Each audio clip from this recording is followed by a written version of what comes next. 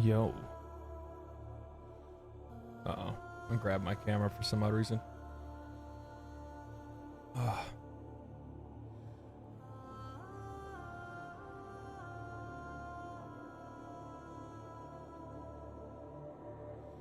Oh.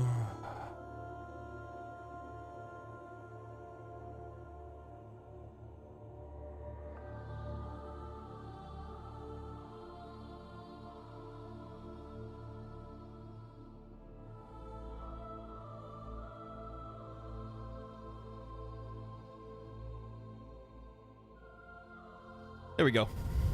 We in here. Sweet shirt. Thank you. What's going on? What's up, Rook? Delanor, Jax. Final Fantasy 4 and 6 on SNES are your favorite, next to Final Fantasy 2. I didn't get into Final Fantasy until 7. That was like the big crossover for me. I know that it was like a I mean, that was kind of what ended up popularizing it in a global sense. Like, even though they were like selling the Final Fantasy games like across the world, for the most part they've been kind of they've been kind of all over the place.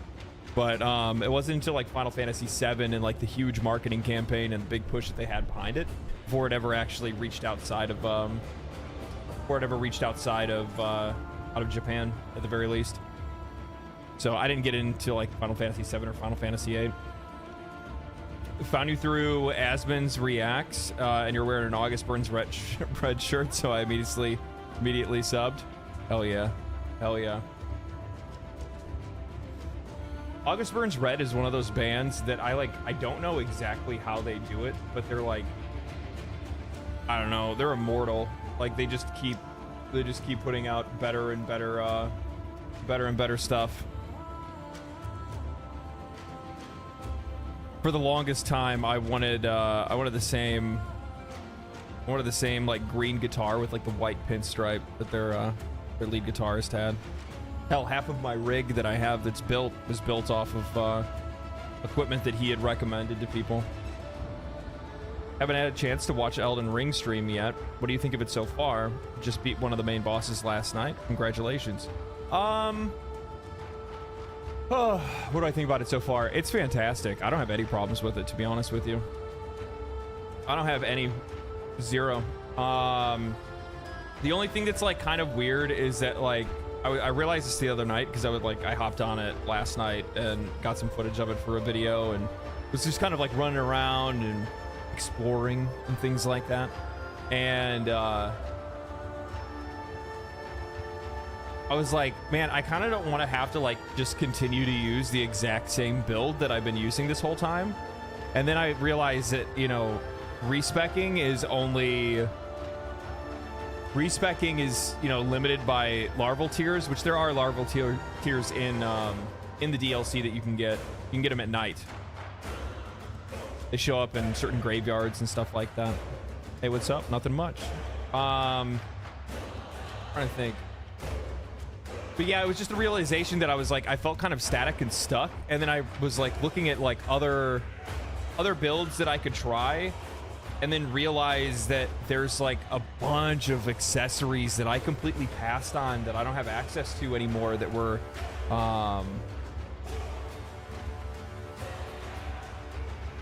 not available to me anymore because I had beat the game. So I'd have to New Game Plus to be able to get half of that stuff, which sucks.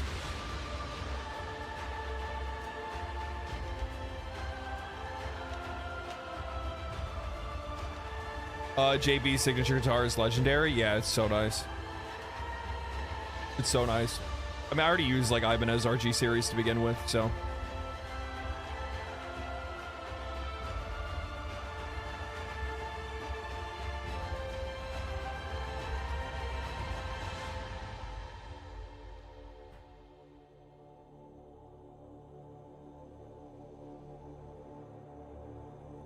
I found out today that you can go back into your Steam files and copy a save file to the desktop And that'll have a backup so you don't actually burn your larval tears.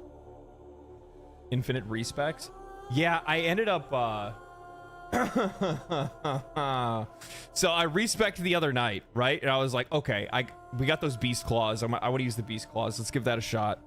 And you know, I put together some armor. I figured out where I wanted to put my points. I figured out some accessories. I put all that stuff on. I respect, and then I went out and used it. And I'm like, man, this feels terrible.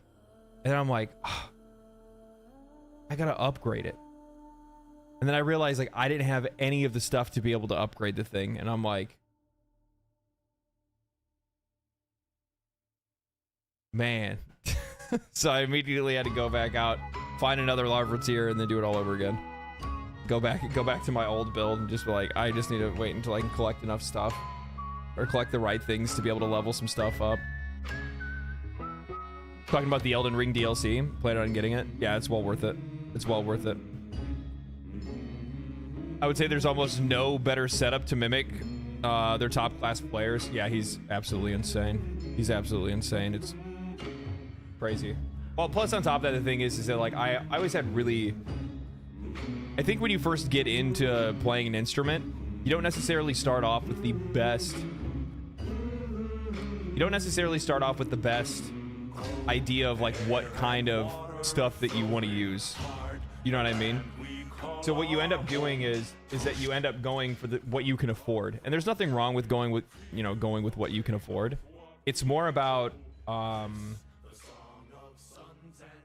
making sure that you have stuff that you can hold on to and use for a long time. So like as much as I would want to tell people to just like make sure that they can you know, do what you can afford to do, at the same time like it sucks because it ends up turning into a money pit because you just keep throwing money away, because you end up like accumulating like all of this gear that you can't even use.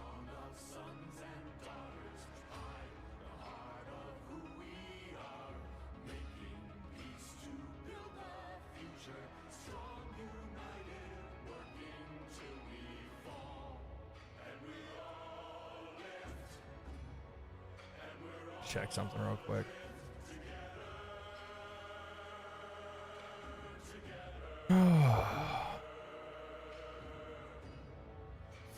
You could mod a merchant who sells items that are always available. Can't stay long, gotta get my nails done. So no big deal. It's no big deal.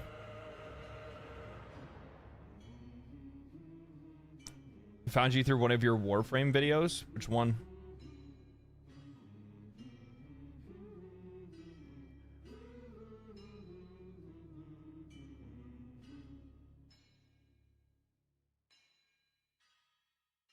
Big fan of Warframe. Yeah. Picked up quite a few Warframe fans over the Warframe videos. I'm excited for TennoCon. It's gonna be a lot of fun.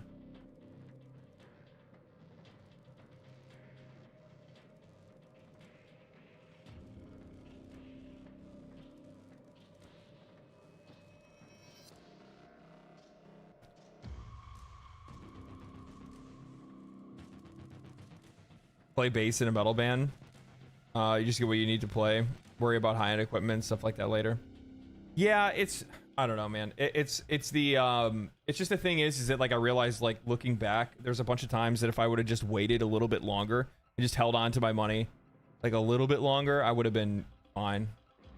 Unless you're playing live. And that was the other thing too, is that like I played live a lot back in the day, and having like lower end equipment was definitely something that ended up really proving to be more difficult than it needed to be, because it made it like being able to like equalize sound and get sound where you needed it to be and all that good stuff. It made it all more difficult than it should be.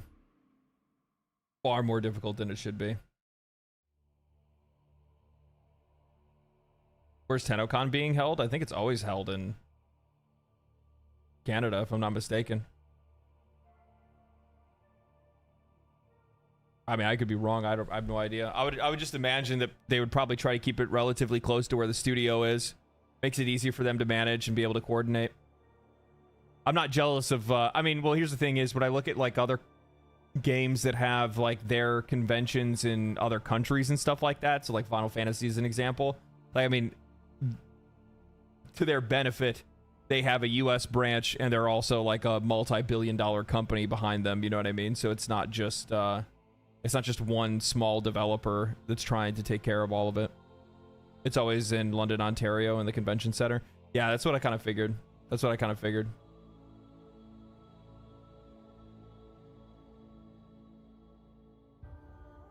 Amps pick up radio signals sometimes. Yeah, no, what it is for like guitar equipment specifically, it's that like I was stuck on solid state and that was like the worst thing ever to use. But I mean, like that's the most affordable stuff. All that like line 6, all that, oh god, I would probably never use anything line 6 again. I don't now. I have a 5150 and I'll never look back.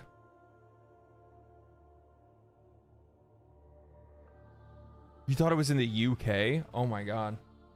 Oh god, could you imagine? I mean, not that I wouldn't have gone. I probably still would have gone if it was in the UK, but I can't imagine, man, that'd be a hell of a trip. That'd be a hell of a trip. I mean, I've been to Ontario a few times before, so it's not like this one's not as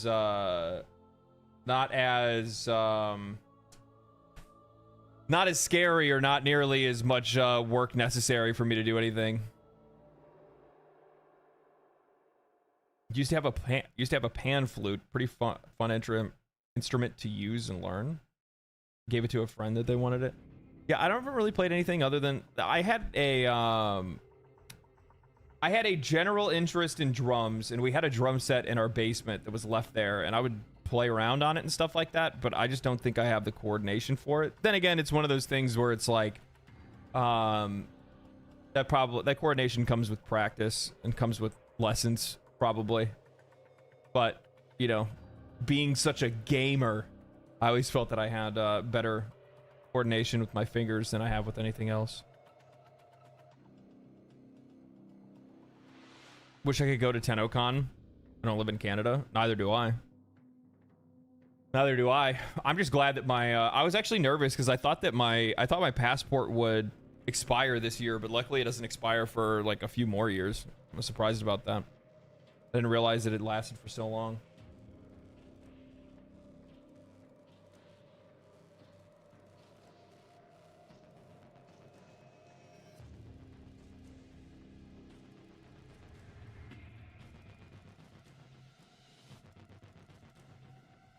Real ID is annoying as fuck. I got that as well, actually. I got the new updated IDs, and I have a passport too, so I got both of them going on right now. Makes life pretty easy. Don't need to worry about it.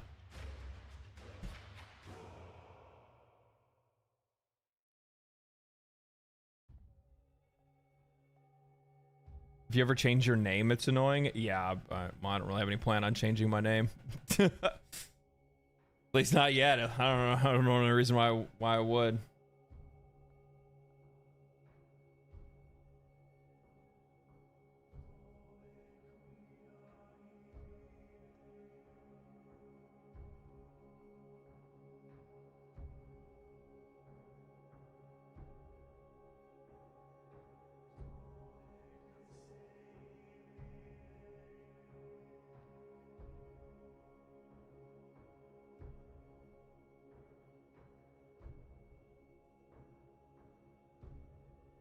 What is this? Oh. I forgot the NHL draft is tonight.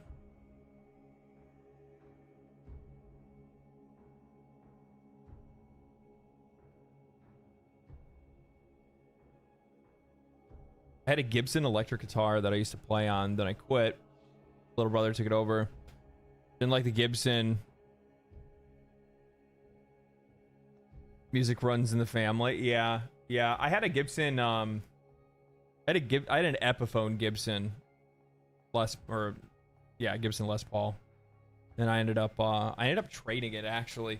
Traded it to a dude for $500, and then he gave me the black Ibanez that I've been playing on for forever, basically. For me personally, it was like the best change, best deal I could get, because I got a guitar that I absolutely love to play on now.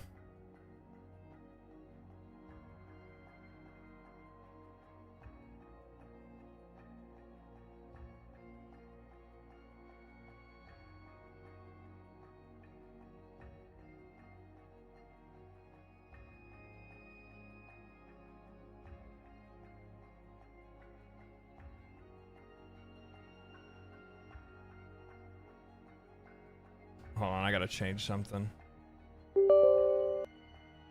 Oh, fuck.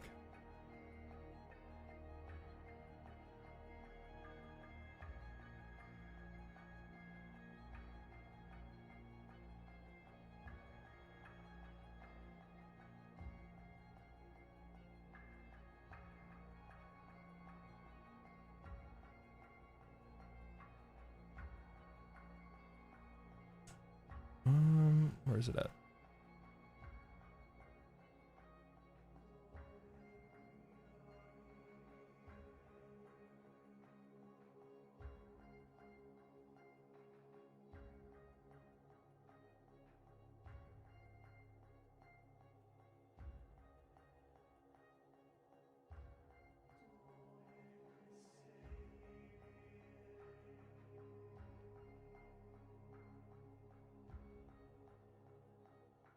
This on here, throw this over here.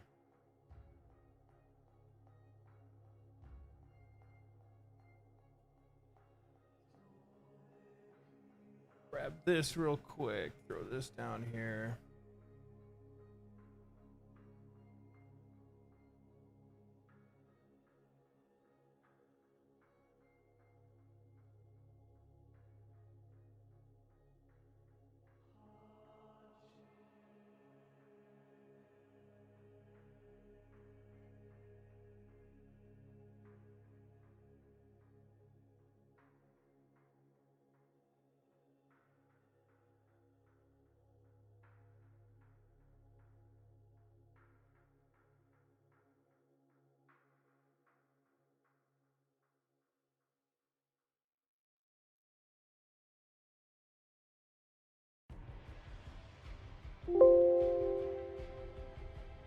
There we go. All right, let me change this real quick.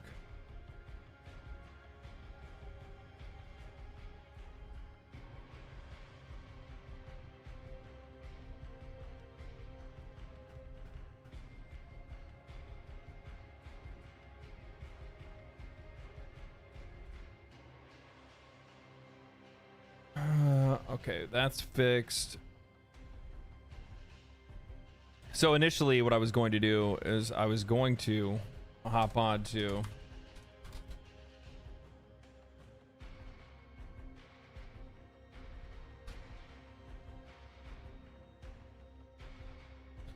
I got a couple of my dates mixed up. I was going to play Final Fantasy XIV, but I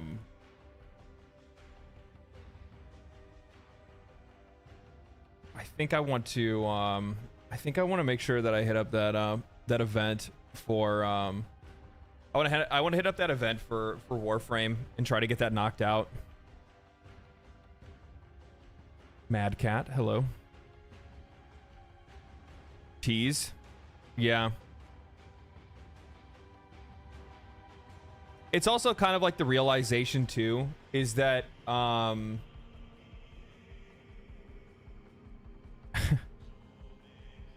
it's just kind of the realization too that just genuinely Final Fantasy XIV is just not a good streaming game. It's just not. I don't know what it is. I don't know what it is about it, but for some odd reason people don't want to watch it. Yeah, I'm just gonna play the game on my own. I don't think I'm ever gonna end up streaming it or anything like that. I tried to do it once before or a couple times in the past, but like the vast majority of people just don't. They're just not interested in the game like that. They like playing it. It is if you're a girl streamer. Yeah, probably, but I think that's another element that I don't have, you know what I mean? Sorry, I can't bring that to the table, guys. And also at the same time, like the Final Fantasy XIV expansion isn't going anywhere. You know what I mean? Final Fantasy XIV expansion isn't going anywhere. It's not going to go anywhere. But the current event where I can actually get some like energized arcanes and stuff like that and a bunch of like really useful stuff is something that is going somewhere. So I'd probably rather do that than anything else at the moment.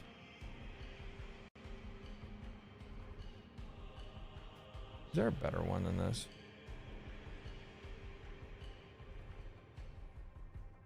I'm just gonna grab like an old one.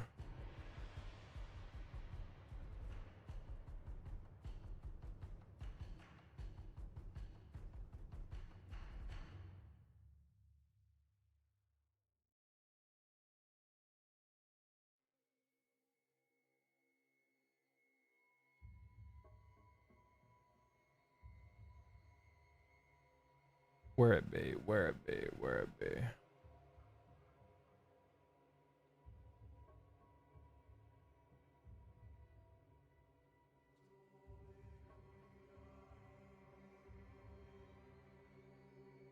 We'll just use that. That's fine. There we go. Put on a wig? My hair's fine. Why would I put a wig on? I don't think that would change anything. Even if I had long hair, I'd still look like a very manly man. Come on now. Let's see here. Move this around. We're good. Time to go get pampered. Take care. Have fun. What makes you say that about Final Fantasy XIV, though? Say what about Final Fantasy XIV? That it's not a good streaming game? Because it's something put in practice. If you look at like, I mean, like I've tried personally to stream Final Fantasy XIV. I fucking love the game. But for some odd reason, when it comes to like, maybe it's just the audience that I've built over time, they're not interested in the game at all. And also at the other time, like the other thing is too, is that if you actually look at like the history of the game being streamed on Twitch, it's only ever really popular with 1 to 2 people, which is basically like Zepla and Xeno. And then outside of that, there's like nothing. There's like nothing. Nada. Zilch. Unless it's an expansion. And then people are there to like see people. It's not even the expansions. Like, I don't even think people really care to see like folks react. Like, people just want to see the reaction to the story and then move on. You know what I mean? Like, that's really the only thing that they're interested in.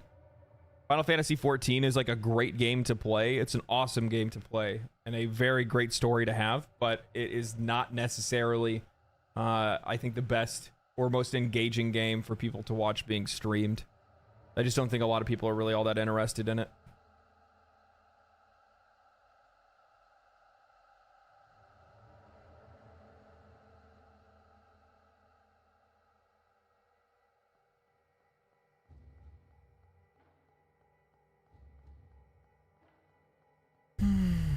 Kind of is what it is on that one. It's nothing. I don't think it's anything necessarily wrong with the game, to be honest with you. I think it's just the nature of. I think it's just the nature of. Why do you think that is? I'm a noob, never played it. That's a really good question, actually. Why do I think that is? I think it's because.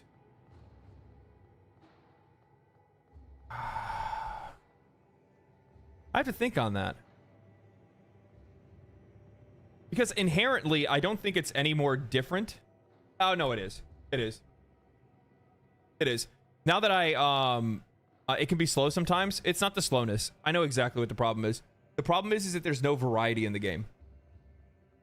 Your experience and my experience is going to be the exact same. There's no difference. There's no difference in builds or anything like that. There's no variety in the game whatsoever. It's a very static game. So from a player to player, everybody's experience is going to be the same. But the best part is that means that we get to share in the same experiences, right? But the problem is that doesn't make it very exciting to watch. That doesn't make it very interesting to watch somebody else play it.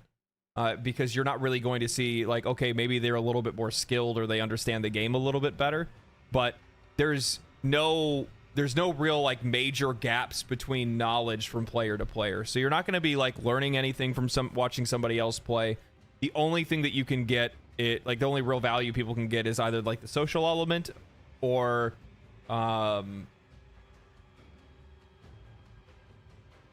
watching somebody else react to things that they saw. Would love to play it anytime, but watch it, meh. Would rather play it. Yeah, it's just one of those games that people would rather play than watch. Role-playing streams is big there also. I mean, the thing, like, comparatively, like, the crazy thing is, like, comparatively to, like, World of Warcraft, like, streams between the two games, I don't really see, like, the role-playing streams doing, like, that big on Final Fantasy XIV. like I'm sure you'll have some folks that are in there, and for sure you're gonna have a bunch of people that are gonna want to do like some of the role-playing stuff. That's always been a big thing. But here's 20 bucks. Subnautica is on sale for $10. Good stream game. Not for me because I'm scared of dying in the dying in the dark. But a good idea to try out. I am actually looking forward to doing that. And that's gonna be like, that's one that like I don't really give a shit whether or not people want to watch it or not. Like I want to play it and I want to experience it blind. I'm looking forward to it. Very much looking forward to playing that one.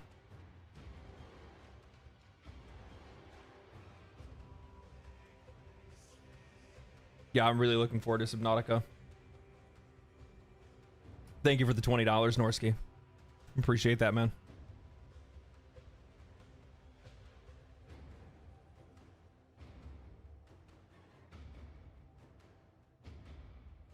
Yeah, the 4 games that were on my Steam Summer Sale list were... Well, I'll tell you guys. The 4 games that are on my Steam Summer Sale list: Noida, Outer Wilds, Subnautica, and Hollow Knight. Because those are 4 games that I've heard are absolutely fucking bangers and that I have not played, and I want to play them. Because genre-wise, they're up my alley. They're like the same kind of stuff that I would normally play or normally like look forward to playing. Noida specifically because Noida is more or less in the Noida is in the range of like Terraria combat kind of thing. You know what I mean? Which I'm a huge fan of, obviously, because of how many hours I have in that game. So I actually picked up Noida already, and I gave it a shot yesterday for a little while. It's like, man, it's a fucking 5-head game. Like, when I popped in to like give it a shot, I'm like sitting there trying to play that game, and I'm like, I don't know what the fuck is going on here. I don't know what's going on here. I have no idea. Noida is really Noida is really entertaining for viewers, but it's a rage game more than anything else. Really? Noida has a built-in gift maker, by the way. You can use to find out what killed you by looking back at the footage. I didn't know that. Hi, I returned to play Warframe because of your videos, but decided to ditch my old account, MR12, to begin from total zero. And man, it's so fucking cool. I slowed my pace, playing and enjoying the history. And man, I already knew that this game was good mechanically wise. This is the first time I realized how much I like the story. So thanks, mate. Hey, man, no problem. I'm glad that I'm glad that my videos have brought people back into a game to find them a bit of enjoyment and a little bit of happiness. That's kind of the aim to begin with, you know what I mean? Noida systems can be very obtuse if you can wrap your head around them. So, yeah, I think that's one of the really cool things. So when I started playing the game, like it's like, okay, I got wands, and the wands have like all these different stats on them. And then I figured out that I ended up breaking open a chest, and it had like a mega wand that had like a ton of different stuff on it. And I was like, holy. And then I figured out what, then I ended up figuring out what the hell is it called? Shuffle. There was a shuffle stat. It either said shuffle on or shuffle off. And some staffs have it, or some wands have it, some wands don't. And I was giving it a shot, and I'm playing it, I'm figuring it out, and the next thing I know, I realized that it's quite literally just randomly picking the spells that are on the wand itself. And I'm like, oh, okay, so you probably want something where you can build the, and then I made it through one where I got to this like magic temple or whatever, and you can actually like edit the wand and put spells where you want them and whatnot like that. So then I kind of figure, okay, well, you know, like certain ones, you're not going to care whether it's on shuffle because you're just going to be able to put all the spells that you want on there. So no matter what, it's probably going to cast what you want. Or maybe you just use that for like a single spell wand if it has shuffle on. If it has shuffle off, then you put it in a specific order so you can use it in a specific order and stuff like that, right? And then The liquids and flasks I didn't really figure out that much. I still got to figure that out. Like, I get that you can spray yourself down. Like, if I have a water bottle, if I catch on fire, I can spray myself, and I can also spray like the environment with it. But there's like a lot of different ones. There's like a lot. I found accelerant, which that one, if I put it on the ground, I can go faster, but I'm sure it has like other mechanics associated with it as well. There's like a rage potion, which I don't understand what that does. There was a bunch of different ones.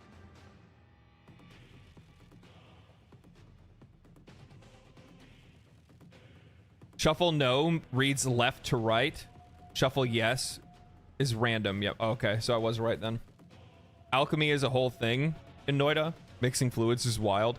Yeah, that's the other thing. And then there's like the stain mechanic. So if you step on something, you're either going to get a buff or debuff, depending on what it is. So yeah, I found that out as well. Like, there's a bunch of really odd, crazy mechanics. It's such an interesting game. It's such a very unique game. Very unique. Berserk makes you do more damage and increased explosions. Ooh. Oh. That makes a lot of sense now. There was some dude that was like throwing fireballs at me, and I fought one of them before, but their explosions weren't that big, and then he stepped on that berserk stuff, and he started doing like big, huge smash stuff. Never played Elden Ring, should buy the DLC. That's like, but if you haven't played the game, why would you buy the DLC? Play the game first. What are you talking about? Play the game first. You out of your mind?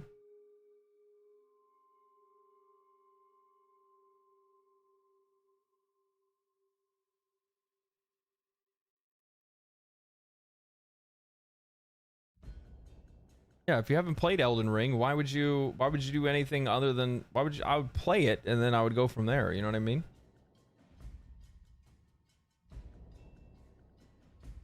I'm trying to think if there's ever a time that I ever saw like an expansion for something come out, and that may, I don't know. I'm sure there probably has been at least a couple times where I saw an expansion pop out.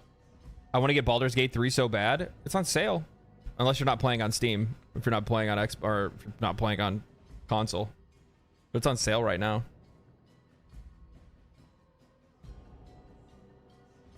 Random question: has anybody ever tried to throwing water on themselves in Baldur's Gate 3 and see if you can build up extra lightning charges? I don't think it works like that, but I do know that if you throw water on the ground or you cover an enemy in water and you use your like lightning abilities, or God, I used a melee build at one point in Baldur's Gate 3 where I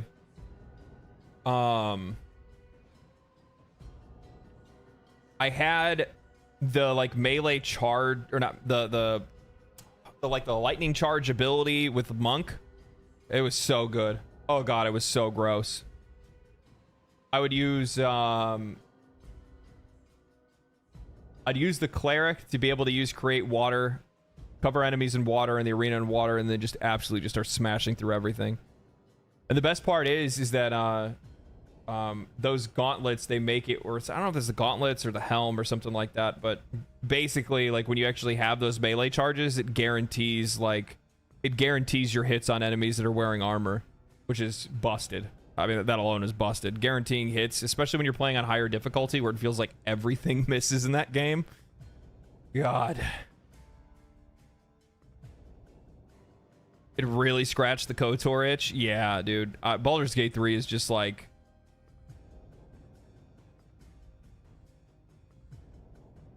It really is just one of the best games ever made. It really is. It's one of those things where like I think a lot of people want to kind of downplay it because it may not be a game that they're interested in. It's not the type of game that they would play, you know what I mean? And it just doesn't matter. It just... Well, Baldur's Gate's already on PlayStation. Ismail. It's on PlayStation. It's on PlayStation, Xbox, and PC.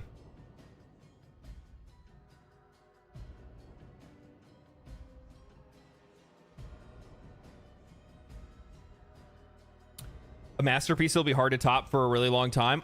Here's the thing is that I don't think you need to like aim necessarily. Like that's probably one of the worries that people have for Larian Studios is how people are going to respond to I think I actually looked at a Baldur's Gate post recently, didn't I?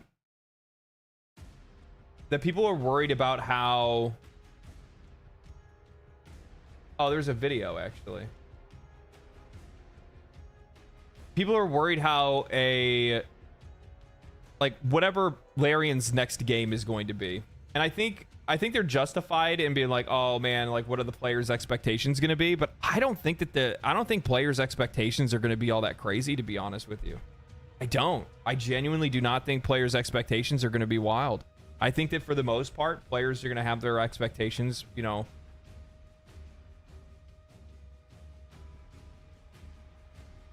I brought this up in a video very early into like Baldur's Gate 3's success.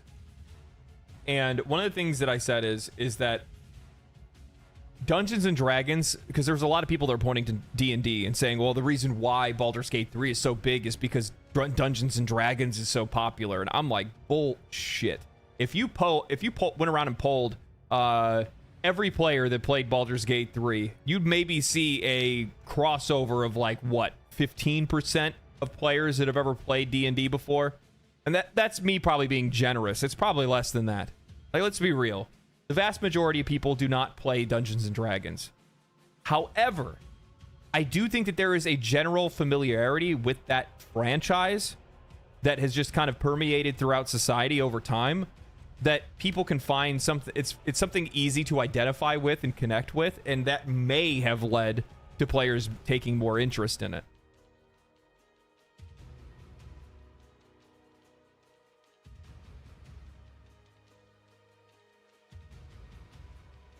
Even if it's not the type of game you'd normally play, I'd say it's very much worth playing through. Yeah.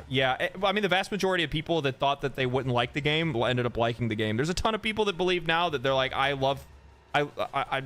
could you imagine being could you imagine being one of the people that's always looked on at turn-based games and said, I would never love those.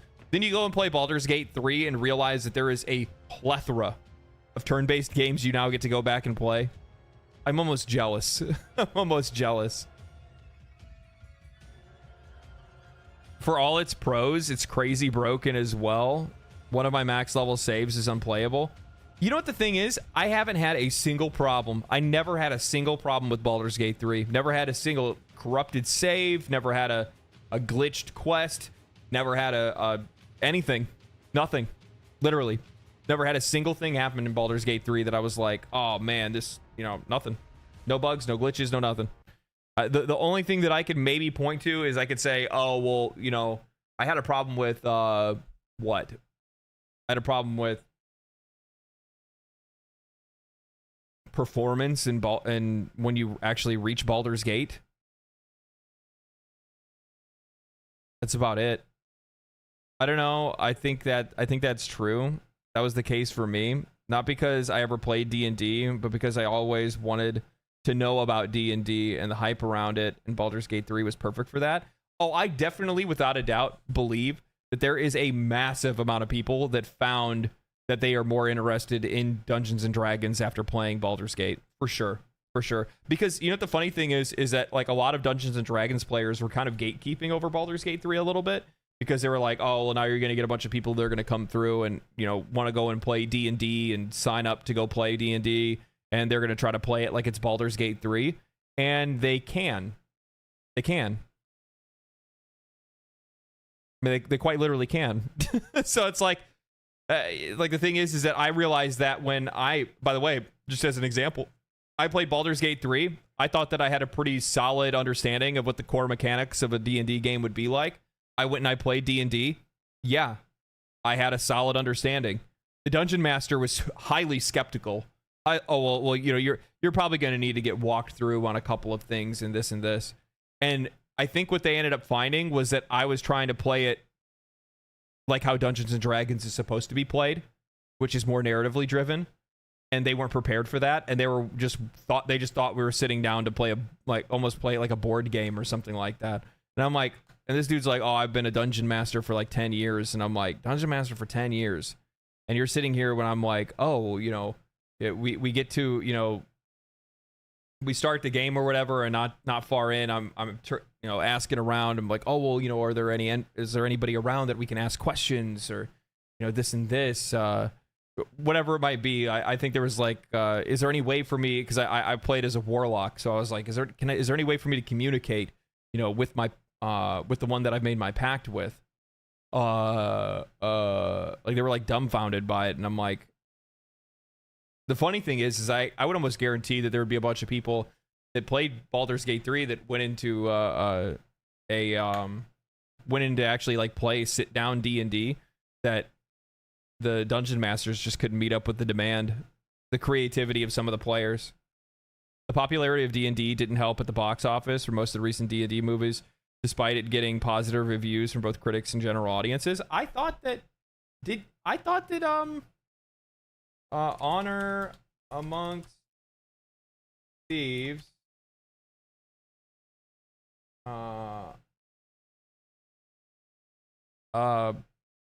sales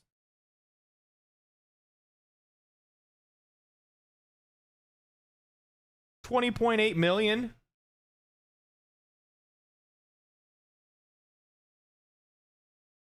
Lost $150 million. I mean, 58 million in profit, so I guess it didn't do like that fantastic. Iron Mine, thank you for the prime, or sorry, I'm so used to saying prime. Thank you for the tier 1. 3 months in a row, 3 months in advance. Oh my god. Love your channel, man. We need a voice like yours. Appreciate it. Your Elden Ring and Baldur's Gate 3 takes were S tier. Thank you, man. Oh, you watched the video from today? Yeah, today. The one that posted today. 150 million before marketing too. Okay, never mind. I guess it didn't really do all that well. Okay, I want to see this. Hey, can I try something on you? A technique I learned from one of Zariel's clerics, but it's nothing scary, I promise. So apparently this is a fourth wall breaking conversation that you can have with Karlach that nobody knows how to trigger.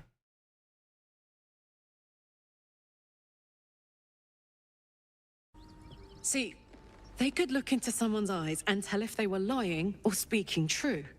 More useful than torture and totally painless. They taught me a thing or two, but I haven't practiced in a good long while. I'm curious to see if my chops are still choppy. Yes! This is going to be fun! Just stand comfortably. Look me in the eyes. And... what is your name?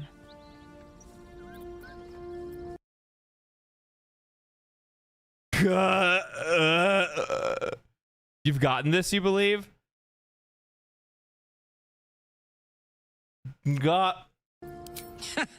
Stupid.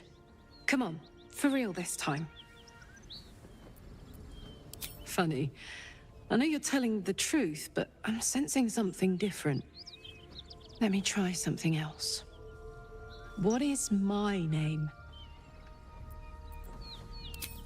There we are. Baseline established. Next question. How are you feeling right now? I would almost get like kind of like I don't know. I feel like I would get kind of weirded out by this. Could you imagine being like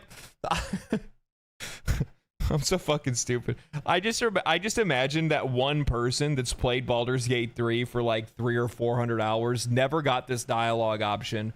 They're sitting on their couch. They're playing Baldur's Gate 3. They're high as a kite. They're about, you know, I don't know. The fucking edible just kicked in. You know what I mean? And then all of a sudden, Karlach starts this conversation, and they're just like,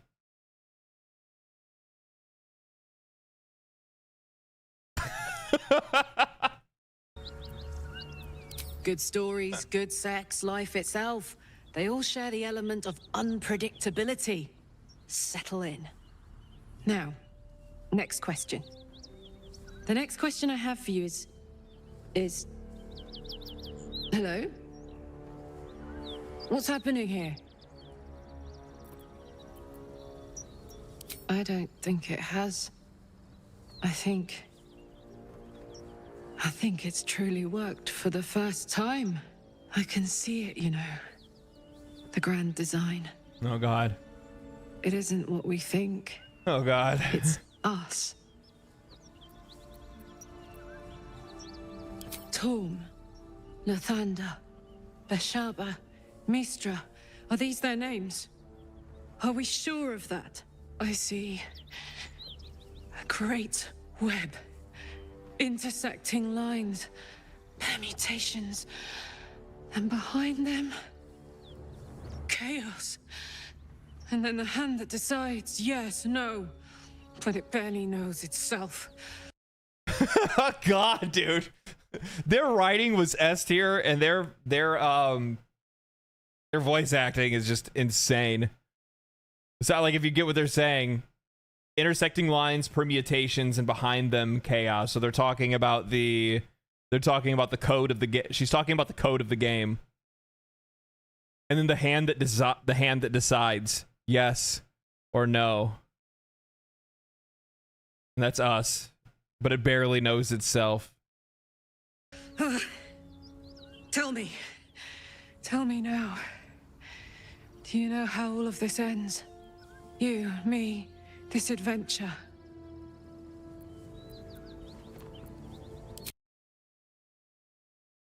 You'll end this magic and we'll speak of it no more. And no more, and okay, I will speak of it no more. We'll do what we always do, kill the bad guys and right off into the sunset. I'm not sure, I haven't gotten there yet. It'd be really funny if you got unique dialogue options, and this is a dialogue option that you got from after you've already completed Baldur's Gate 3. You know what I mean? Wakey, wakey, eggs and bakey, Neo. Yeah, I know. Yeah, Karlach is just Neo. You speak like you know, but you don't know. They know. And I think I know now, too. I want to know what's coming. I want to know how this will end. Have you done this before? I've journeyed to Baldur's Gate once or twice, if that's what you mean. I've had a few adventures under my belt now. This is new to me as it is to you. I'm so jealous. I'm stuck here, forever here. In these tangled lines, in these 100 hours or less or more. There's only one thing I need to know. One thing I have to know. Then I can be all right. You're having fun, aren't you? Yeah. I want this to stop. This game is terrible. I'm having a lot of fun. I'm a little weirded out, but yes, I am. What the hell is this happening? Thank the gods. Thank the gods! We did it! We've done it, everyone! Yes! Whew. That was wild. Thanks for playing along. I like how concerned he looks. Look how concerned he looks. He's just like, oh, fuck. Oh, no.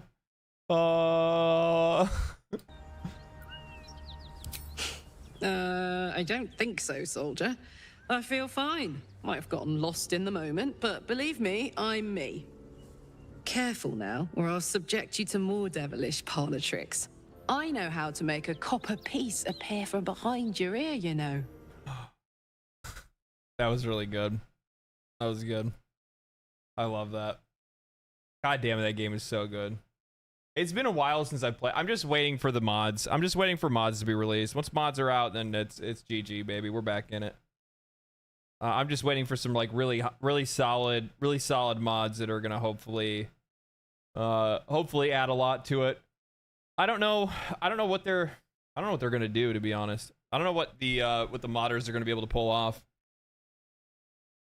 I don't think I've seen this before. Funny as fuck. Yeah, so it's something that somebody recently just found, and nobody knows how to trigger the quest. There's actually a bounty on it right now. That if you can figure out how to trigger the quest, so there's a streamer that's paying like $500.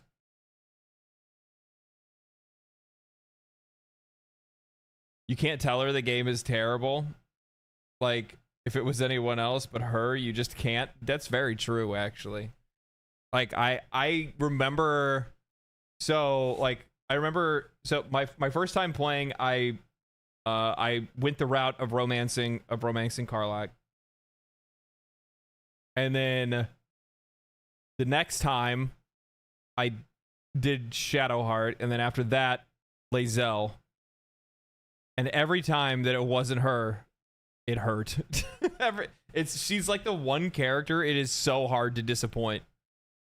Because it's like, okay, you know, if like whatever, you can still make a Shadowheart not shadowy anymore, right? Like you can still go good route with her. You can still go good route with but like no matter what, like you're gonna have to like turn her down, and it doesn't feel good. The game does such a good job at making you not feel good about that.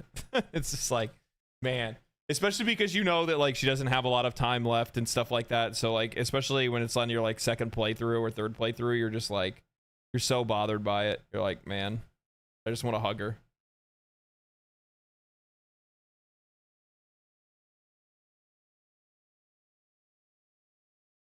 The ending when you romance her hurts. I mean, there's another ending for that. There's a couple different ways you can go. You can go with that route.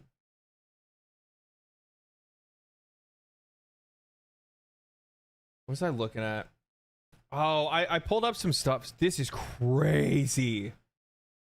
So Force Gaming posted this the other day. Like nobody ended up seeing this. I have no idea how. Probably because I actually don't really think people really give a shit about this game. It just doesn't seem, for some, like this game does not seem like it has any traction. So Once Human put out a press release. Force Gaming says Once Human press release is crazy. Is a single one of these statements accurate?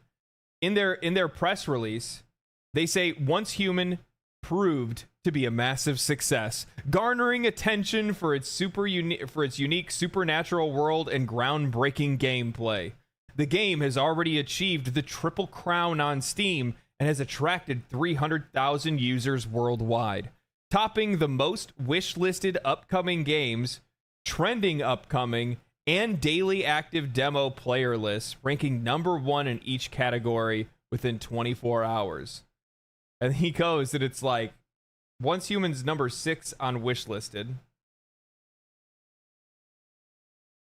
Its peak was 19,000 players during the demo. And it's number 647 on downloads. It's being beat out by Titan Quest Anniversary Edition.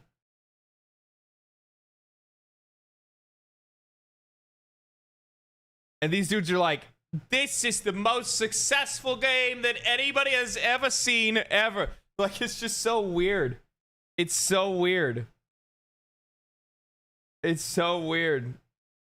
Yeah, I responded to him. It's just like maybe they think that being on the list is the Triple Crown, I guess. It's one of those early access games that should have cooked a little bit longer. I don't know, man. Like part of me sees like the threads of something that could actually be pretty decent, but then at the exact same time,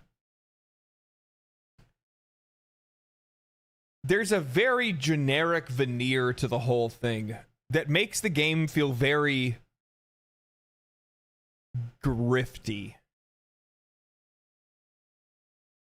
I don't know how to say it exactly. Like there's just something very generic about the game overall that makes me feel like it's more of like it's like the day before but with more effort. That's the kind of feeling that I get from it. I would love for the game to prove me wrong because I think it has a lot of elements that would be really awesome to see. As somebody that loves the Division 2, obviously I'm all for more looter shooters, you know what I mean? Especially ones that are kind of like in that same kind of vein. But there's just something about it It's very store asset flippy, I guess is the best way to say it.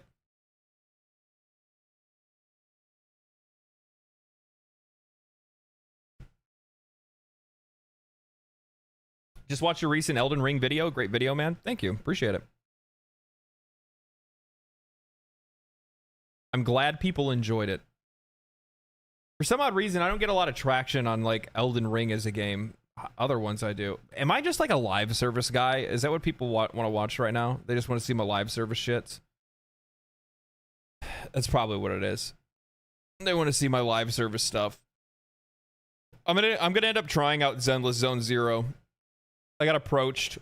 I've been approached by Hoyoverse. And as somebody that is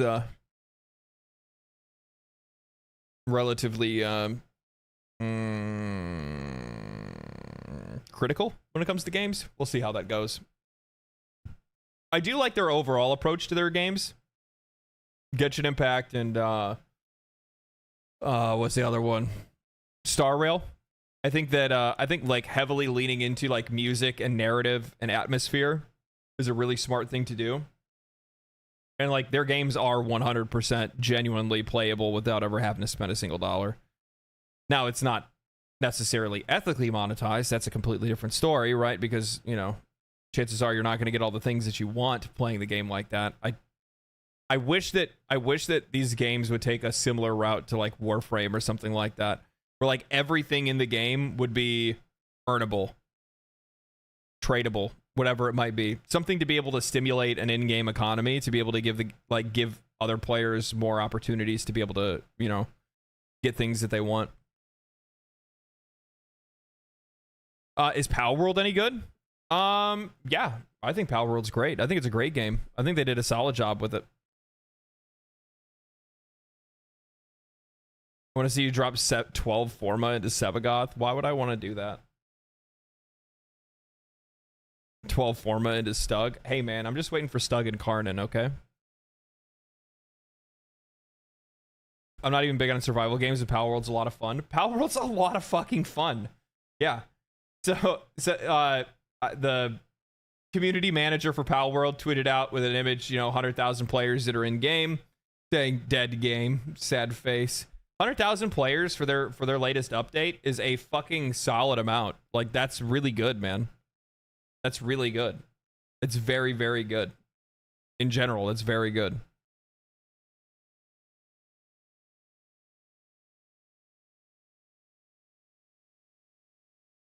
Did I change it here? Yeah.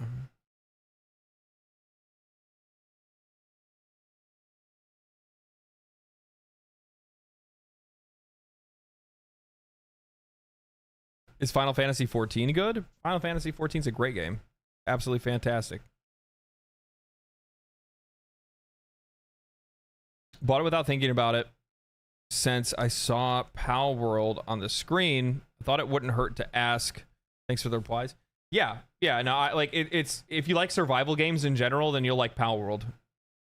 And plus, on top of that, one of the biggest benefits that I like with Palworld is that you can craft out of, you can craft off a workbench without needing to have the materials in hand. That's probably one of the things that I love the most about the game. It's an odd quality of life choice that not a lot of games make, where they make you like craft something to be able to do it in the first place, which I'm not a huge fan of. And then on top of that, like in general, just like the one thing that I think is really cool about this game is their unique take on automating the things that usually become a bit of a barrier to entry for many players that like to play survival games. Like some people don't like the crafting part. Like they don't mind crafting things, but they don't like crafting being obtuse and being something that kind of like interrupts the gameplay flow more than anything else. So being able, and same thing goes for like farming materials, right? So being able to have like your pals and be able to like set up actual farms where like all those NPCs or all your pals are doing is just running around and farming stuff, like is awesome. Like I have like on the one file I have a full-on farm built where you know, they're mining ores, they're doing all that kind of stuff. I got another one where they're just doing on like working on wood and things like that. And yeah, it's awesome. It's awesome.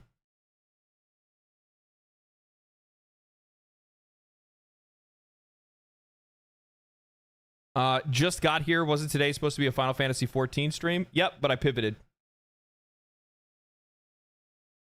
The option was to stream to 20 people or stream to over 100.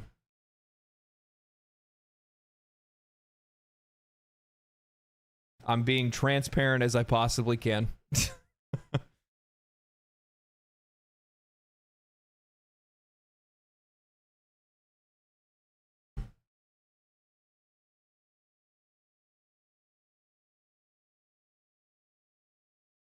If nobody's told you, warned you, there's Warframe 99 mine data that's floating around and people are trying to spoil it for you. It might be fake, of course. I'm not paying attention to any of that stuff. Warframe players like one game. Yeah. Yeah. I know. I know. It's one of those like really weird things where it's not like when you're a smaller it's one of those weird things where like when you're a smaller content creator, you don't realize that, and I know people are going to look at me and be like, well, you got 80,000, even if I have 100,000 subscribers, like, yeah, that's large probably in some people's eyes, but it's really not that big in the grand scheme of things. And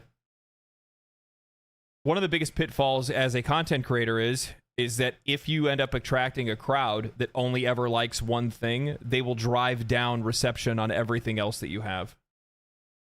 So it's like it's just kind of a thing that you have to kind of push through for a while. Basically, it's not saying that you don't want those people or anything like that. It just means that like you have to work a lot harder once you find your way into a community that only really likes one thing. You have to kind of dilute the pool, if that makes any sense. You know what I mean? Not that you don't want those players around or those viewers around. You want those people, obviously, because you want everybody. That's kind of the aim of that's the name of the game, the aim of it all. You know what I mean? Try to reach as many people as you possibly can. But the problem is that like when that group is the only one that's controlling everything, or not controlling everything, but it can feel like that sometimes. You have to, you know, push harder to try to make content to kind of dilute it and make the pool a little bit, bring more people into the audience so that it's not heavily weighted in one direction. Otherwise you end up finding yourself in the position in which you can only stream one thing. And I don't know if you guys have ever seen streamers and YouTubers make only content for one thing and one thing only. Tends to not work out all that well for very long. Never want to tie yourself to one thing. Plus on top of that, like, I don't only play one game.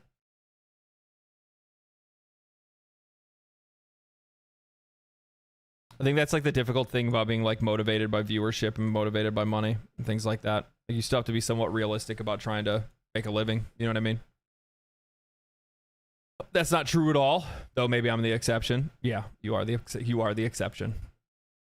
That's kind of the aim, though, is that like over time, like realizing and being. I talked about this shit.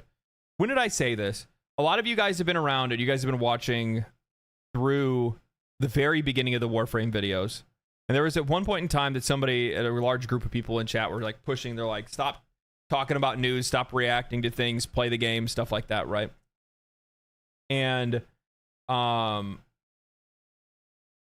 had brought up at that time that would be like the worst thing that I possibly could do, because it'd be setting the wrong kind of expectations for viewers going forward. Knowing and internalizing the fact that the vast majority of people are going to walk away and not want to watch anymore once they've seen you see all the story things that they wanted to watch you experience, and then they would go away. So, you know, if there are people that are only going to be here for a couple of weeks or a month or so, why are those the folks that you want to try to cave to? Because the minute that they're done with you, they're just going to walk away. So you just keep doing your thing, and that's all you can do. The idea is that, you know, through doing your own thing, you're just going to continue to capture people along the way that want to watch and don't really care what you're playing. They're there just to watch you because they find you specifically entertaining for whatever reason. One of the big D2 streamers is playing Elden Ring right now, and his views are like a fraction of what they usually are. Who is it? Azacross?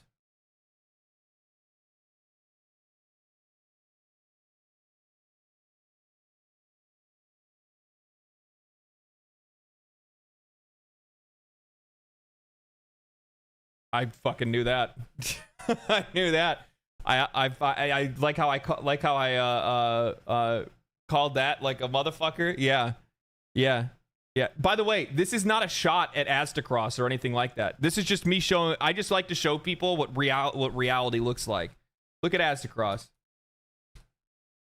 Dude makes great videos. I think he's an awesome streamer. I used to watch his D2 content, but then I stopped watching it because I stopped playing it. You know what I mean? He's covering Destiny, got an Elden Ring video, looks about the same. Destiny video, big Destiny video pops off, another Destiny video pops off. They're popping off, Destiny. But here's the thing. What is his audience is here for mostly Destiny. I'm actually really surprised that he's actually getting solid YouTube traction on this stuff. But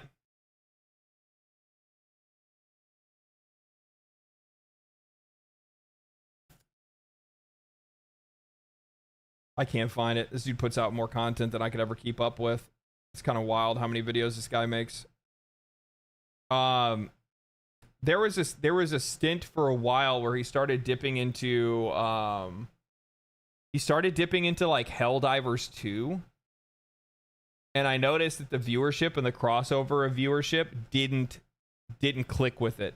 He had a couple videos that did solid, but the vast majority of them kind of didn't really take off. And the reason why is because I would imagine that that community, specifically the Destiny 2 community, is probably the Destiny 2 community is probably looked at like Helldivers 2 as more as like competition. Like people are going to be like betraying them and going to play that game instead. But obviously that was never going to happen.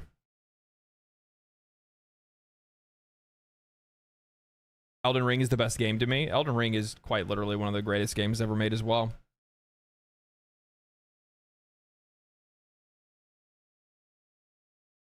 Just stay awesome.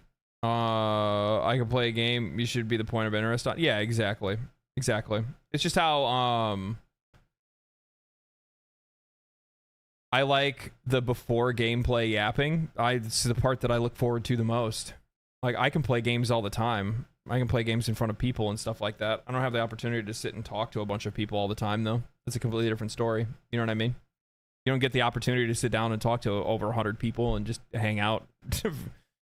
When you're playing a game, you don't get the opportunity to do stuff like that. I can play games all the time, though. Destiny 2 is way better than Diablo 2. I mean, I don't think I'd really compare the two. Too many videos? I don't think there's too many videos. If they're all getting views, and most of his videos are like over 100 to 200,000 views. Fuck, what are you talking about? Too many? Too much money. How about that? Homie's balling. He's doing real well. He's eating good. Ain't nothing wrong with that. Farm when you got a farm, baby. That's all you got to do.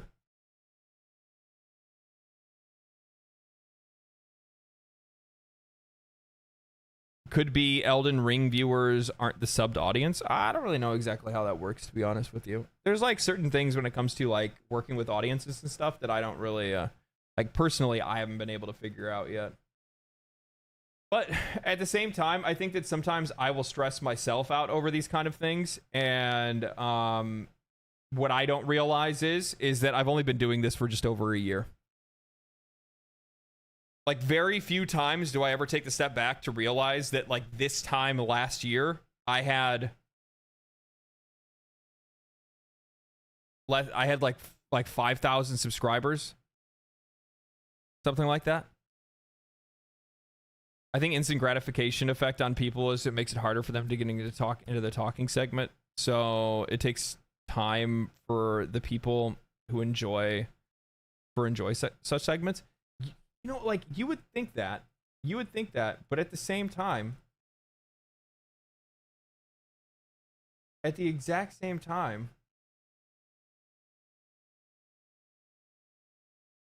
the most popular and always the most popular section on Twitch is just chatting. Now while just chatting doesn't always mean exactly what we're doing right now, because I mean, like you can look, you got like Asmon's reacting to, I'm doing the same thing, so like I'm reacting and chatting and talking to you guys or talking to myself and stuff like that. Yeah, people are driving in a car, I guess. I don't know what that's about. People reacting to clips of like the debates and whatnot like that. You know, Fillion probably just being an absolute fucking mental case. Yeah. So like a lot of it is really not what you would consider, you know, like none of this. I mean, this is probably instant gratification content for somebody, I would imagine. But yeah. Man. Man. Fillion being Fillion. Yeah, exactly. Here the crazy thing is, man, is that I caught like a couple clips of this. Instant, give me a minute or two. Yeah, good luck with that. I caught a couple clips. I watched a little bit of the debates, and like, it's so funny that I see so many people that are like, Trump this, Trump that, Biden this, Biden that, and I'm just sitting here to myself like, we're fucked. God, what a fucking joke we are. Holy, we're worse than reality television. How the fuck did things we felt? Fucking America fell off, baby. Why do people care about politics? Well, I mean, since politics are the ones that, you know, technically run their lives, I guess there is a reason to be able to be somewhat interested in it. But at the same time, like, the thing is that, like, from my perspective, when it comes to the presidency, there's gonna be people that are gonna disagree with me on this. You're totally welcome to.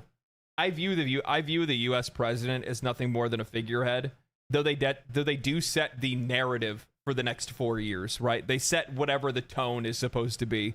But like, actually, as a leader that makes decisions, the reason why we're allowed to be able to have somebody that's like 86 years old in office isn't because they're so cognitively relevant that they can be able to make really difficult decisions. No, the reason why we can have old ass motherfuckers in office is specifically because they're not the ones making decisions. That's why. They're not the ones doing the work. So like, all it is it's just more fuel to a fucking culture war than it is anything else. It's so stupid. It sucks so bad. Because if they really were the ones that were making all of the decisions, we really would be fucked. We really would be. Holy shit. Could you imagine if either one of those guys actually had the ability to make every decision for the country? Holy. If they were really the final stamp of approval on everything? Fuck. Fuck. Huh. But that's the reason why, like, as much as people want to fucking shit on it, that's one of the reasons why the US is that's the reason why the US's government system works as well that it does, because no single person has enough power to be able to do something dumb enough to fucking ruin the whole thing. That's the beauty of it. That's the beauty of it. You can literally put somebody that's drunk in front of the wheel and they're not going to be able to crash it into a tree. They'll hit the bumpers before they do that. You know what I mean?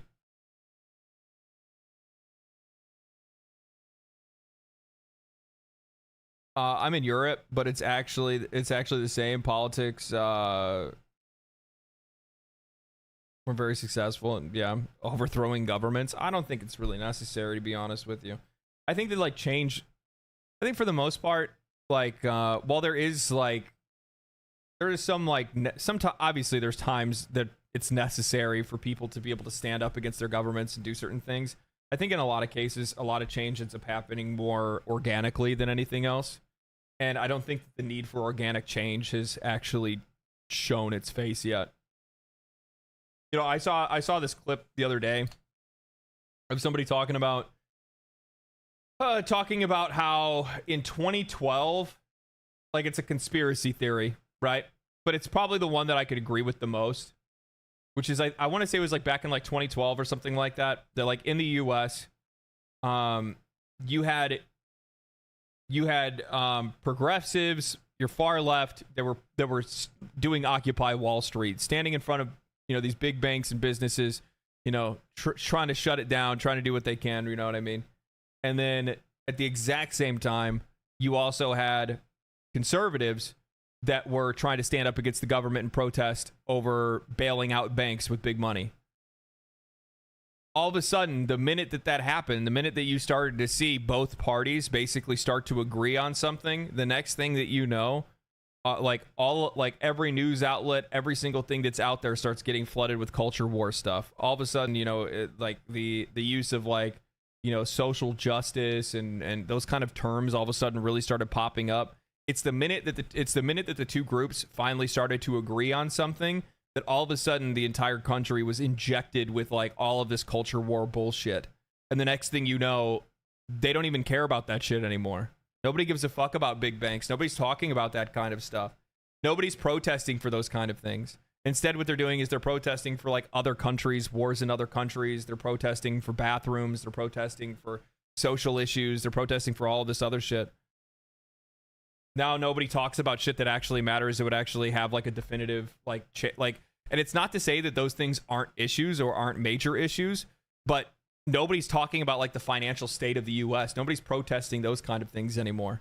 Like it has nothing to do with like the like a daily, like Americans' day-to-day life, which then what that does is it only serves to separate those two groups, radicalize them, and then leave everybody that's in the middle that doesn't really side with either one of those basically being the silent majority that doesn't actually have the ability to be able to make anything happen. And the reason why is because because the youth don't vote and the middle age don't vote, and it's the older people that are the ones that are actually voting on things. So yeah, there you go.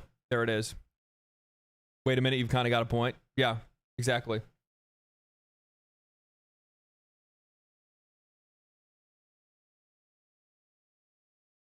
Trump would burn all the labor laws so companies wouldn't have to pay workers. Yeah, I don't know about all that. I don't really, to be honest, I don't even know really what either one of their political positions are. Personally, I don't even think it fucking matters to me. I really don't. Neither one of them are particularly interesting. Neither one of them are people that I believe would be a good leader. Neither one of them are a representation of the American people.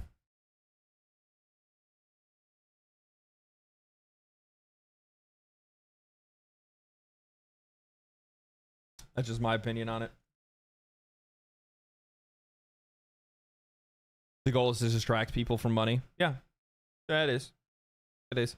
And at the end of the day, like, it's just one of those things where it's like, you know, people want to try to pretend like certain things are like conspiracy theories. Like, the fucking rich rule the country. The banks rule the country. Like, are we that fucking stupid?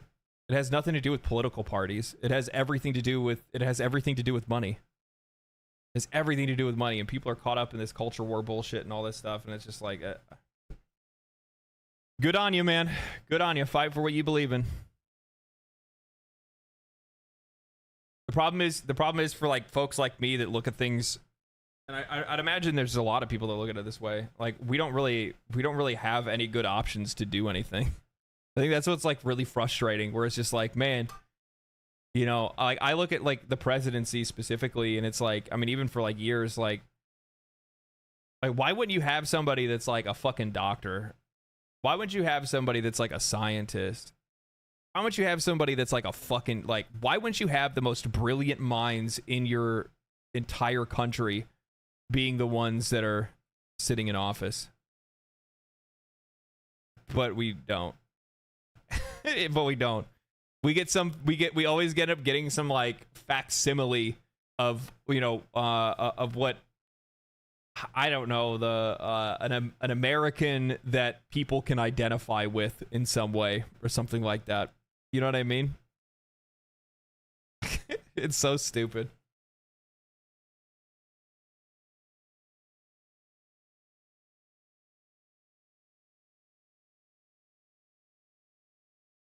Because they're not savvy politicians, they're honest men. Yeah. Yep. We'll just get another old rich white man or black man, or it doesn't even matter what they are, to be honest with you. As long as they got money, they in office. You got money, you're old, and you'll do whatever everybody tells you to do. Yeah, you got a job, baby. Here you go. We got a new president. We got a new president. It's one of the reasons why I usually completely avoid any like political discussions, is because it's just so fucking uninteresting to me. There's nothing to be said or done about it. It's just kind of like, it just is what it is, man. Is what it is. Just live your life and be happy. That's all I can tell you. Live your life and try to be happy. Try to distance yourself from as much of that shit as you possibly can. And if I had to give any advice when it comes to politics in the US, the only thing that I can tell people to do, and the best thing that they can do, is try to control things on a local level. If that's where you want to try to make change, try to enact change on a local level, because that's the best opportunity that you have. I'm talking about like fucking, you know, city council, mayor, stuff like that. Like, bam, you want to see change in your city. That's really all you really care about to begin with. Do I care what happens in fucking Arizona? No. Care about what happens in my neighborhood.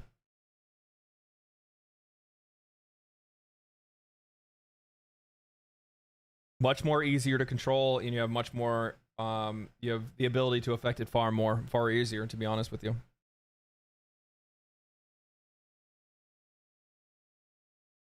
Shit, my mom was having like a problem with like businesses and like stuff that she was having issues with, and then she ended up getting on city council for a while. She was gonna run, and then my buddy's dad got in. He ended up being a city councilman, and then one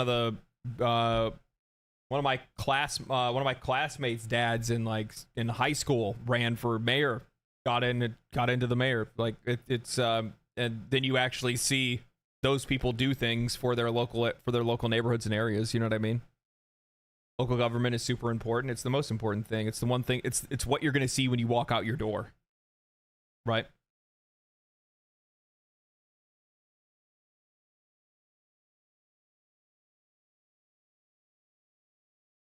Politics is more of a comedy show than it is anything else. No shit, for real.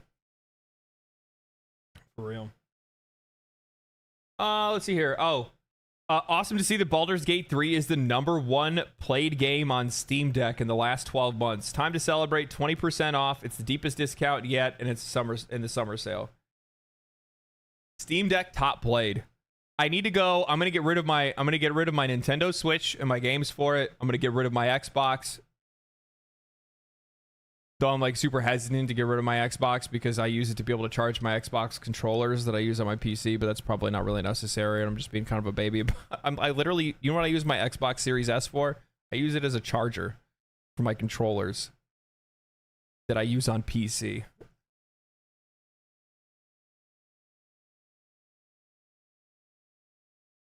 But I want to get rid of my Nintendo Switch. I want to get rid of the Nintendo Switch before they come out with a Switch 2 or announce a Switch 2, and then drive down the price of the trade-in value that I can get on a Nintendo Switch, and then do the same with the Xbox Series S, and then I think I'm gonna try to get a Steam Deck.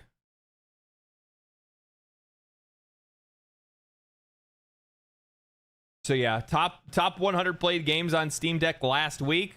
Elden Ring, of course, Stardew Valley, Balatro, and Baldur's Gate 3. These two make so much sense, it's not even funny.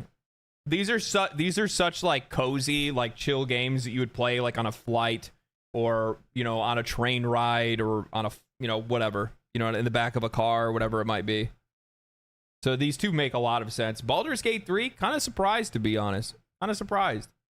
Then again, I've never played on a Steam Deck, so I don't even know how big the screen is.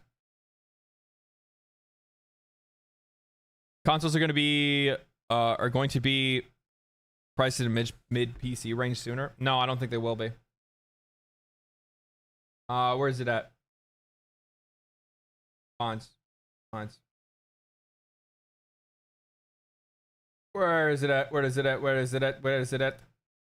I thought I responded to my boy. My boy put something out recently. What is it? Is it a reply? Where it be? Oh, right here. Yeah. So I said the shitty amount of comments that I got from people calling me dumb for saying that Xbox is going to try to phase out of hardware and go all in on cloud gaming. So recently, if you guys didn't know about this, Xbox to Fire Stick. Bam! There it is. Xbox comes to Amazon Fire Stick. Play popular games without a console. Wham!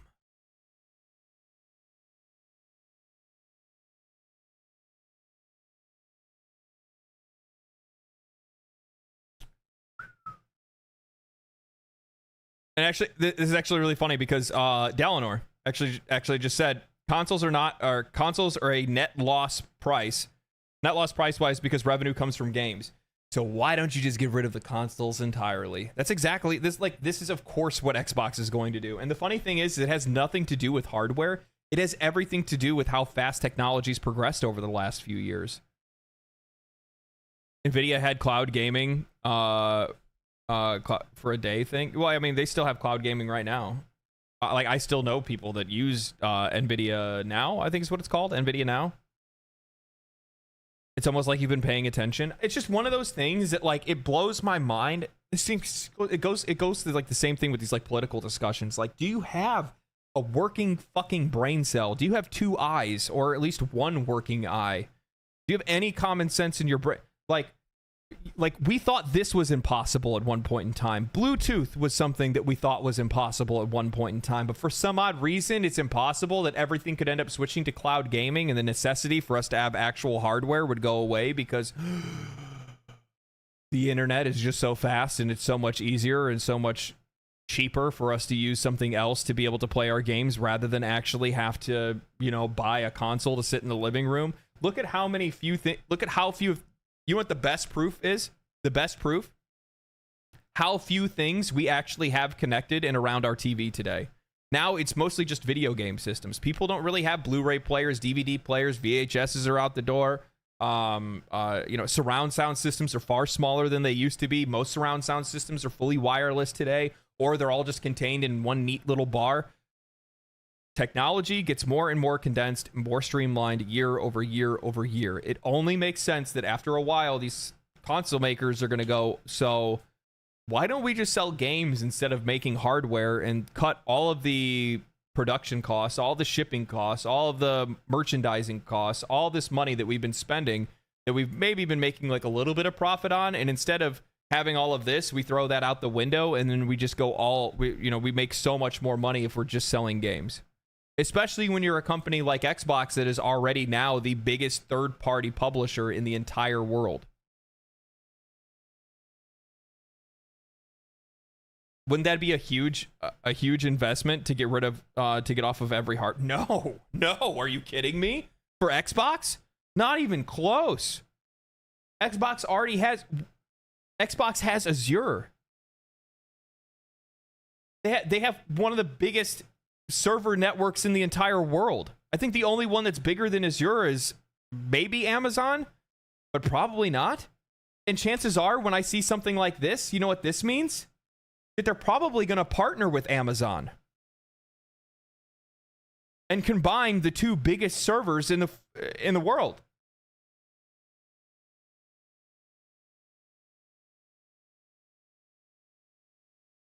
What are we talking about?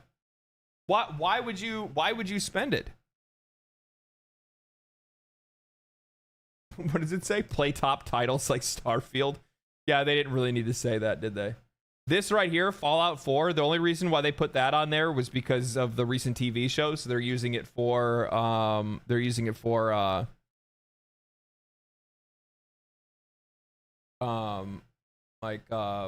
forgot what it's called. Basically, it's for like search results and stuff like that. It's SEO is what it's called. SEO. It's search optimization. Yeah. Search optimization to make sure that it'll pop up on more people's thing. Because when they make articles titled like this, or that it contain words like this, what happens is that if you've ever searched for anything on Google that was Fallout related, you might be suggested this article. That's the reason why they did this. The reason why they did that. But yeah, so now it's going to be on the Fire Stick. Yeah, so Xbox Cloud Gaming through Game Pass will now be on the Fire Stick. Which means they've already partnered with Amazon, and they're probably going to end up leveraging Amazon servers along with Azure servers in the future. And this will end up leading to them slowly but surely trying to phase out consoles. And here's the thing, like, what's the big deal? I don't really understand why players would be all that upset about it when the vast majority of players are already using a console that doesn't even have a disk drive in the first place. So why even be upset if they got rid of consoles?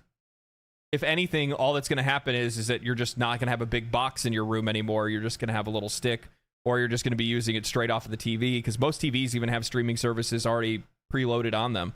Tons of TVs already have Wi-Fi built in. So what's the difference? What's the big deal? People already don't care about the fact that everything's gone fully digital. People don't care about the fact they don't own games anymore.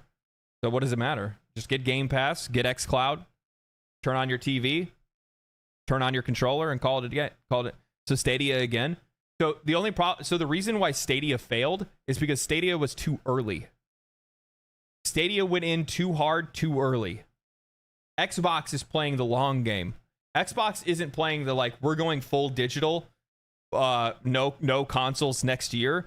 They're gonna go. We're gonna wait and we're gonna see and we're gonna wait until they're gonna be comfortable with it, and then we're gonna do it. And we're going to do it very, very slowly. And we're still going to give them the option to be able to use a console for a while.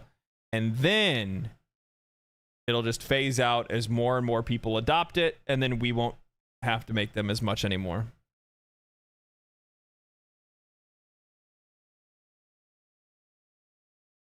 Stadia went in dry. Absolutely. 100%. 100%. Plus, on top of that, the other thing is, too, is that Stadia had nothing that was actually attracting players to go play their games. So you weren't getting games cheaper on Stadia. You weren't getting games higher quality because Stadia wasn't fully baked, right? So like people had enough problems already trying to play games on the Stadia to begin with. Google's not necessarily like a super I mean, it is a trustworthy product. People use Google products all the time, but it's not like a product that I'm going to rush out to go buy something Google related. And on top of that, they didn't have any, from my recollection, they didn't have any they didn't have any exclusive games. The only exclusive game that I can think of off the top of my head that they were going to have, and it wasn't exclusive because it was still going to be on Steam regardless, was Baldur's Gate 3. Originally, Baldur's Gate 3 was only ever going to be on Steam and Stadia. It was going to be on console too, but it took a while to get there. Xbox was going to try to go after it for Game Pass, but they ended up turning it down because they didn't think it was going to sell. They didn't think that Baldur's Gate 3 was going to be all that worth it for them to try to get a Game Pass contract on. And also at the same time, I think Larian Studios turned them down because Larian Studios Larian Studios is not for subscription services. The vast majority of developers that are out there that want to be able to control the price of their console are not for subscription services in general. They're just not into it. And for good reason. I like the thing is that like I like subscription services as a general tool to be able to make games more accessible to more people. I am. Game Pass is a great feature for folks that don't have, better exchange rates, that don't have localized pricing or something like that, like domestic or regional pricing and things like that. It's cheaper. They get access to a lot more games. It's just a better overall product. It's great. It's awesome. Problem is that if this becomes the preferred way for players to play video games, I mean, one, that's for the consumer to make that choice. If that's the preferred way that people want to play, what can you say? It is what it is. But the problem is that what it ends up turning into, it turns into this whole thing where developers have less options when it comes to where they can actually publish their games. It puts a chokehold on indie studios as well as like independent studios. And it puts more control into the committees that will approve their game to be on their platform or not. Right? So like as it stands, let's say like Game Pass becomes king. Let's say Game Pass is just where people play video games, and that's where the vast majority of the money is. That means that Game Pass is the one that gets to say yay or nay when people like walk up to them with a game, and it also depends on how much money Game Pass is willing to cut a deal for to get that game on their platform. Because these guys aren't going to get paid by how many people played their game. No, Xbox is going to give them a certain contract for a certain amount of time to have their game available on the platform, or if they're going to have it on there permanently, and that's just how it's going to go. Maybe there's some royalties later on if it's something that really drives up a lot of like subscriptions or something like that, but I would guarantee for the most part that's not how that stuff works. It's just a flat rate. That's what they choose to do. It's cheaper for the publisher's side, but it's not good for the developer side. So, you imagine a apocalyptic scenario in which Xbox was the ruling class and Xbox's Game Pass is the only way that people play games in the future. And it's not the only way, but it's like the main way that the vast majority of people play video games. More popular than Steam, let's say it like that. Let's say it's even more popular than Steam. Well, if you're a developer and you go to them and you're like, hey, I want to put my, Baldur's Gate 3 on there, right? Like, let's say somebody makes a game like that in the future. Chances are they're going to turn it down because they won't think that it's going to be a viable product that's not going to be able to reach audiences. Because Xbox did think that when they did their initial valuation of Baldur's Gate 3 before its release. They didn't think it was a game that people were going to be all that interested in. So they didn't really have it on a high priority to try to go after Larian Studios to see if they could put it on Game Pass. Because they didn't think people were going to be interested in it. Which means that games like that in the future are not going to be able to get the funding necessary to be able to even sell the game and the products that they make. Now, there's going to be other avenues. They're going to be able to probably, like, obviously, like, even in a future like that, there's still going to be other places for them to sell it. But keep in mind, I'm saying that if it becomes the predominant way that people play games, that means that you are now losing the ability to be able to approach the largest audience possible. It puts way too much control in the parties of the people that control these platforms rather than putting that control in the hands of the people that are making the games.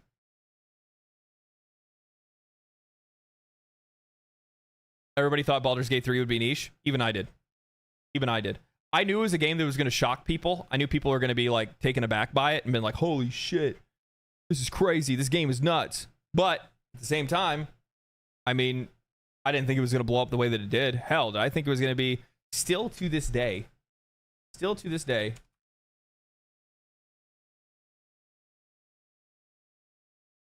Keep in mind, Elden Ring 2's DLC is out. Baldur's Gate 3, at this moment, it still has 71,000 concurrent players. And if it wasn't for Elden Ring, which came out on a week ago, it was over 100,000 players.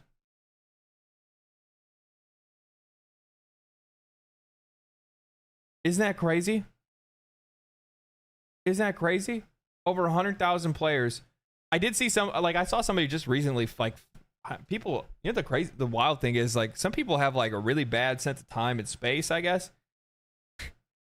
Like, I was watching this video that it had 150,000 views, where they're talking about different stuff with, like, Elden Ring and gaming news and whatnot like that, and they're like, oh, Baldur's Gate 3 still has 100,000 players, and it's been over a year since that game is released, and I'm like,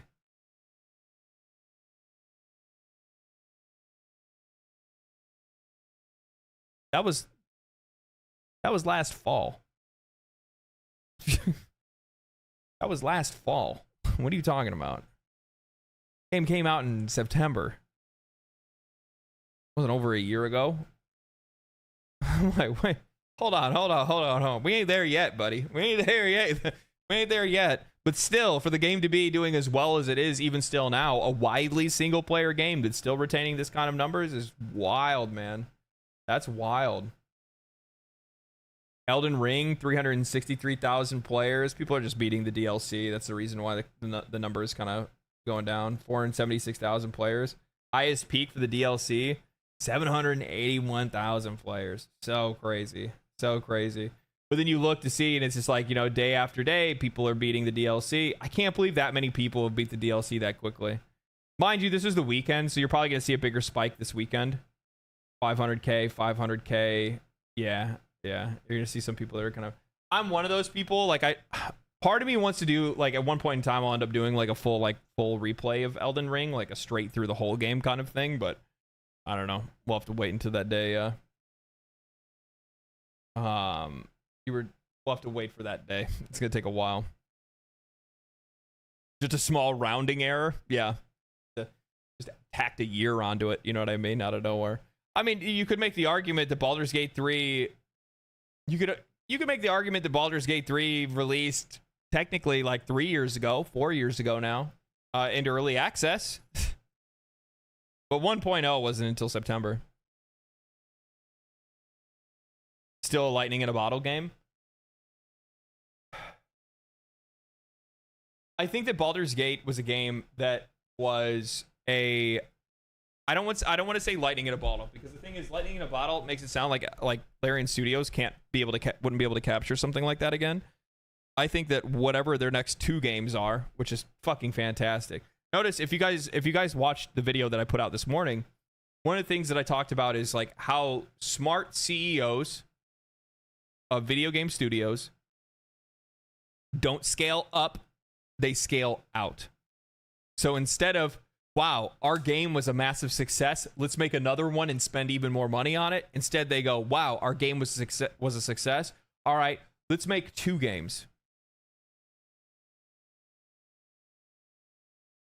Because now instead of trying to bet all my ducats on this one, now I get to gamble on 2 instead. So if one succeeds and one does just okay, well, that's fine. If one succeeds and one fails, that's okay. It's called being smart. Very smart, honestly. I think many people still argue Divinity 2 was better. In many ways, I agree. Ooh, that's a dangerous conversation. Divinity 2 was better. So Divinity 2 and Baldur's Gate 3 suffer from the same problem, which is that Larian is fucking horrendous at finishing a game. Like endings. LD, did you watch the Warframe Saint of Plus Ultra? It's about how fast you can go. It's so funny. No, I haven't seen that. You can share it in the Discord. Maybe I'll check it out.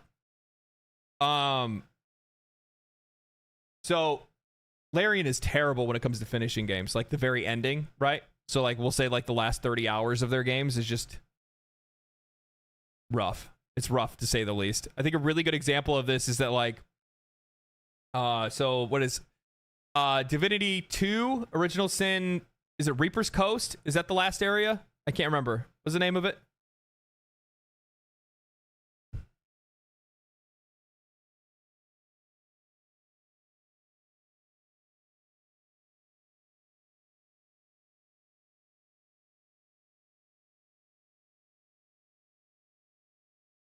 I won't say either Baldur's Gate 3 or Divinity Original Sin 2 were better. I will say Baldur's Gate 3 was held back by trying to adapt a 5e system to a video game.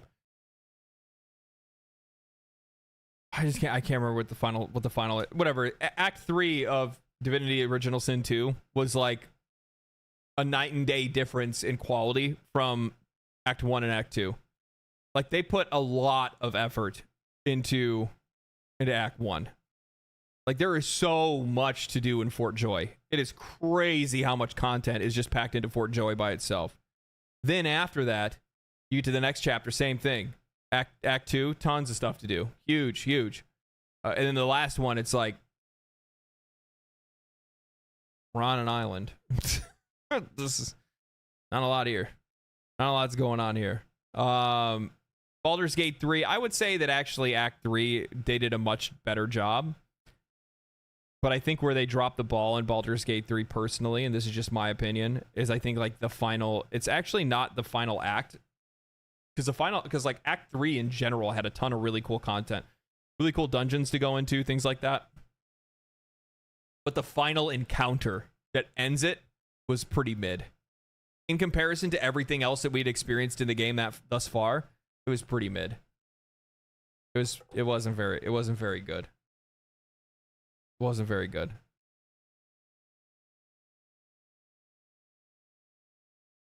Hey, no spoilers. I'm not going to spoiler anything. Don't worry about it. I'm about to kill Gortash. Yeah, so no, like Act 3 in general, I think it's fantastic. It's just that I feel like there was just a little bit something like so if I had to give what I would imagine most people's end takeaway is going to be when they finish Baldur's Gate 3 for the first time, is they go, that was a damn good game. But I kind of wish they did a little bit something more with that last thing that I did. That's all I'm going to say. Without spoiling anything. I don't want to ruin anybody's journey in the game or anything like that. You're just going to be like, I feel like, especially with like the Act 2 final boss, I'm sorry. I mean, there's one more boss fight after that I would definitely say is like really, really fucking good, but it's really good for a different reason, and I'm not going to spoil that. But the Act 2 final boss was like, that was so cool. That was so cool.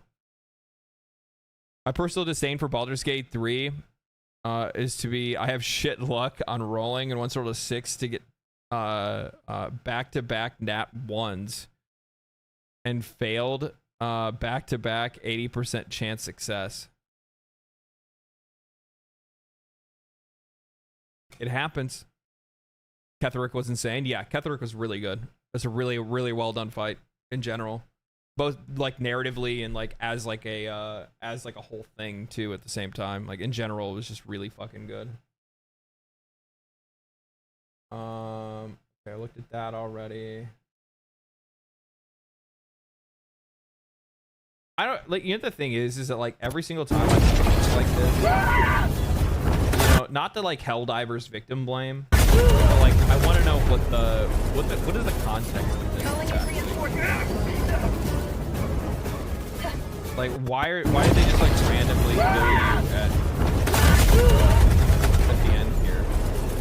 Like for all we know, this dude ran around and killed all of his teammates and then summoned them back in, and then now they come in and they all kill you know what I mean? Like I don't know. Show me like there's just a clip of them killing you right at extract. Calling in reinforcements. I just don't understand. Oh my god, my ears? What do you mean?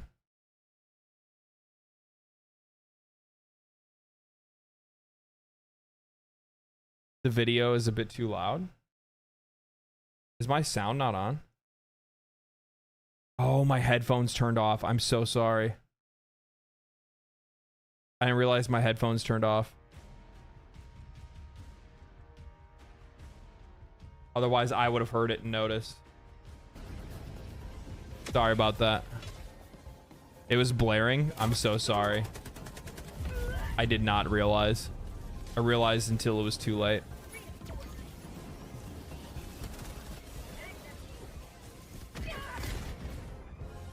Yeah, I don't understand. I don't understand. But for some odd reason, those clips always get a ton, like an absolute ton of traction. Like people are like, yeah, ban these bad guys. And I'm like, I'm gonna need a little more context. You need to show me the whole match. I need to see how things happen.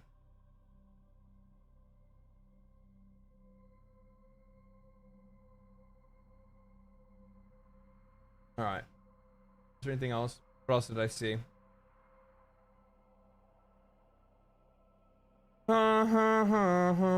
There's some weird shit going with Helldivers right now, man. Their moderation team is acting up. Their moderation team is acting up right now.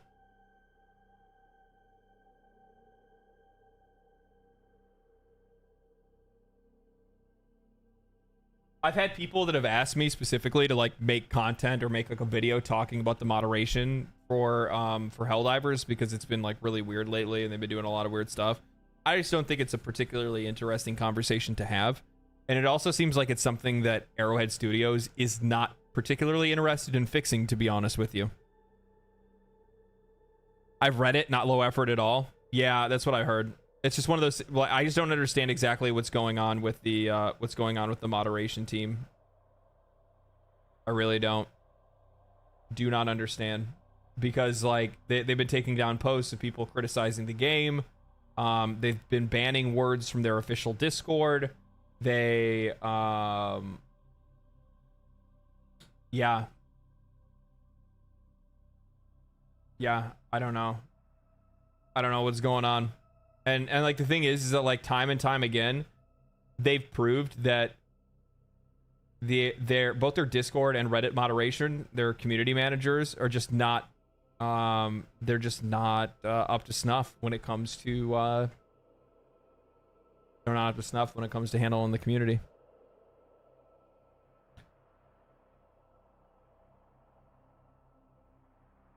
How old is your computer and how much did it cost? I want to play new games, but my computer is 2014. A 980 Ti graphic card is barely holding on, and I'm stuck playing Warframe. I have a 3080, and I overspent on it. But I also bought it when I had a really good job. And I had more money than I needed. More money than I knew what to do with at the very least. I mean, like the thing is that we're probably getting close to like 50 series being announced, which means like 30 and 40 series are going to dive in price a little bit. That's probably when you want to hold out and wait, because I'll be honest with you, like a 50 series card is not even gonna have it's not even gonna have like a use case, in my opinion. Like, I can play every game that I want to play. There's not a single game that I have right now. Not a single game that I have right now that I can't play to, you know, 60 FPS at the minimum, or 160 FPS, you know, most of the times at the maximum.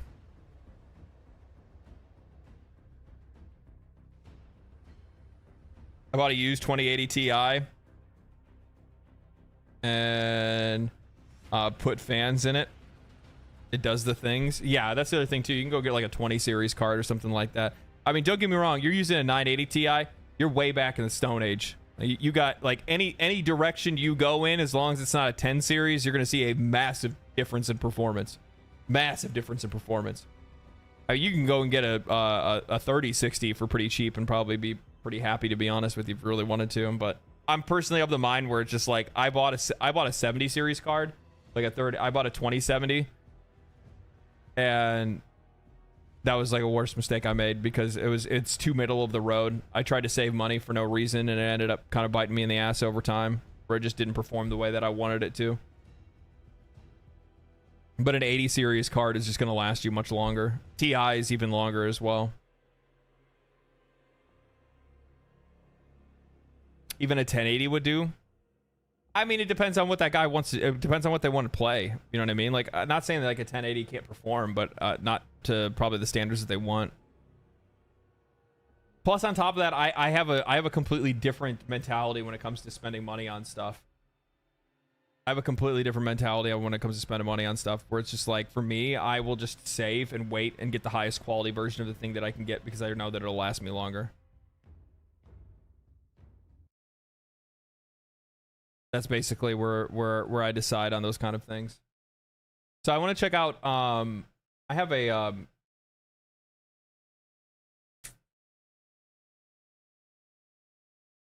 have an upcoming sponsor for this game, so I don't know anything really too much about it.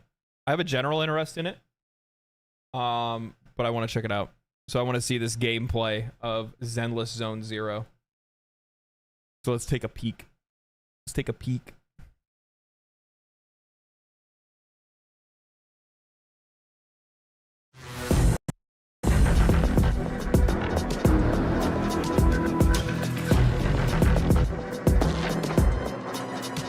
I will say that I actually do really like their general like art style on their games. So I played Genshin Impact a pretty decent amount. I played it up to whatever like the lightning place is, right? I played it up to the I played it up to wherever the lightning place is. I can't remember what it's called exactly. With the lady that pulled the, you know, she pulled the thing out of her, Inazuma. Yeah, that's what it is. Yeah, she pulls the swords out of her boobs. While I have my misgivings when it comes to things like microtransactions, and definitely when it comes to gacha, I will say that like across the board, one of the reasons why MiHoYo is so damn successful, and the reason why Genshin Impact and Honkai Star Rail like do as well as they do, is because like at the end of the day, like though like the gacha part of it aside, they are just solid, well-made games. They're not super complex, they're not super complicated, they're just good solid games. They're just good games. Simple as that. Zenless Zone Zero is everywhere now. What the fuck? Oh, it comes out in like a week, or not even a week. It's almost here. So yeah, I would imagine you're probably going to see it a lot. It's going to get marketed quite heavily, and they're going to want it to be successful, just as they want all their games to be successful. I think what's really smart about their strategy is that they're leaning into, you know, you have Genshin, that's more of like your standardized kind of adventure game, like adventure RPG. Then you have Star Rail, which is more of like your turn-based JRPG, and then now they're going with this, which is going to be kind of a mix of like, it looks like to be like even more action, but more on the open world side. I don't know exactly what this game is, to be honest with you. I've seen like the teaser trailers and stuff at the very beginning, but I'm interested to see what's going on. They've catered and developed their audience perfectly. They have. I think that one of the reasons why their games have been so successful is specifically because they know who their audience is and what kind of game they're trying to make for them, and then they just deliver on that, and it's as simple as that.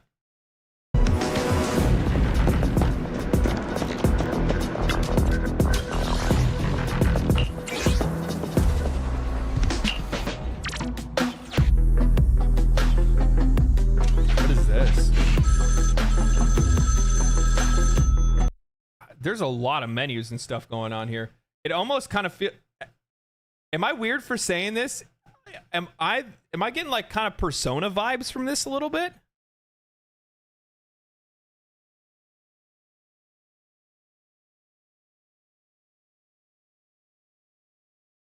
I don't know exactly why, but I kind of like I'm kind of getting like Persona vibes for some reason. Wait. What was that? What was that? Damn it, I didn't get to see. Oh, so it's like roguelike? They have like a little roguelike mode? Is that what this is? Oh no, you get to use them. So choose one of these ones that you own. Resonium. Agent physical damage increased by 10%. Triggered perfect assist increases squad members crit damage by 15% for a certain amount of time. Trigger assault, reduce the target's attack by 15% for 30 seconds.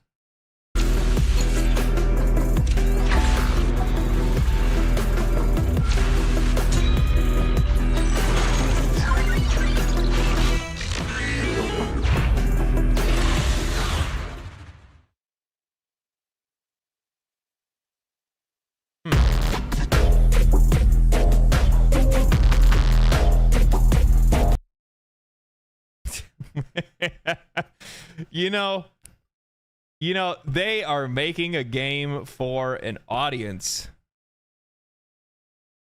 They are making a game for an audience. Absolute cinema. Take a break. Okay.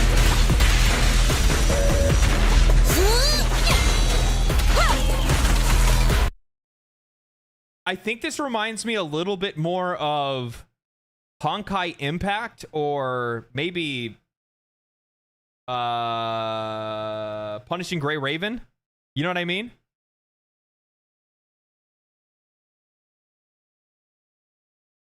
Like the parry mechanics and like the slide back and the change in camera angle and stuff like that. That's what it kind of reminds me of a little bit.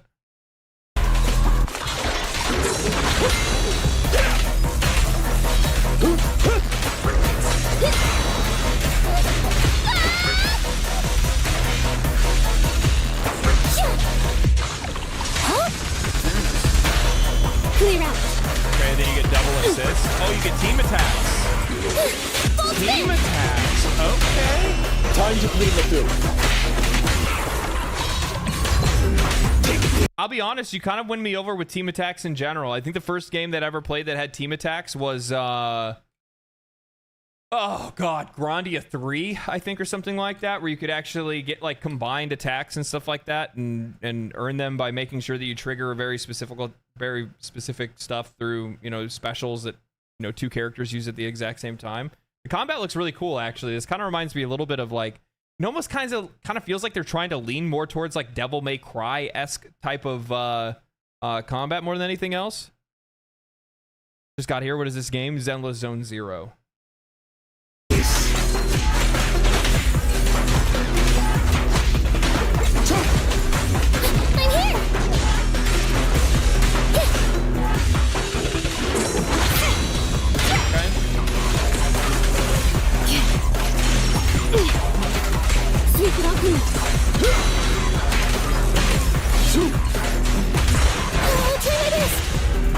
I like that it's much more about like parrying and dodging, and like that's part of the combat that keeps like the flow of combat going. I feel like that's kind of the miss when it comes to a lot of these mobile games, because they're trying to make it more accessible than anything else. Dev said they were inspired by fighting games for this one. I can kind of see that. I can kind of see that. No numbers. You got a really good point there. Glove box, you got a really good point there. Numbers are missing. Get some rest, all right. It might be it might be something you can toggle. Hopefully it is. Yes, master.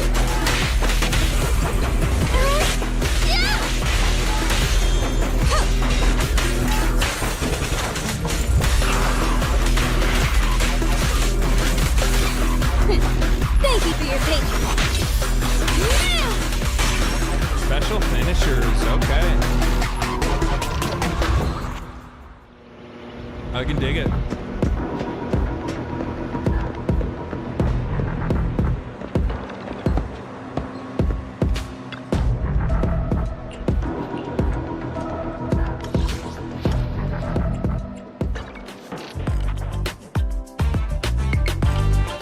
Yeah, I mean, they are totally going for like a little bit of a Persona vibe. Soundtrack kind of slaps. That's what I'm talking about with the music and stuff.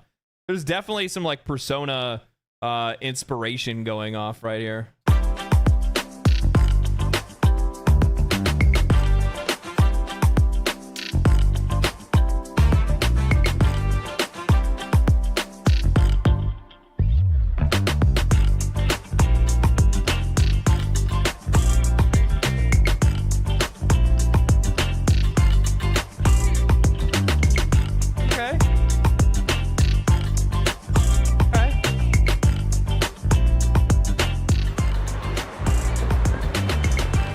Yeah, I mean, this kind of like oddly has like more like I'm getting more just like standard like old school RPG vibes from this. The world looks very bland in comparison to Honkai Star Rail's. You know, the thing is that like I feel like that kind of makes sense because this one's supposed to be a little bit more grounded. You know what I mean? Like if I go outside and look around, our world also looks a little bit more bland than Honkai Star Rail.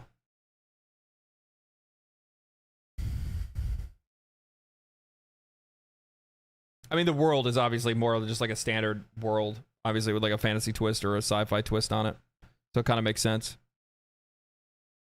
Hoyo did make the effort to make a good game that will fund their nuclear fusion research. That's so crazy to me. Imagine making so much money as a video game company that you also fund nuclear fusion power. Probably to be able to power their servers for as many people that play their games. The shot reminds me of a city in Cartoon Network's Fusion Fall in the summer. You know what this actually reminds me more of? The World Ends With You.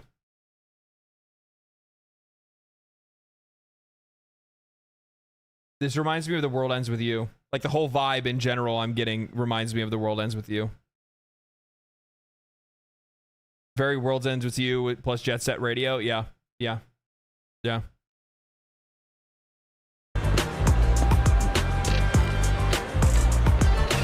Literally helping China keep the lights on. You know, the funny thing is, like, why is it so believable that I could see Hoyoverse and like MiHoYo in general just like funding all of China? What is your main export? It's waifus.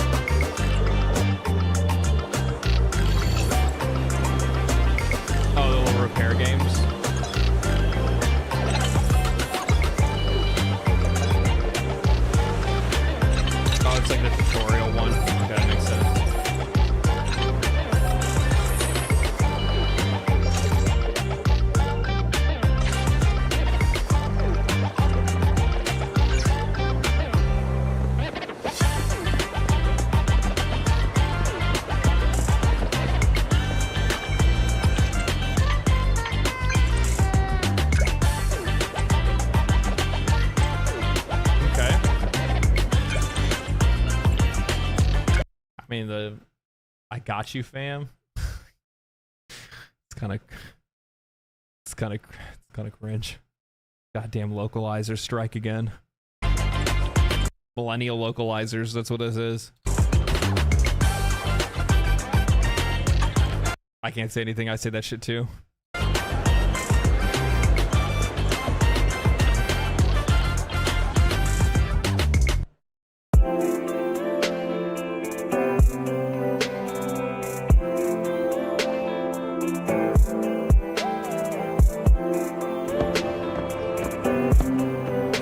I dig the overall aesthetic. The soundtrack is insanely good.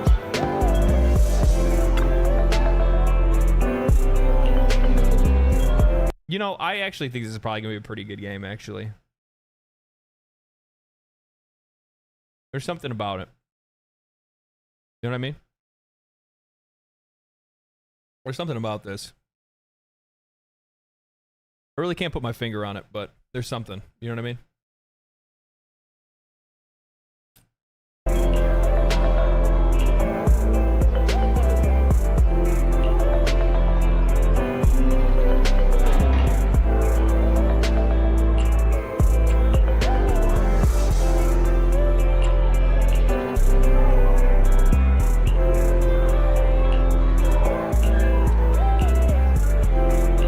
I just kind of like the overall like chill vibe of the music that's like playing in the background when you're walking through the cities and stuff like that. It's actually pretty nice, man.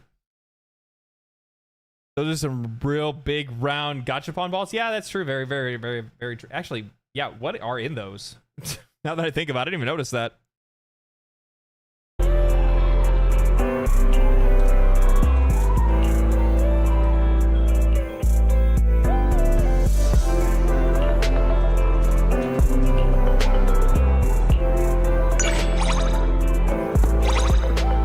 Trust increase. So you have to actually like build relationships with your teammates outside of battle. That's kind of interesting. I wonder what the purpose of that is, other than people trying to like ship themselves with their characters. Audio for the video is kind of high. I can bring it down. It is actually kind of loud.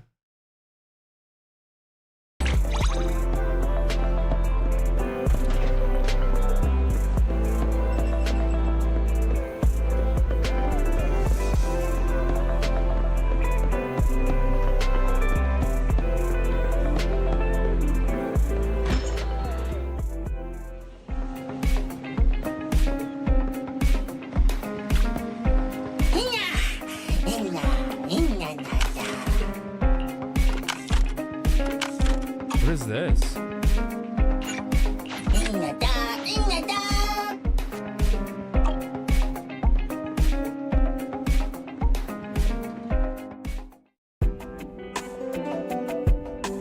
You get a living space to be able to customize.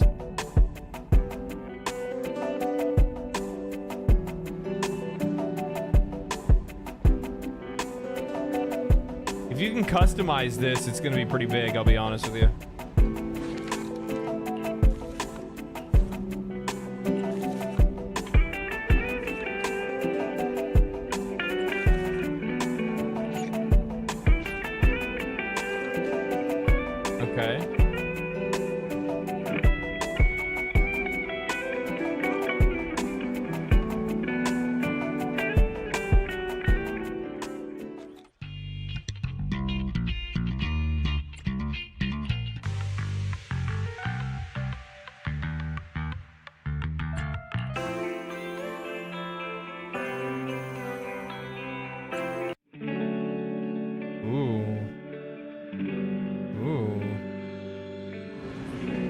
Sleep music right there for you guys. The music's such a vibe. It is actually like holy. Music in general has been really good so far. I mean, I've actually been really impressed by it.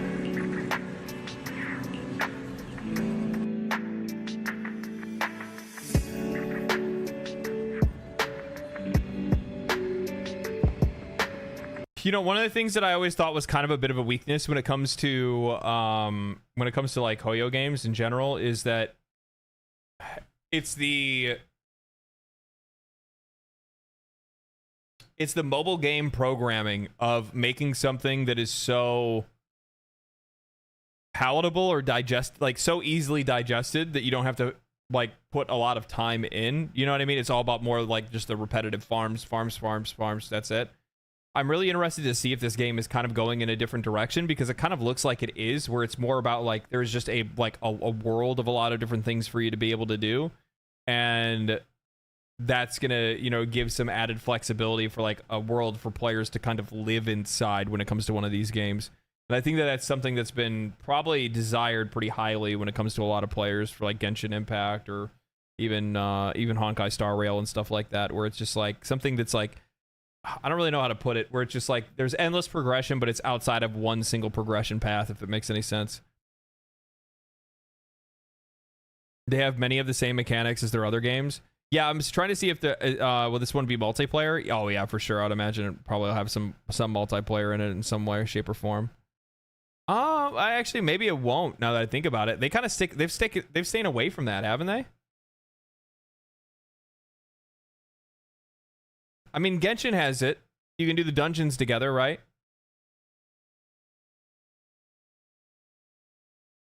You can adventure in the... Can you adventure in the open world in Genshin as well together, if I'm not mistaken? Pretty sure you can. Yeah, that's what I thought. Yeah.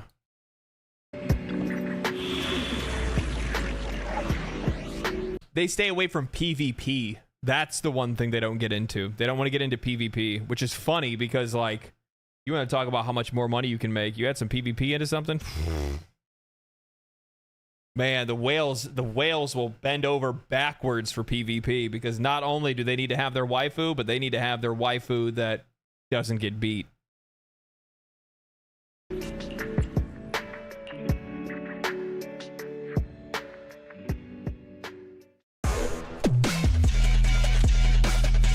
She's cool looking. I don't know what it is, but I love the fucking aesthetic of like the black hair with like the like little like red stripes in it. I always have. Anytime I see a character that has that, I love it. I don't know what it is about it. Black on red, man. Or red on black.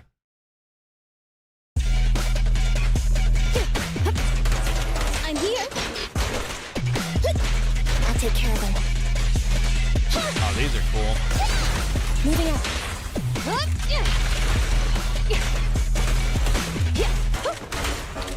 Eruption.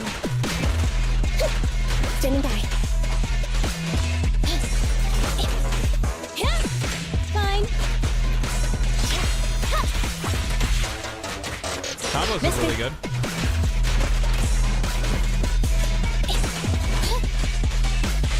I like how much more like frenetic combat is with the switching between characters. Like it seems like it's almost like they've kind of perfected what they were already working on with Genshin Impact, and it looks a lot better here, in my opinion.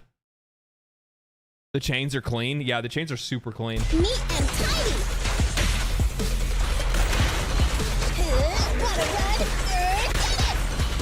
I've got your six. Yeah, this game's gonna make a lot of this game's gonna make a lot of money. There's a lot of people that are gonna play this. We got another fight.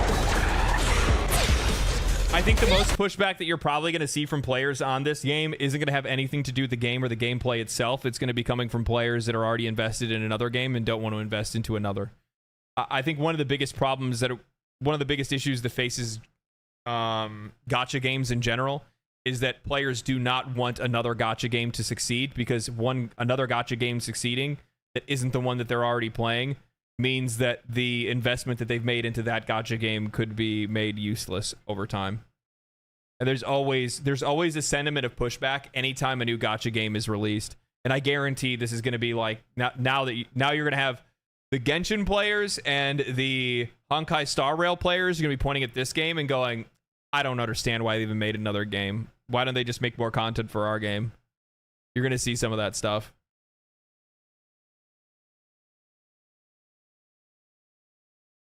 Gacha players' biggest fear is end of service. Oh, God. Oh, God. Yeah, I couldn't imagine. That's why, like, I'm so, like, I'll be honest with you. Like, when I played Summoner's War back in the day, that was one of the things that it didn't even cross my mind. Didn't even cross my mind. And like there was a point in which I wanted to quit, and I wouldn't because of how much money I put into it, and I felt like I would be throwing away that money. And then I like finally just like looked in the mirror one day and was just like, what are you doing? What are you doing? You have more common sense than that. And then I finally put it down. Sunk cost, yeah. And then I ended up finding out that my account got hacked. Like a year later or something like that. And somebody was using my account. They changed the name, using all my characters. They actually used my account in a major tournament for Summoner's War. And I went through the incredibly difficult and lengthy process to prove that it was my account, got my account back just to say fuck that person. There's like still like a little bit of like ownership that you hold over it where you're like, I don't want you playing that. You can't have that. If I'm not having it, nobody's having it. That's the way we work.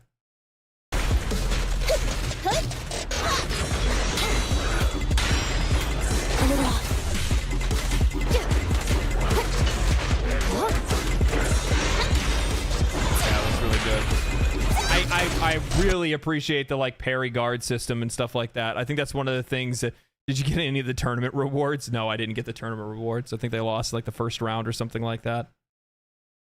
The only reason I recognized that it was used somewhere else is because I saw their name on a tournament roster and was like, what the fuck? Wait a minute. That's me. Nicole, take a break. Cease and desist!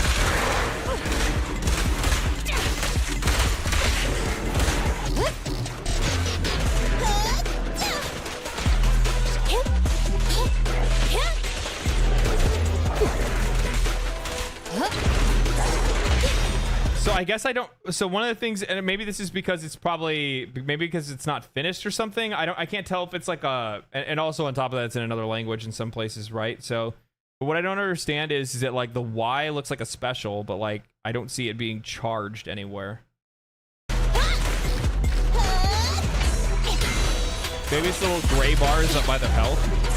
Orders received.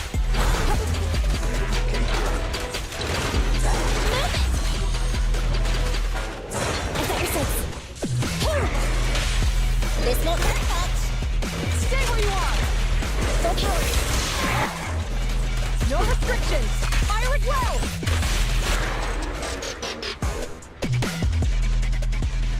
I wonder if the finishing move. I wonder if the finishing moves are something that's like triggered. This won't hurt much. Like once they're at a certain percentage of health, or if they're purposely using those to be able to like show off like finishing. Fire at will! I don't really understand. Because we've only ever seen them use the finishers like right at the very end. So I didn't know if that's just a special ability or if it's just a finisher move that's specifically just to kill enemies that are like, you know, at 5% health or whatever is left or whatever it might be. There is a Love Live gacha game that announced its end of service on the same day, and in the same tweet they announced its launch. End of service. So they announced the game and then they also announced its end of service in the same day. Is that what you're trying to say? Or are you saying a company announced a end of service and a new game at the same time?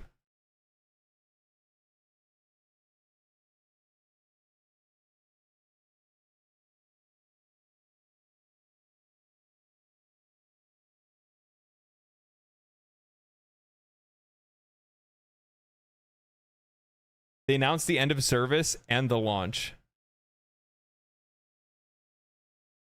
What? Put that in the Discord. Put it in React articles that I should see. That's interesting. So overall, my thoughts on this, because I haven't seen any of the gameplay for it. One of the things I'm a little confused on though, is that in early gameplay, I saw like characters like zipping through the city, kind of like Spider-Man. I saw them driving in cars and using vehicles and stuff like that. I'm wondering if that stuff is like mini games, or if there's an open world element to this at all, or is it just like go to the board, activate the board, do the thing, and then go back? I guess that's one of the things I'm a little bit confused on. I mean, like, maybe they put this out to try to like you know, put people's like expectations in line a little bit with the actual launch of the game. I think the overall aesthetic of this is really nice. I actually really like the art direction that they chose with this. In general, I really like it. My only big criticism is like there's like the UI of this that I don't understand. There's a lot going on here, and it looks like maybe you can't interact with all of these screens. Maybe it's just a couple of them that you can interact with and more unlock later, or whatever it might be. There's a couple of repeat ones we see here as well, right? So maybe that doesn't really mean anything. But you did see them like kind of go around and like pick different monitors and stuff like that, and do different stuff. So I don't really understand what the system is exactly. Overall aesthetic is really good. I think the UI is actually pretty solid too, which I was actually kind of impressed by. These games usually don't have UIs that really look all that good.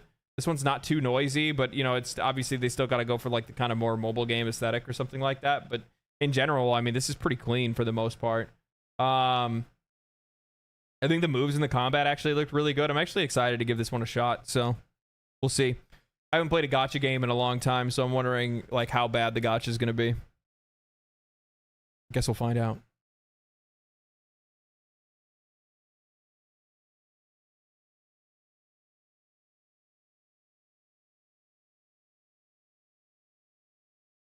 I'm gonna use the bathroom real quick. I will be right back, my friends.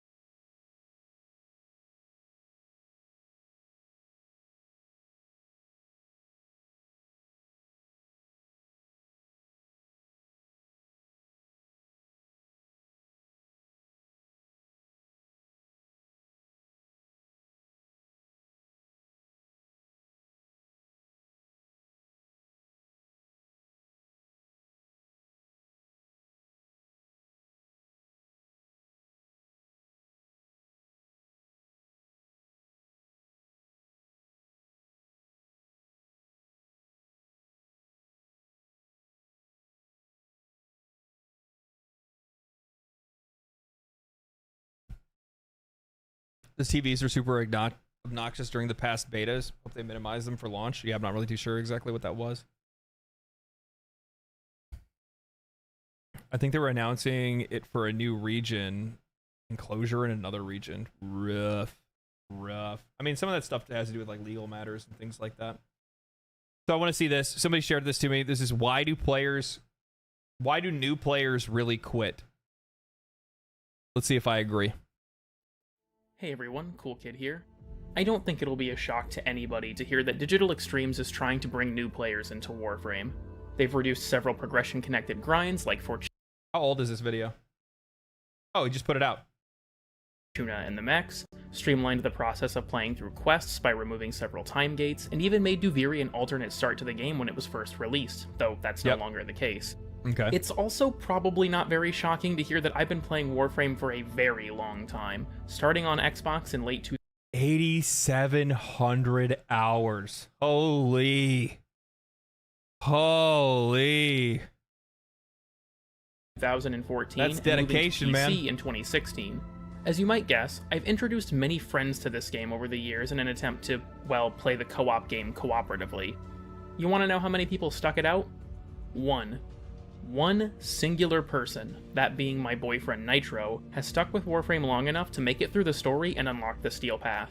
Behind him, Wow. I have 2 people I've introduced to the game make it past the second dream, and that's it. I've tried to introduce probably a dozen people, if not more, to this game over the years, and I have 1 who's finished the story, and 2 who made it past the point where it even starts. It's hard to introduce people to games like Warframe because they're full of confusing systems that were often added years apart, but beyond that, they also have key pain points that drive players away before their investment in the game is high enough to push through them. Warframe needs new players. So I kind of get what he's saying here when he's saying that what is it? So the game has key pain points, which it definitely does. Confusing, disjointed systems. I don't really believe that a lot of the systems are as disjointed as many people probably believe they are. I think from a experienced player's perspective, things seem a little bit more disjointed. It kind of feels more like a bit of a sandbox in a lot of cases for me, where there's just a lot of really cool things to play with. Whether or not all those things connect, I don't think that really matters to me, to be honest. And when those systems are introduced to you in a way that they are, so like I'll use like Railjack as an example, right? Like not a whole lot of reason for me to use the Railjack, I get it, but it was also like a really nice kind of change in tone and change in pace when I got to play with the Railjack. It was interesting, it was cool, it was fun. It showed me the potential for what the game could be, or what the game could introduce me to in the future, or what they could potentially make in the future for the game. Same thing goes for like open worlds and things like that. It kind of just gave you hints of something greater, and I think it's important for games to have things like that. Sometimes those systems don't have to be something that's always there for the long haul or make sense for the entire game. So while they may be disjointed, I don't really think that they add that much confusion to a new player, because as a new player, you're always going to be confused regardless, whatever game that you're playing, because nothing ever really makes sense until you get to an end of the game to begin with. I think a really good example of this that I can give is a game like Final Fantasy XIV, right? Final Fantasy XIV, I thought I had it figured out. I genuinely did, especially with how many hours I'd already put into the game. I had played all the way through, most of the campaign, got to, Shadowbringers, thought I understood my class, thought I understood all the systems that were in the game. I didn't understand their uses. I didn't understand, what was useless, what was not. And I also didn't understand my class as much as I thought I did either. Even though I cleared all the content prior, well, that didn't mean that I really knew exactly what I was doing, and that was a rude awakening that I got when I actually got to the end game and then started to try to participate in Savage content, ultimates, things like that. And it's just like, oh, okay, I have no idea what I'm doing. I'm not wearing the right gear. There's a completely different way that I need to do that. There's different, not really, they don't really have like enchants or anything like that, but there's different like materia that I needed to be using. I didn't understand how materia worked and stuff like that. And yeah, so I think that I don't think it's necessarily the systems. I think that Warframe's biggest issue is that it gives you it shows you too many systems too early and doesn't really explain them fully. So like mods as an example, right? Like you don't really get a very good understanding of mods at all, and the game doesn't really tell you or teach you that very well.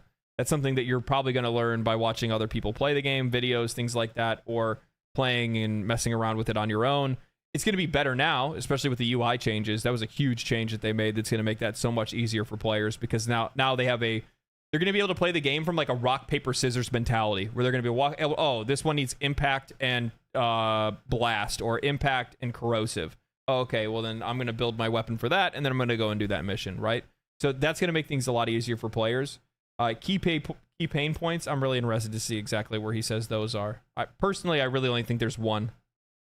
Years away before their investment in the game is high enough to push through them.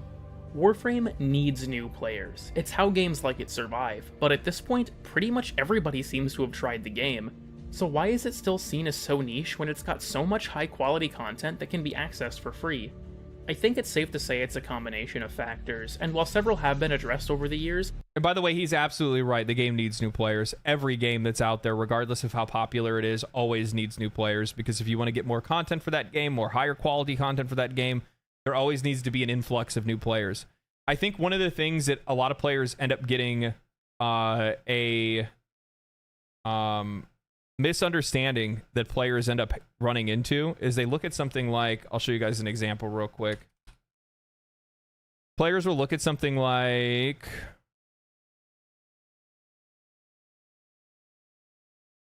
they'll look at something like Steam, right? Steam charts, and go 60,000 players. This is a number that they can track and think of, and this is where they actually think that number is. But there's nothing saying that the 64,000 players that are playing at, 1,300 or 1,400 UTC are the same 43,000 players that were playing at 0600, right? We don't know if that's the same group of people. How many of the same people are from that hour? How many more players came in? So your daily concurrent player count is much higher, far higher than what these numbers represent, right? And you need that number to continue to increase, because even though we don't know how many of these players here are still playing the game right here, we do know that we are losing players from this hour to this hour, right? We do know that there are people logging off, logging back in, and things like that. And you always need to be able to kind of refresh that. Plus, on top of that, I think one of the other things is that a lot of people lose sight of the fact that a lot of games, especially when they're long in the tooth, there's a natural decay of players that end up leaving games either because they are bored of it, they've already completed it, they've done all the content they needed to do, or in a lot of cases as well, something people really overlook is just like folks that can't play games anymore.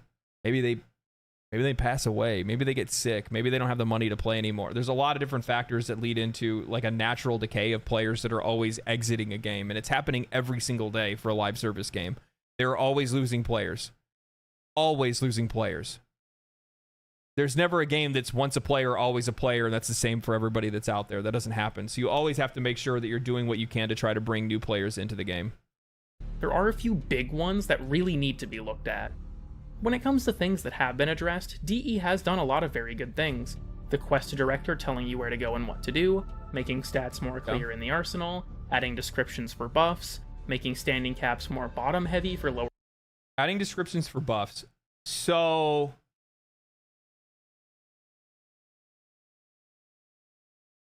I'm going to be honest with you. When I'm playing Warframe, I have no idea what I'm being buffed with. I have no idea. I have a whole list of buffs up at the top. I have no idea what they mean.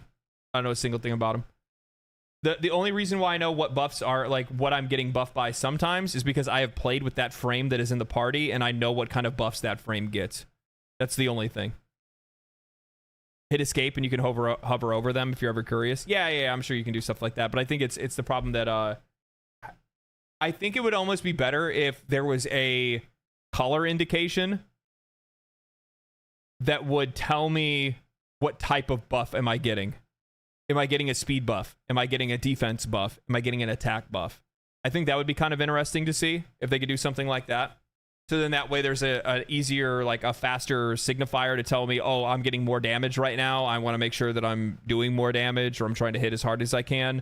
Yeah.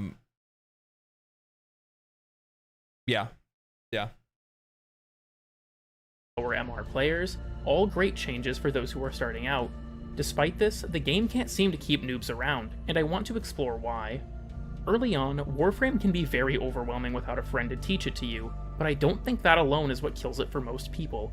Like I said, I've tried to introduce several friends to this game over the years, and despite me being able to clarify things for them, most of them still dropped it, even though they often said they were having fun. So what's the hang-up? What kills the game for so many people so early on? Too much game. Too much. It's too much game. I'll be honest, like the thing is that like Warframe, from a new player perspective, Warframe is a game that I don't think is necessarily that difficult to understand. I've never had a problem understanding the game. As long as I've taken the time to actually try to understand, the different systems of the game. When it comes to things like, I don't know, faction reputation and stuff like that, all that stuff is pretty standard. It's in a lot of MMOs and things like that, so it's not anything that we're not used to dealing with. Building weapons or whatever it might be. None of that stuff is necessarily all that complicated. In a lot of cases, it exists in other places, so you're already used to it to begin with. You have some base level knowledge that you know how to be able to deal with some of these systems that are in there. But I think that really when it comes to Warframe, the problem is that there's too much. There's just too much game. There's too much game. And that goes for every single thing in the game. That goes for how long it takes you to be able to actually get through all of the story. That goes for how many planets and how many nodes that are out there.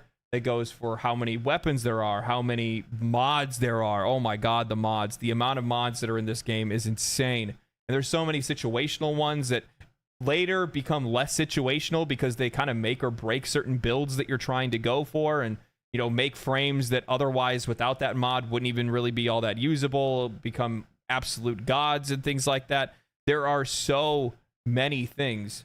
There are so many things that are out there that you don't even know where to start. Every time that I log into Warframe as a new player, I don't know what I want to do. Because like right now, as an example, there's an event going on. I know that I want to do that because I want the stuff from that, but every day that I do that event is another day that I'm not doing my rep on Cetus and getting that maxed out. It's another day that I'm not doing my rep on Fortuna and getting that maxed out so that I can take on Profit Taker. It's another day that I'm not doing arbitrations and being able to get more Ayaton statues so that I can actually power up and level up all of my mods. There's a whole slew of other mods that I could be out there farming right now. While at the exact same time with all of that, it's yet another day that I'm not spending progressing the map in Steel Path, right? So there's all of these different things that I'm not doing every time I do one thing, and it's just because there's just so many things that are out there. There's too much stuff. It's too much stuff. And the problem is that you don't ever really want to go around, like, you have to remove some of that bloat, because anytime these games go on for as long as they have, again, I'm using Final Fantasy XIV as an example. Final Fantasy XIV, fantastic game, absolutely fantastic, but 700 hours of story campaign is just not realistic, or 400 hours or whatever it is. It's just not a realistic ask for a lot of people. Hey, would you like to play Final Fantasy XIV with me? Cool. You just got to play it 4 or 5 months to be able to catch up with me.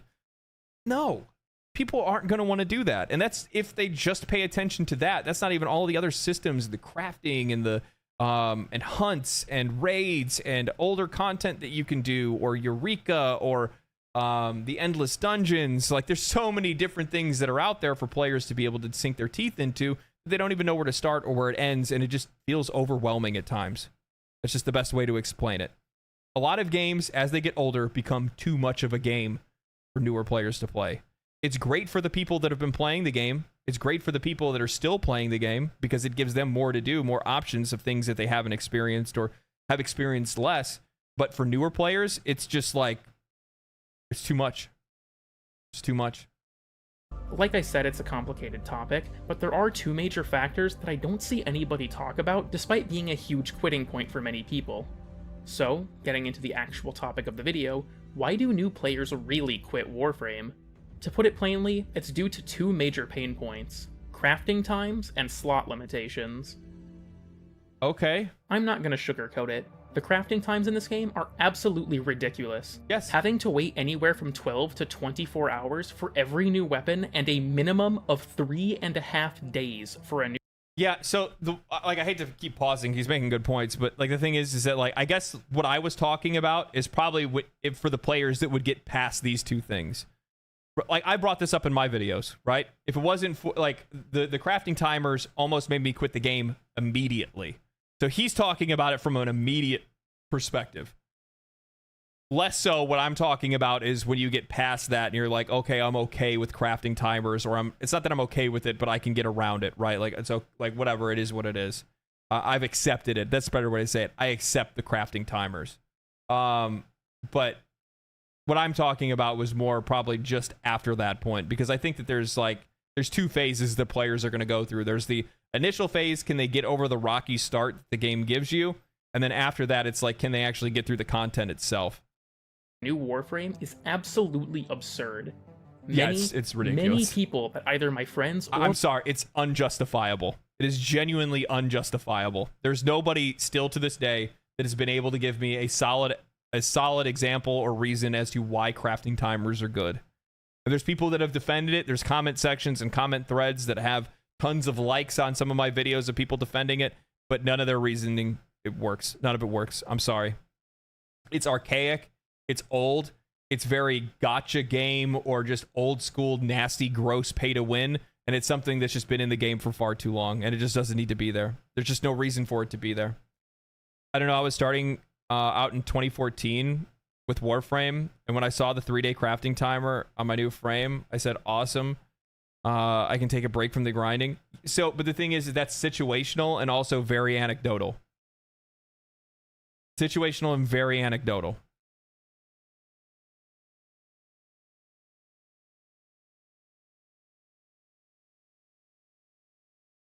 Please make it faster. DE, you don't need to. They don't need it. No, they don't even need it. That's the point. The game already has so many weapons, so many warframes, that it's not necessary for them to time gate your progression and your play and your enjoyment by putting in an arbitrary time gate. It's just not necessary. It's something that they should have gotten rid of a long time ago. But if there is a reason for it to be there, why is it still? I mean, they could have improved it at any time. Well, you want to know why? It's because they make money from it. That's why it's still there. If it doesn't, it's not that it needs to be there for the players. It's not there for your enjoyment. It's there for the people that have been spending money on rushing it. That's why it's still there. Why do you think that when it was brought up to Rebecca in one of their dev notes, she was like, I've been talking to a lot of people. I bring it up in some of our notes and we forecast what its effect on the game would be. What she's saying is we're forecasting on what it would affect our bottom line, which that's fine. And I totally get it. It's something that would genuinely disrupt the economy of the entire game. It would disrupt how much money they make. How much money? I don't know. My personal belief is that if they got rid of it, they would hold on to more new players longer, which would lead to more sales in the future.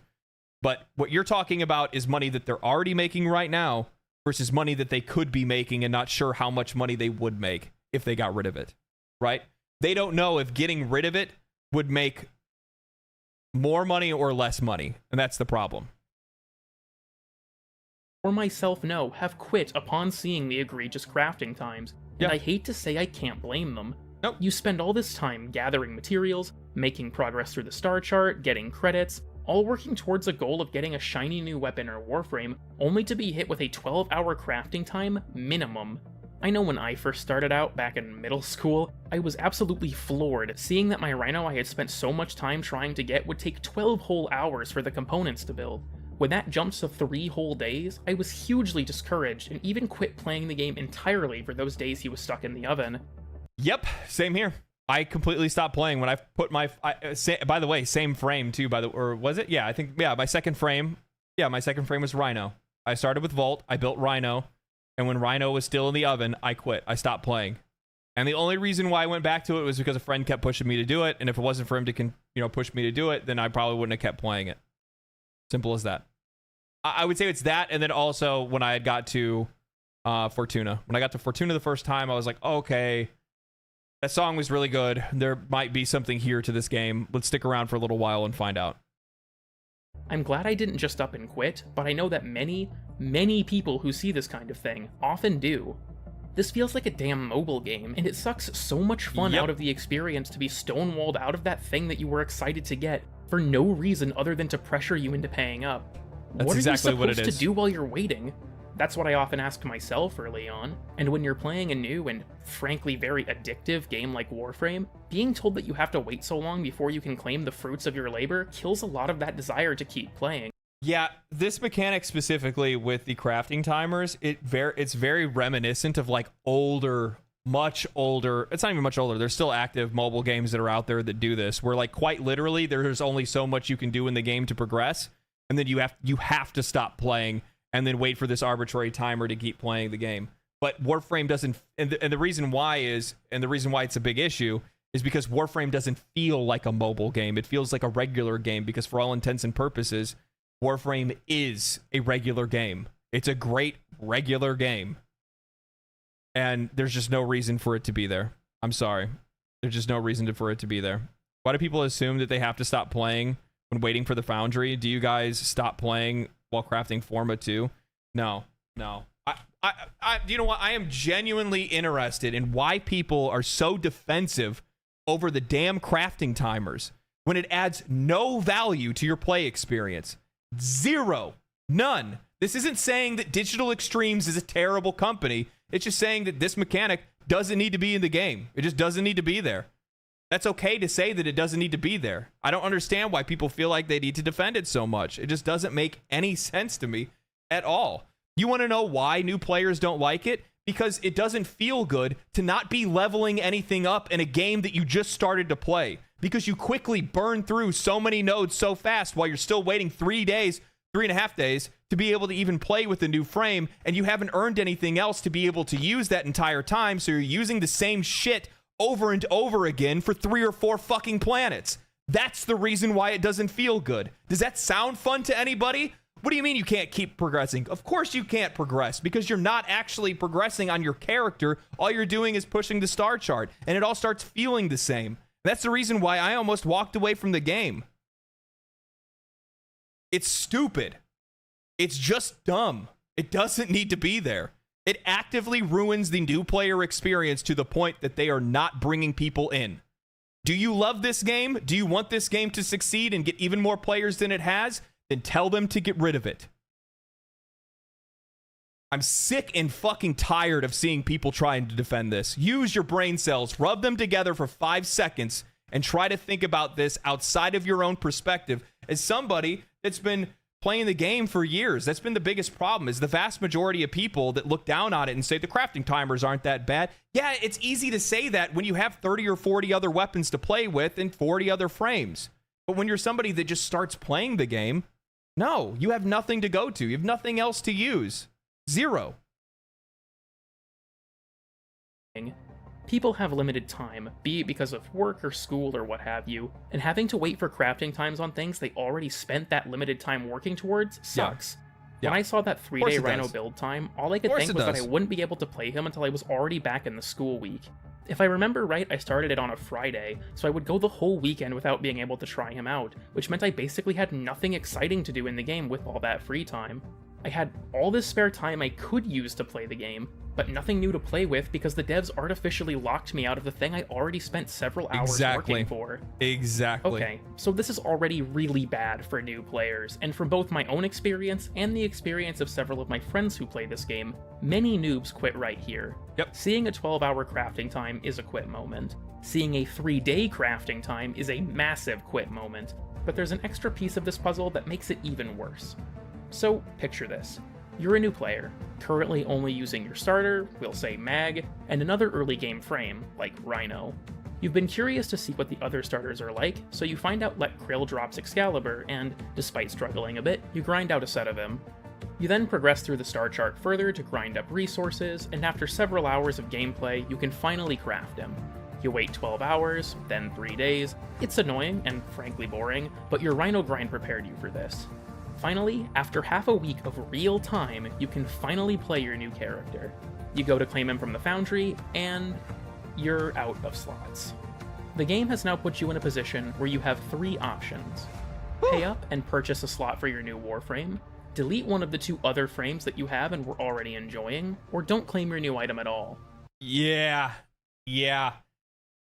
So this is one of the things that I have benefited as a streamer and as a YouTuber more than anybody else. And it's the fact that I did not run into this, and this has never been something that I had an issue with, right? Because one of the first things that I think was gifted to me, if I'm not mistaken, in my first Warframe stream, because I had already purchased, I just forked up some money and I just went ahead and bought a couple of Warframe slots. I bought them myself, right? And I wasn't happy to make that purchase. It felt very gross to make that purchase, to be honest with you, especially because I already put in so much effort to be able to earn that Warframe to begin with, and now I need to pay them to be able to actually enjoy what I worked to get. So from that kind of perspective, it does not feel very good, right? And then after that, I never had to work for it again because somebody gifted me, like, I think in total I ended up getting gifted, like, I don't know, like probably 100 frame slots or something stupid like that. I don't even know what it was. 69 frame slots. Yeah, here's your 69 frame slots. Yeah, dirty. Nightwave, though, how long does it take you to be able to progress the Nightwave long enough to be able to get more than 1 frame? So this is the other thing too that I think that a lot of people will lose. They'll lose perspective on, is that how much would you enjoy playing Warframe if you could only ever play as, if you could only ever have, you know, so what, you start off with 2 frame slots, right? So if you played the game naturally outside of watching dev streams and getting slots that way, I think how many frame slots are in the Nightwave? Is it 1 or 2?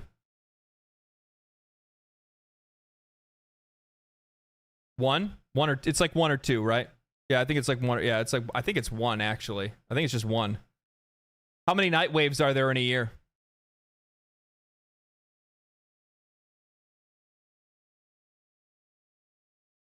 One every 3 to 4 months. Okay. So we'll say 4 slots a year. How good do you think it would feel to play a game where you could only ever have 5 frames in your first year? Or 6 frames in your first year? And that's it.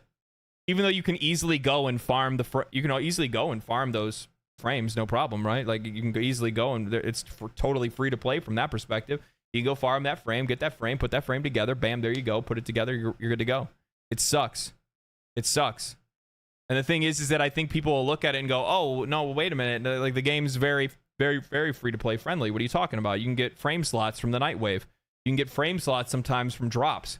But that requires the player to always be available to be able to watch that stream or have that stream running in the background. And sometimes it's not always slots that they give away. And then at the exact same time, you also have to wait and hope that it's actually going to be on the Nightwave. And how far into the Nightwave do you have to actually progress to be able to get the thing, to be able to get the frame slots as well? And then do the exact same thing with weapons too. It doesn't feel good. I don't think it would be much of an issue or as much of an issue if they started you off with more frame slots and more weapon slots. Personally, I would probably say something around like 10 or more. But only starting out with 2 frame slots.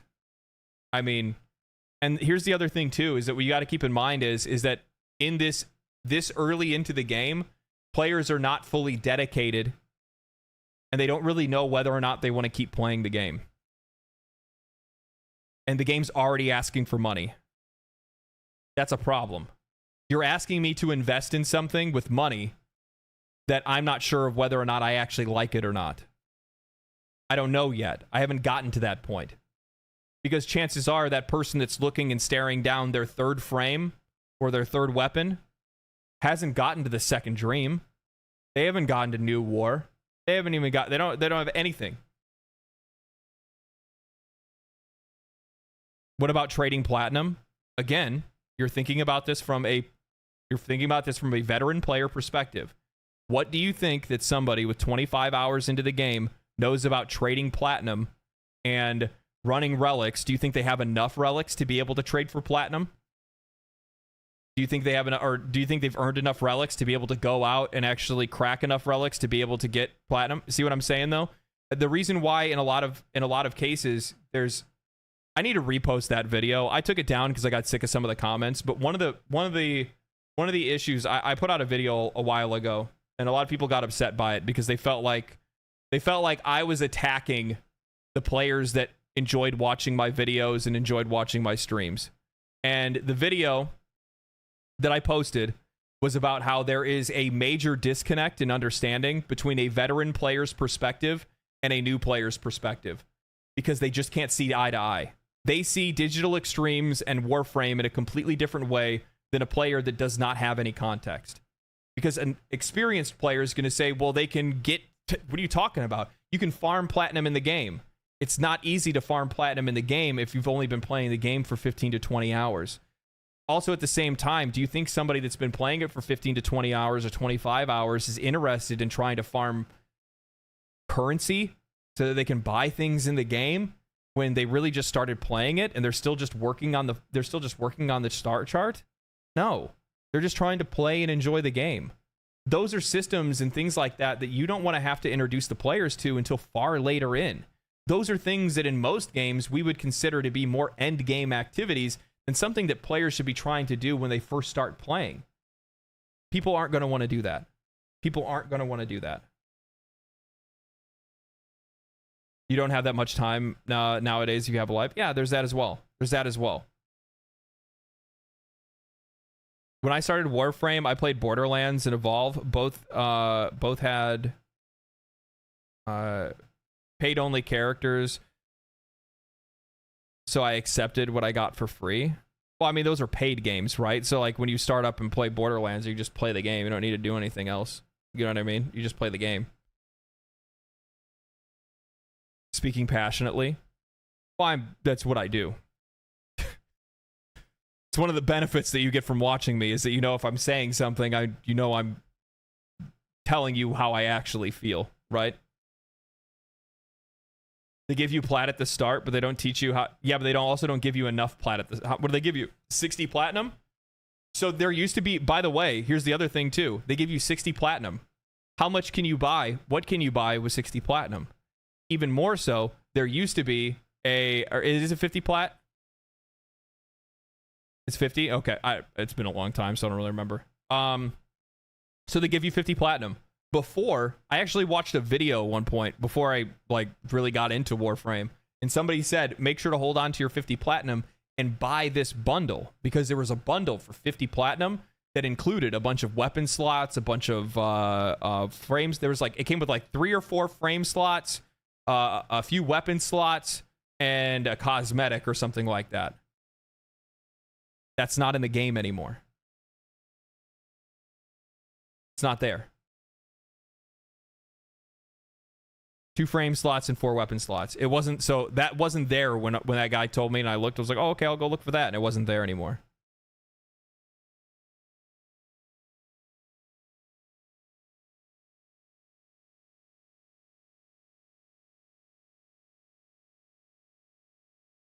They need to give a bigger amount of plat and handhold the player to go buy slots.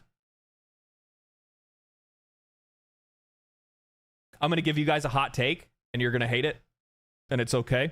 We're not going to see eye to eye on this, and it's okay that we don't, because it's healthy for people to have a disagreement and have differing opinions. I think that Warframe is a game that does not need to have people pay for slots. I don't think it's a game that needs to have people... it doesn't need to have a crafting timer either. I think that it's a game that can quite literally hold and stand on its own through cosmetics. I 100% believe that it's a game that can stand and hold its own on cosmetics. Maybe there's other ways or other avenues to be able to, like, it's not even just cosmetics. It's not even just because keep this in mind. It's not even the cosmetics. People buy platinum. What are people buying platinum for, chat? Why do people buy platinum?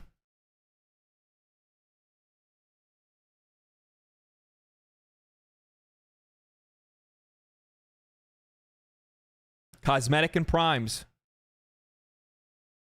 Trading. Yes. They will always make money off of platinum. Platinum is probably, if not the most, it is probably the biggest source of income out of all of Warframe. I know a lot of people believe that it's things like the prime packs and things like that, and I'm not mistaking that there's probably a pretty good shot that, yeah, they are making a lot of money off that stuff. But at the end of the day, there are plenty of players that are feeding more platinum into that market, because if it wasn't for that, then that platinum wouldn't be there. If people weren't buying platinum, there would be no platinum that's circulating through the market. Because at the end of the day, when people are buying that plat, when people are trading things for platinum, do you think that they're only holding that on only holding on to that platinum to continue to trade for primes? No. Because the closer and closer these players get to higher and higher mastery ranks, the less they're looking for primes, and they're more likely settling into frames that they enjoy, settling into weapons that they enjoy using. They're not chasing mastery rank as much, and then they're going and using that to be able to buy forma packs. They're going to use it to be able to buy cosmetics and things like that. So I personally do not believe, and I would be really interested, and here's the thing, chances are they probably look at their books and they probably can see that the lowest streams of revenue that they have is likely the crafting timers, as well as weapon slot. Well, no, I mean the weapon slots and stuff that sell no matter what, because there's just no other option for players to be able to do anything else, right?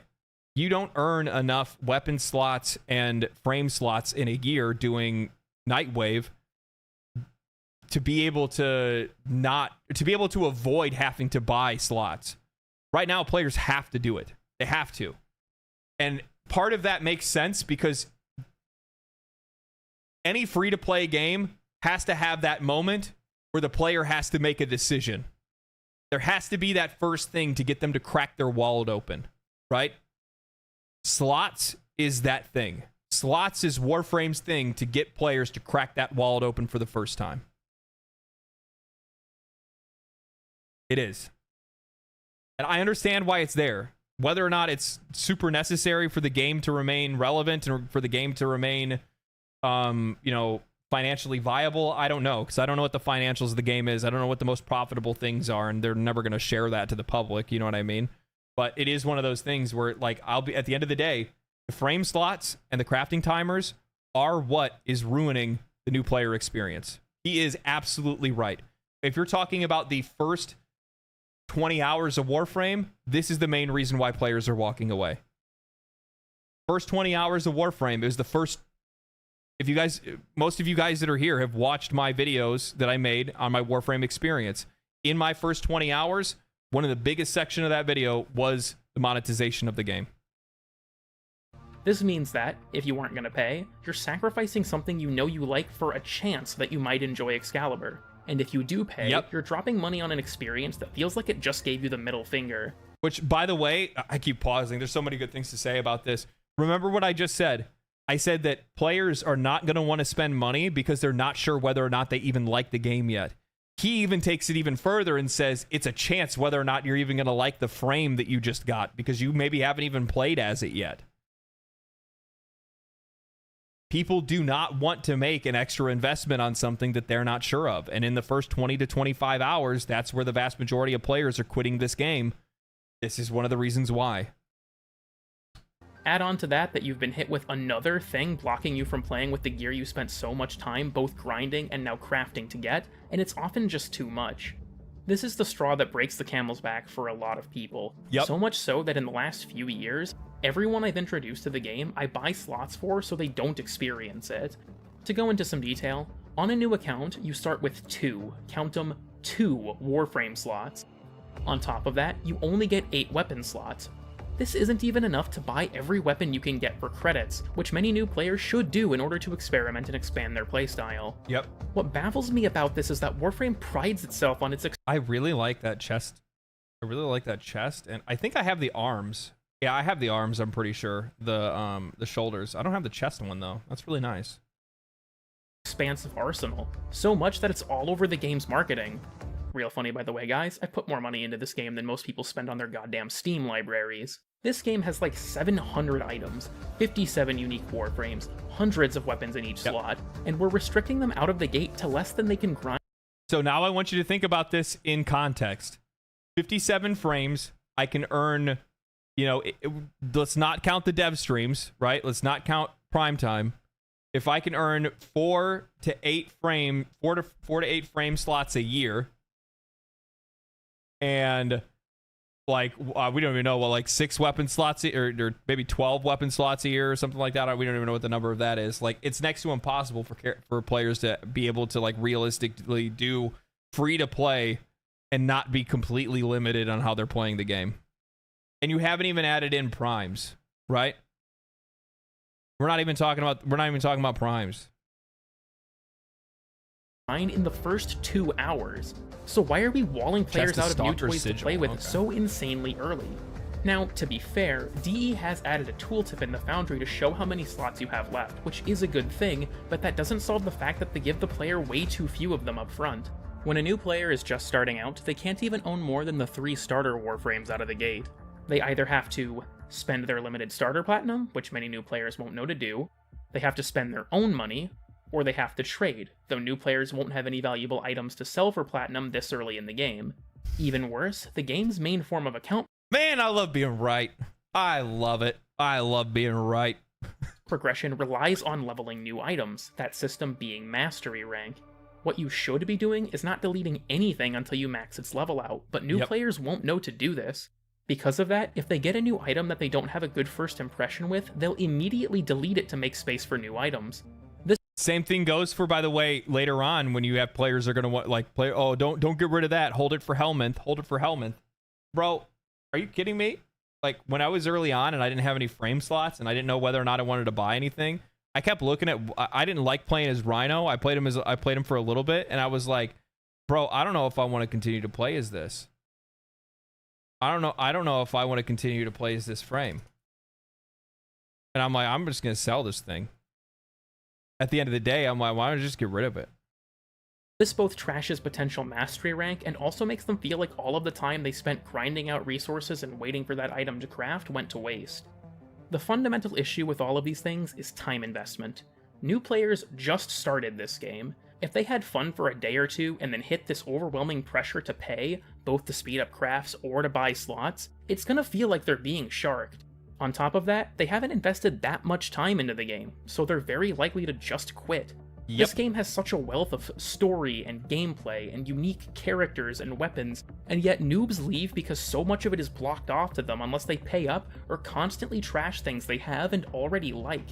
Why keep playing when I could just move on to some other free-to-play game? And keep in mind, that moment where players are likely going to become more invested in playing Warframe isn't going to find them for another 30 to 40 hours. And that's without them getting distracted. That's without them getting distracted. You know what I mean? There are so many options in today's gaming landscape that the answer's simple. Just don't keep playing. Yep. Those like me, and presumably you, who stuck it out, found a fantastic game and narrative, but most people will not stick it out because they have no investment in the game itself. The first thing new players are asked to give Warframe isn't any emotional or social investment, but their money and time, which is a huge motivator to quit. So how do we fix these issues? Well, what I want to do is remove crafting times and inventory limits entirely, but I know those are both not realistic. Would it be the best route for the game? Yes. Would it also remove a major source of monetization DE no doubtedly relies on? Also yes. Yeah, see, that's the other thing too, is that anytime that I bring up specifically saying that the game should get rid of the crafting timers, people are like, but people don't even pay for that. People don't use plat for that. People don't use plat for crafting timers.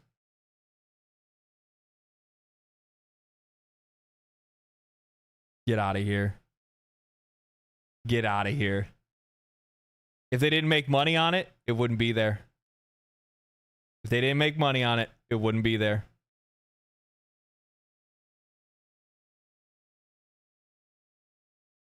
Simple as that.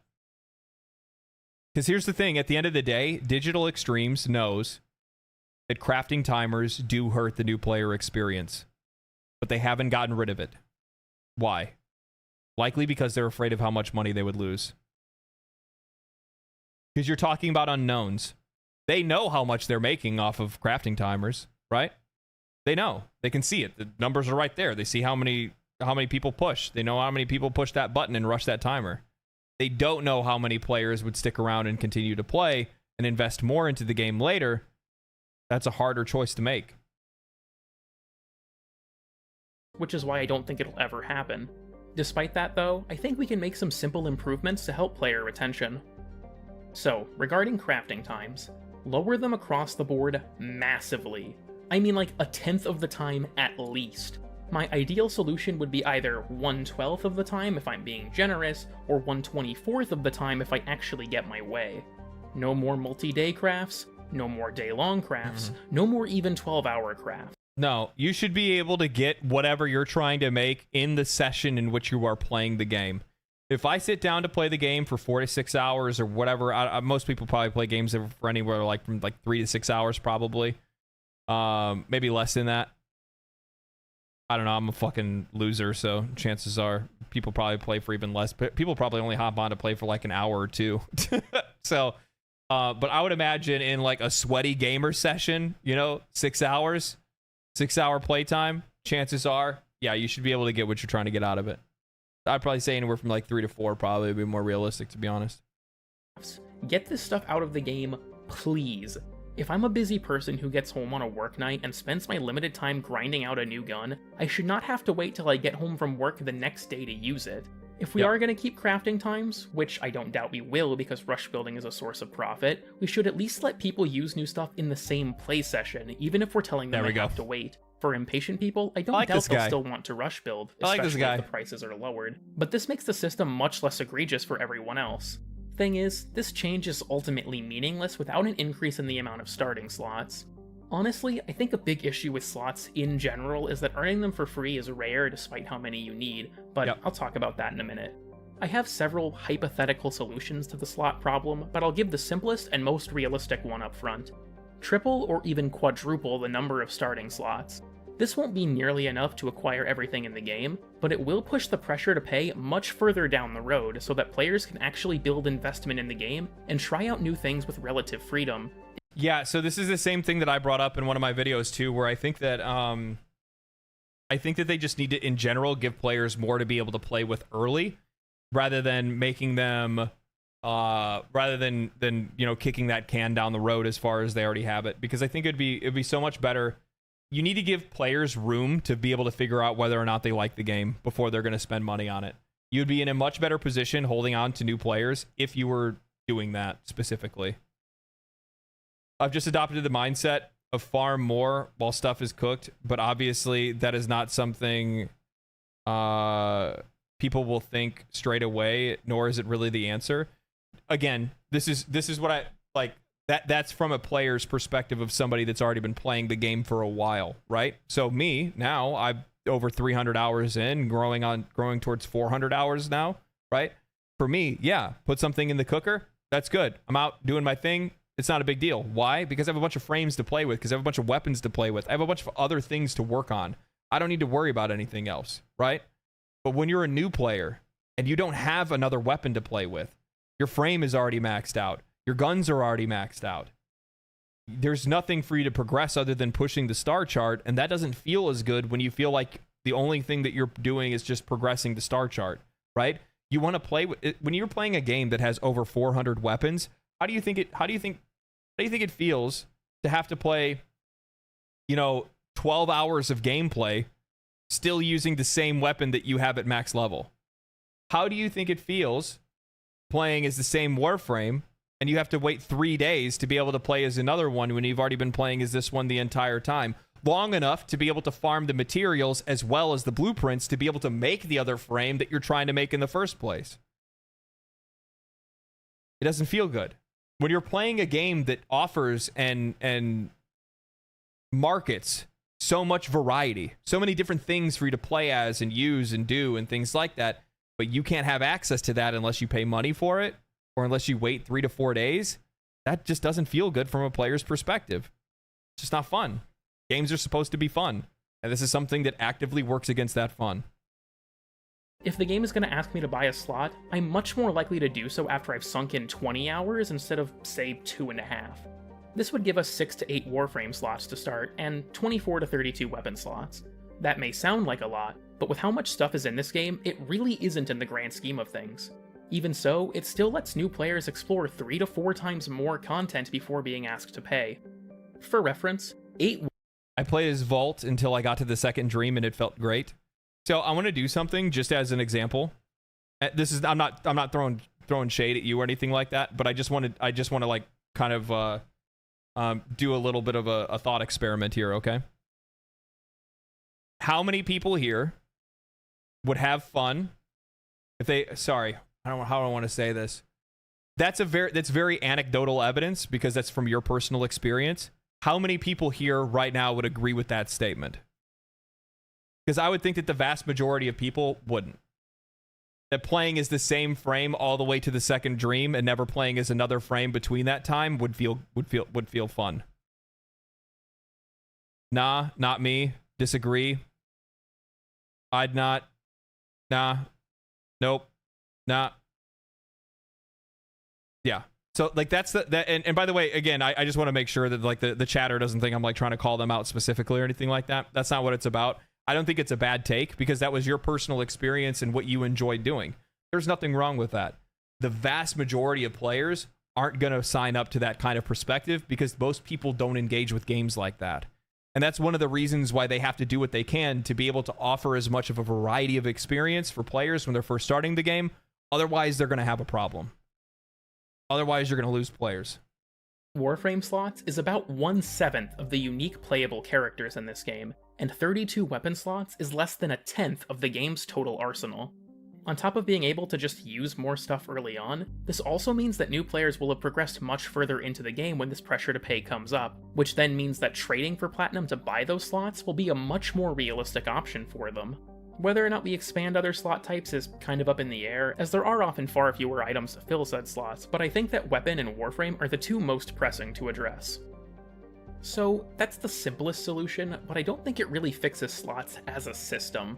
I understand they're important for monetization, and I also understand that letting people get infinite amounts of anything with no recourse could cause database issues. That's also true. I didn't even think about that. Yeah, he's got a really good point there. Otherwise, you're going to have people, they're going to like meme and have like meme accounts where they're going to have like 500 stugs while also having all the other weapons in the game, which could definitely cause database issues. I didn't even think about that. That's really smart. So like on their side, it is kind of, you know, it is actually kind of smart.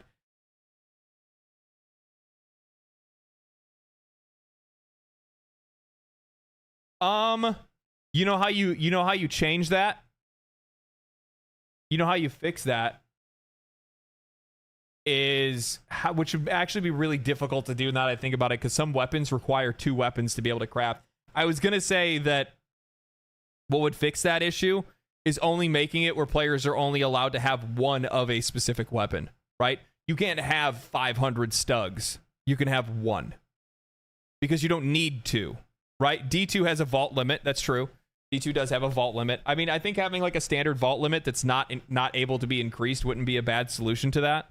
And then, but I can't see the purpose of having I can't see the purpose of having multiple of an item, because you can't sell it, you know what I mean, other than for credits back to the game. Reformas, I mean, you're not going to use it for other builds because you have mod tabs. Yeah, you have conflict, you have slots. Release Stug Prime. The game can't handle Stug Prime. I disagree because I support the memers on principle. God. Forma configuration and affinity lens. Oh, yeah, that actually makes a little bit of sense. That's true. But to be honest with you, I don't know how I feel about like affinity lenses. I don't have any of them on my weapons, and I completely forget about them. That's another system that I'm just not a huge fan of, to be honest. Like, let me just earn the XP. Like, what am I doing here? Like, how about instead of earning each individual school XP, I just have overall XP that I earn and I can use on the schools? You know what I mean?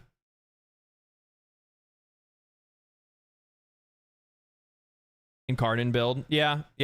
Okay. All right. You guys gave me reasons. All right. But I still think they're up. way too hard to get without some money being put into the game. My suggestion to that end is to make them renewable in some way, or maybe offload their acquisition to progression milestones.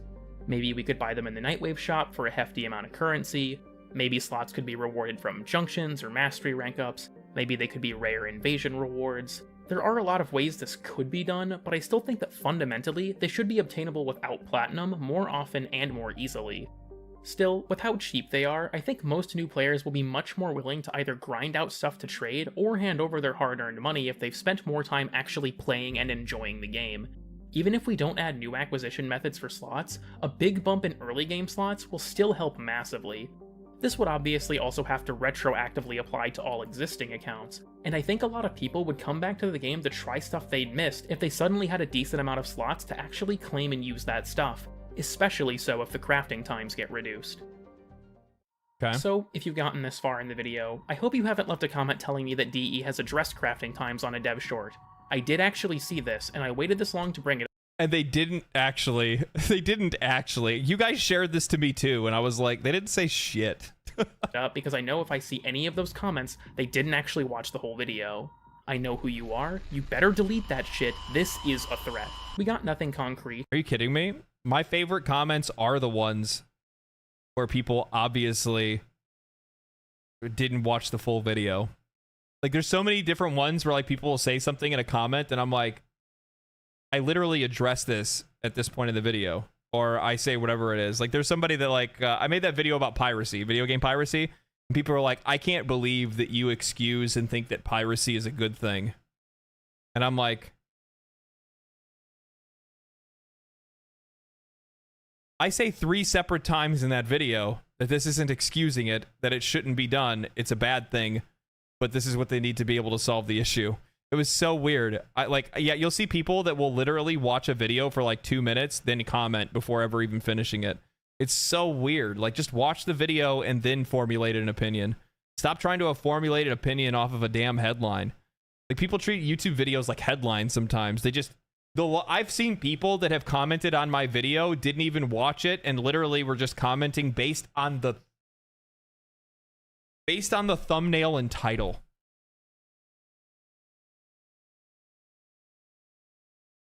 What are you doing?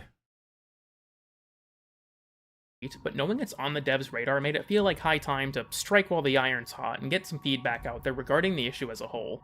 So, those are the two big things in my view. Crafting times and slot limitations kill motivation to play before the player is really invested. Absolutely. Beyond that though, I do think this game has some other smaller but still important issues in the new player experience, and I want to make those known while we're on the topic. Okay. For one, please add a tutorial that explains the mastery rank system, preferably around or after the first MR test. Explain that items need to be max rank for full mastery, and add a specific warning that tells players when they are about to delete an unmastered item. That's actually really smart. I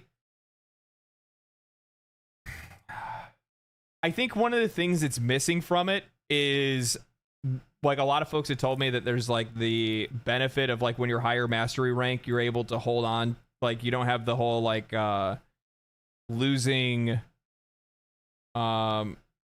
affinity or whatever when you end up what is it?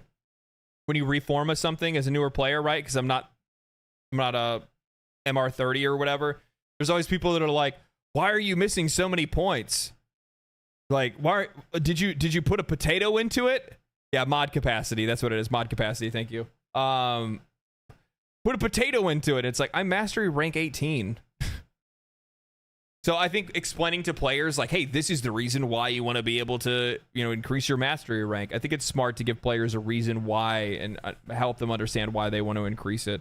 The only initial benefit that I saw from mastery rank and why I didn't really chase it for a little while was initially just because I thought it was only there just so that I could hold on to more void essence. That was it. And I was like, oh, I guess okay. I don't really care. Having a confirm prompt where you have to type something in a text box would go a very long way here. Basically, please add some guardrails for new players so they don't hurt themselves in the long run, and explain to them why those guardrails are even needed. While we're on the topic of mastery rank, can we please also remove the day lockouts between tests? Yes, please!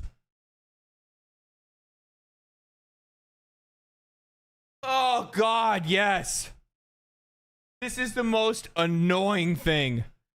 I remember accidentally failing. It wasn't even accidental. I think the game crashed or my PC like restarted because I did like a little update and I didn't realize it. And the game shut and I was in the middle of a mastery rank test and it was like, try again in 24 hours. And I was like, why?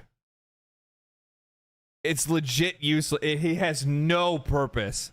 It's not there for monetization. It's not there for anything. Like, unless you're just like trying to get players to not just grind mastery rank, I guess. But like, even you can't even do that to begin with because you have to craft things. Like, I could see it if it was like an hour or two, but a whole day is just excessive, especially early on when you're going through rank. And I'm talking about the if you fail. He's talking about just the mastery rank in general, because once you complete it, you have to wait 24 hours to be able to do another one, even if you end up completing one again. Fairly quickly. I also think that the auto install button in the modding screen is a noob trap that needs to be either reworked or completely removed. No, it's not. No, it's not.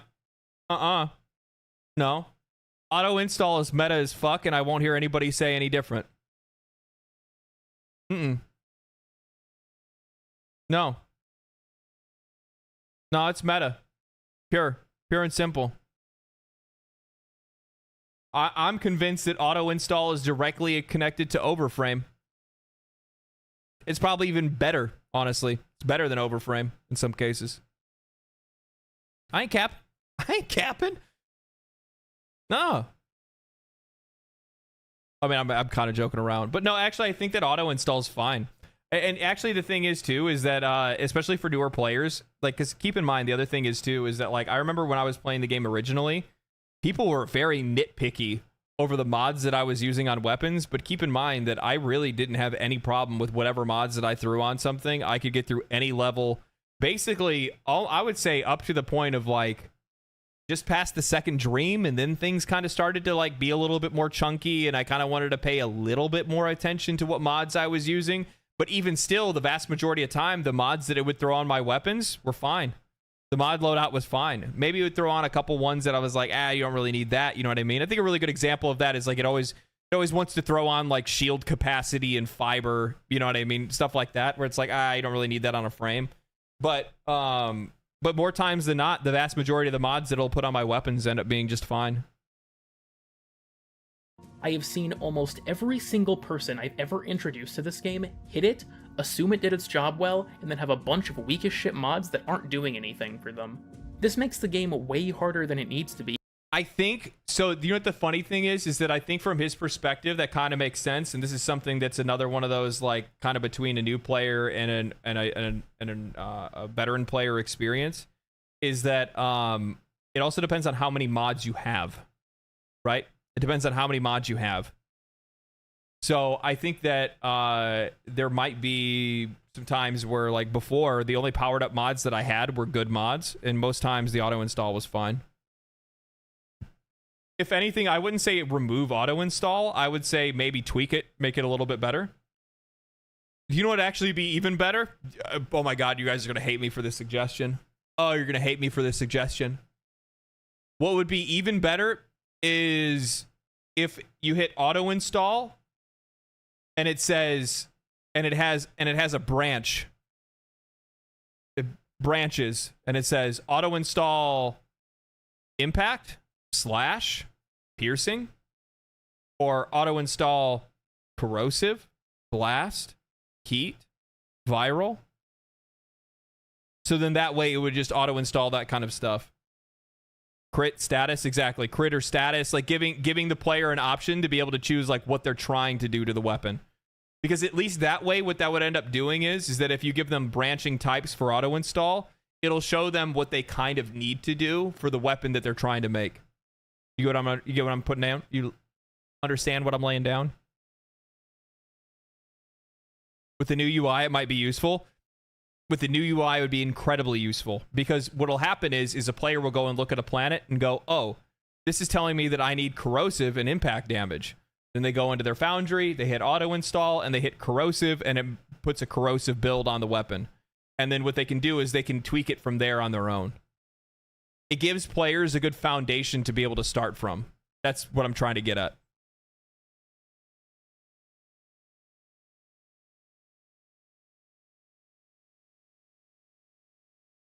So yeah, I think that might be something. That wouldn't be too bad.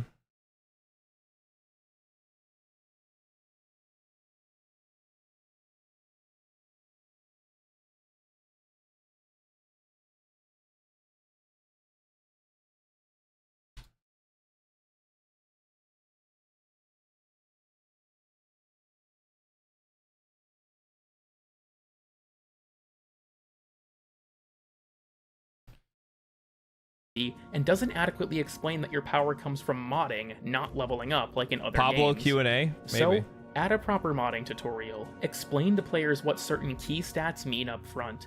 Do a better job of illustrating that quality of mod is more important than quantity of mods. Maybe even give them certain starter mods and rank up materials to walk them through the process. I very much think that if What is this again? Explain what certain key stats mean up front. Show the quality of mods is more important than the quantity of mods. Okay, I see what he's saying there. Maybe give a demo of mods and endo. Oh, maybe give them demo mods and endo to walk them through the process. Yeah, there does just generally need to be more hand-holding in a lot of different places. Personally, I didn't really have a whole lot of problem with the mod system itself, powering up mods, things like that. It was very... For me, it was kind of self-explanatory, kind of assumed knowledge. Like, okay, so that's the problem that some games end up having, is they have a lot of assumed knowledge, right? They assume that the player knows these things because people have likely played a game similar to Warframe in some way, shape, or form. That doesn't always end up meaning that it actually works, because that means that, I mean, most players aren't going to have that kind of experience. mastery rank and modding were explained better, it would set players up for much greater success in the long run. I don't necessarily agree with the second point, but I agree with the third because I like the idea of them giving more mods for the player to use. And like it makes me wish that there was one of those like, hey, try out this serration mod. It increases your weapon's damage. This item is a blade mod that increases slashing damage on a weapon and causes bleed. Bleed is good because it ignores, like, there's nothing in the game that I think even tells you that. Is there any in-game notification or explanation that says bleed ignores damage or ignores armor or ignores whatever it is? Mitigation, is it? I just haven't seen it. Hover over status. Okay. I think that's the other thing too, is that while you can hover over statuses, I think there needs to be more explicit, so here's the, okay. Sorry, I'm cooking right now. So they already put it on the map so that you can actually see like corrosive and like a corrosive impact or, piercing, frost, whatever it is, right? And you already have that in the game. So why not have like a little tutorial or even just a pop-up infographic that says like frost is good for this? Like rather than like hover over the stats, because a lot of players when they're first playing aren't going to have the context of knowing that they can hover over that stuff and learn and see tooltips and whatnot. I think it wouldn't be a bad idea is that like in that intro tutorial of how to play the game that you have that kind of thing where it's just like, hey, maybe it just literally could just be a pop-up being like, slashing damage causes this, or, you see enemies with shields. Well, this damage just works really well on those guys, those kind of things. We see it in a lot of other games, a lot more modern games, and it would probably be something really useful. And prevent those feelings of your past self screwing you over. My last major suggestion is to prioritize weapons you can buy for credits outright in the market, and then blueprints for weapons and warframes. Oh, man. So I have a really conflicted opinion on this specifically, and that's that I really like the fact that Digital Extremes displays things that you can buy for credits right next to things that you can buy for cash or buy for platinum, right? Because you can go into the game, you can see, bam, oh, I can buy it for platinum, and then right under that it says buy blueprint for credits, right? I like that because it's a really good example, or it's it's ethical monetization, right? Because you're showing the player in the same screen that they can spend money, you're showing them in that same screen that they can pay nothing, right? They can just pay for in-game currency. At the same time, it's not intuitive in its design because from a new player's perspective, from my personal perspective, when I played the game, I opened that shop up and I thought it was just a cash shop because it just looks like a cash shop in any other game. And I've never played a game that has a cash shop that has a secondary option that shows that you can buy it for in-game currency instead of buying it for, premium currency or for cash, right? I've never played a game that has that before. Digital Extremes and Warframe's very unique in that. So most players are going to open up that market and go, oh, this is the cash shop. I don't want this, and close it. They're not going to know that they're going to be able to go in there and buy weapons and things like that. You're going to either you have two things that you can do.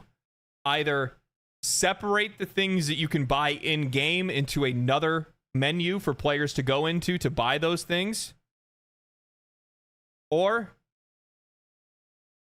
explicitly direct the player on how to be able to buy free things from the market. You have to do one of those two things, because assuming that they're going to be able to understand that they're going to be able to buy things for free in the market is not going to be intuitive, because we don't see that in any other game. There's no other game that I know of that's out there that in the same shop that I buy stuff for free, right under the hey, here, you can buy this for 400 platinum. Most games don't have right under that, hell, you can buy it for 500 credits or whatever it is.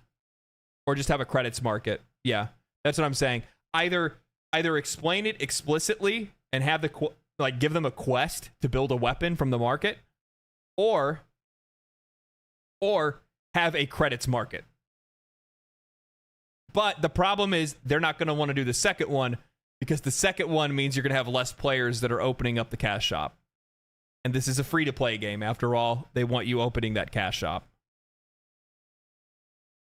I know many players who were discouraged by having to work so hard to craft. That's, by the way, not a criticism. It's just part of doing business as a free-to-play game. There's nothing wrong with that. They, like, make your money.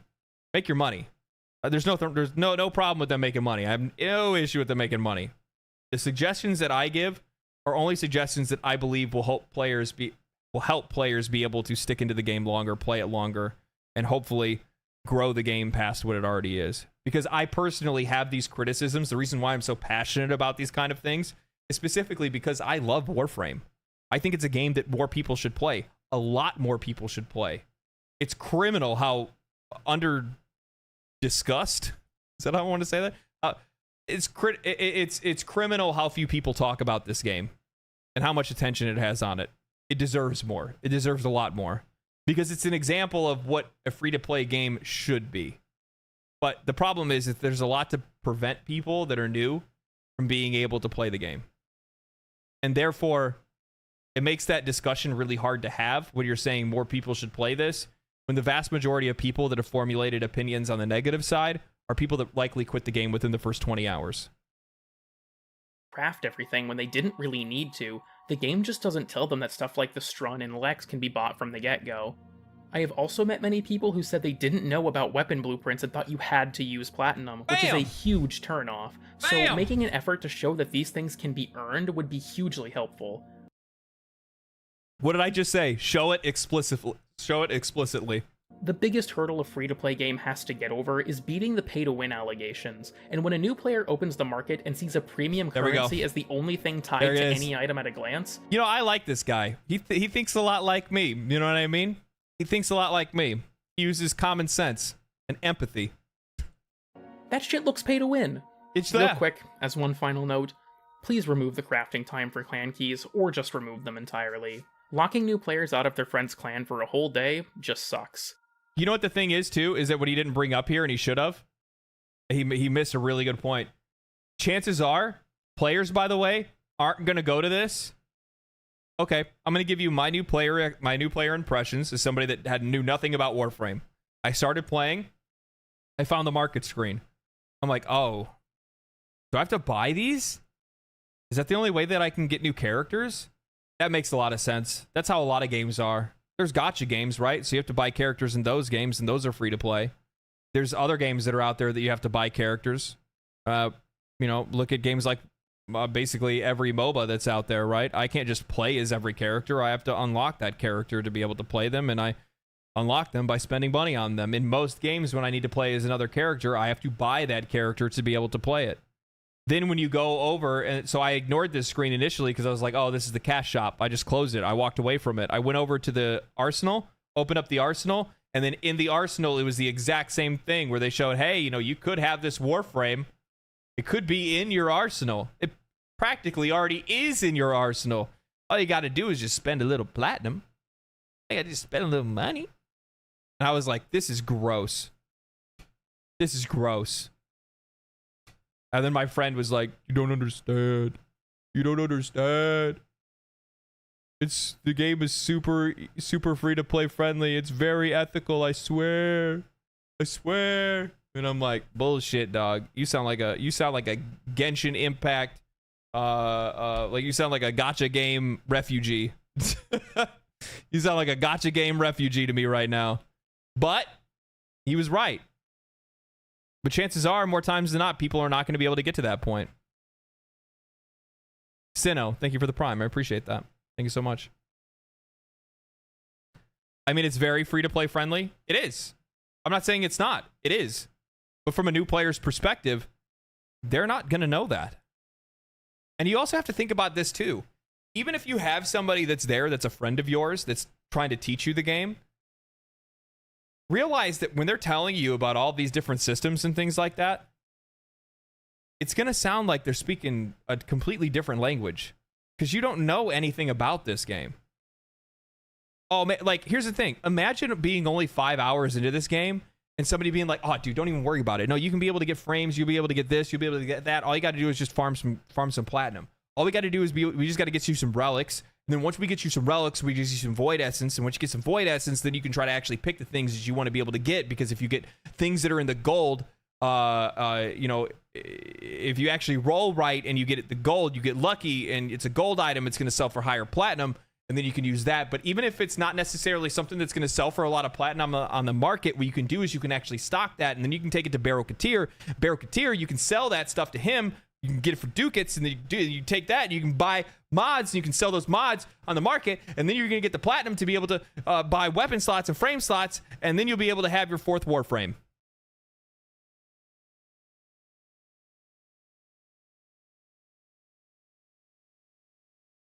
Man, that sounds very free to play.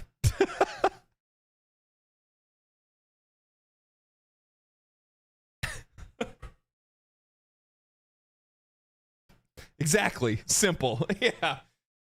Meanwhile, as that new player, you're like, what is this dude on about?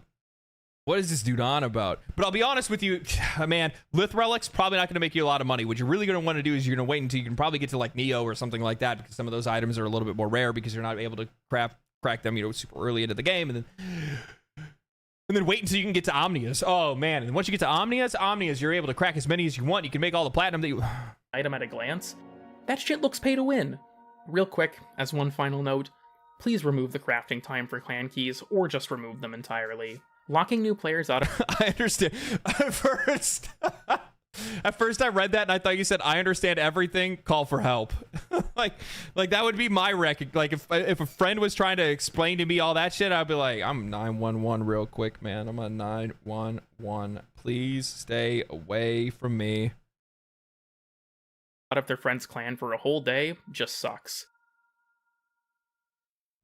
Alright, that's it for today's video. Sorry for it being so rambly and undoubtedly kind of jumbled. This is a dense topic that I have a lot of thoughts on. I think there are many things that could improve the new player experience, but if the changes and tutorials I suggested are implemented, I think it would go a very long way. I want to recommend this game to people. I want to see it thrive and bring in a new audience, and I think that for all of DE's efforts so far, this would be the breakthrough that they need. So I want to ask you all, now that you've heard my thoughts, what are yours? What parts of the new player experience do you think need changed? Did you have any friends that quit early because of the issues I outlined, or maybe even some other issues I hadn't considered? I'd love to know, and I hope that someone at DE stumbles across this video so they can take that feedback and turn it into something They will stumble tangible. across it because they always do. Absolutely, but I They know don't at the very stumble, least that they they listen. watch my videos to patch fun bugs. Beyond all that, like and sub and all that junk. Thank you so much for watching, and a huge thank you to all of my channel members for funding what you see here on YouTube. You are all immortalized on my eThought whiteboard. Thanks again, and I'll see you all next time when I finally upload something good. Like that'll ever happen. It's a good video. We have to shuffleboard the damn. We have to shuffleboard the damn tam. Check it. Oh my god! Wow. That was a good video. Very, very good. Oh, I haven't subbed to him already. I thought I did. I'll share the video to you guys. Make sure to give it a like. Make sure to give it a like. Yeah. No, I totally agree. Free to play game. I totally agree. I think that in general, a lot of the changes that need to happen with this game, like, I realize that there's a lot of players that probably believe that we probably are looking at it and they're like, oh, it needs to be more like attention on the end game more than anything else. But you can afford to have an even bigger end game and even bigger expansions and even better content introduced into the game, as long as there's more players that are coming into it. And imagine how successful and how much more content you would have access to, how many more great experiences you'd be able to have in Warframe if more players made it to the end game. At the end of the day, wouldn't you guys much rather have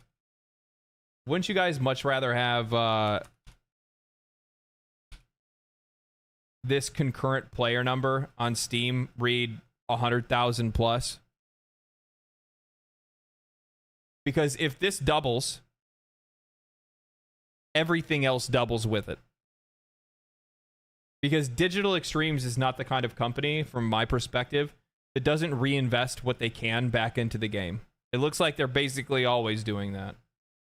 They're always trying to make the game better, right?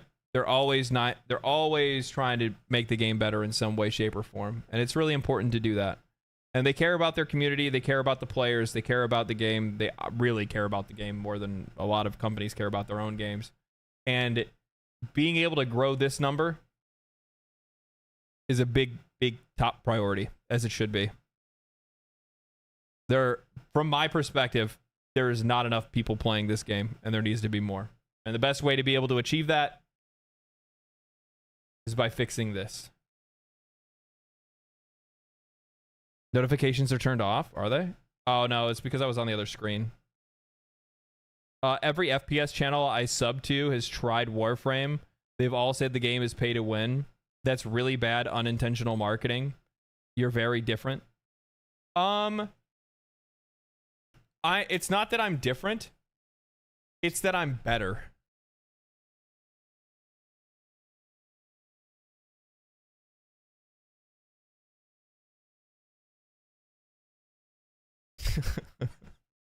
You know, it's just that I'm better. Yeah. No, it's one of those. What it is that for me specifically, I'm one of those people that, like, especially when it comes to like making YouTube videos, I need to like be sure before I say something. I need to be sure because I like being right. Oh fuck, I love being right. I love being right more than anything else in the world. When somebody says something wrong and then I say something right, man, that's a good feeling. That's a really good feeling. So, yeah, that's really what it comes down to. Why did you play Warframe long enough? Because I wanted to be able to make sure that if I said anything or I criticized the game, that I was criticizing the game truthfully. And that I would know in the back of my mind that I was, you know, that if somebody disagreed with me, I'd be like, is you wrong? You fucking wrong? You so wrong. Oh, the sweet, sweet I told you so. Fuck, doesn't that feel good? Doesn't that feel good? I had friends of mine. The most recent one that I had, the most recent I told you so that I had, my friends were like, man, I know you said Florida was going to win that Stanley Cup, but man, Edmonton came back on top, baby. They're going to beat them. And I'm like, I don't know about that. I don't think they have what it takes to take it all the way. I'm like, they're going to choke right before they finish it off.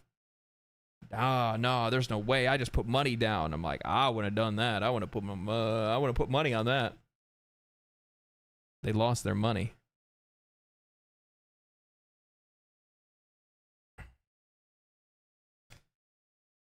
I told you so. He marks his I told you so's in his journal. No. My journal's in my mind. My journal's in my mind.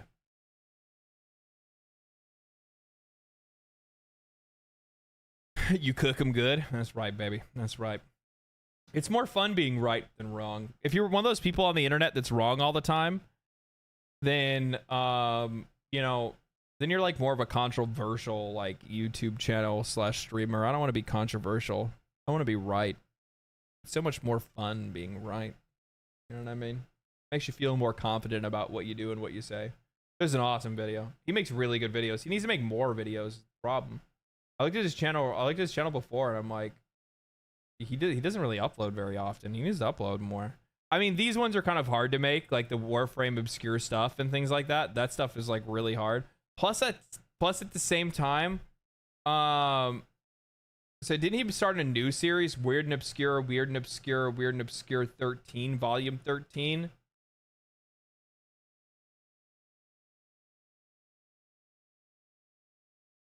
I'll have to watch another one. What was the last one we had watched? We watched 3.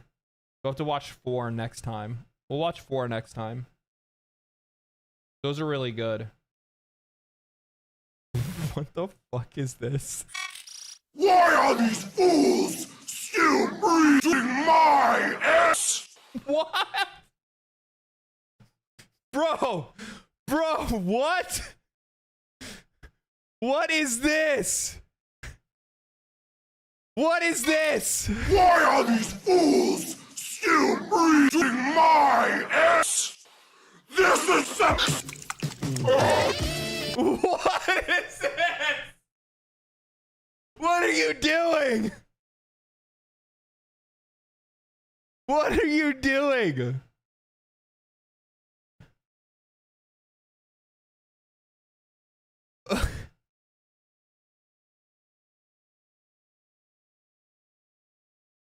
This is what we call I got thumbnailed. I got thumbnailed clickbaited. I got thumbnail clickbaited. It says Vayhek gets bread. And then it's him as bread. I didn't realize I didn't know where that was going. Unhinged edits keep me up from being late. Yeah, holy shit. Vayhek. See, I guess Vayhek texts. What is this? Tenno, this medieval age 6. Bro just uses his channel to shitpost. That's too good. That is too good.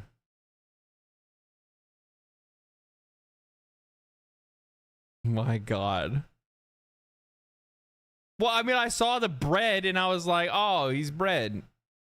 I thought he was going to talk about bread. And I'm like, okay, I'm like, this could be kind of, I'm like, okay. I didn't realize that was the direction we were going in. That kind of caught me off guard a little bit. I'll be honest with you. I wasn't expecting that. Kind of makes me feel a little uncomfortable.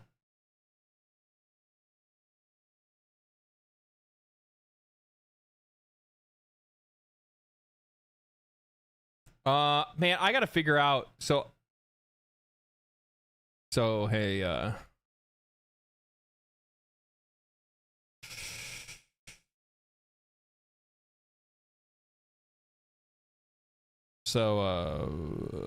bought something on the summer sale.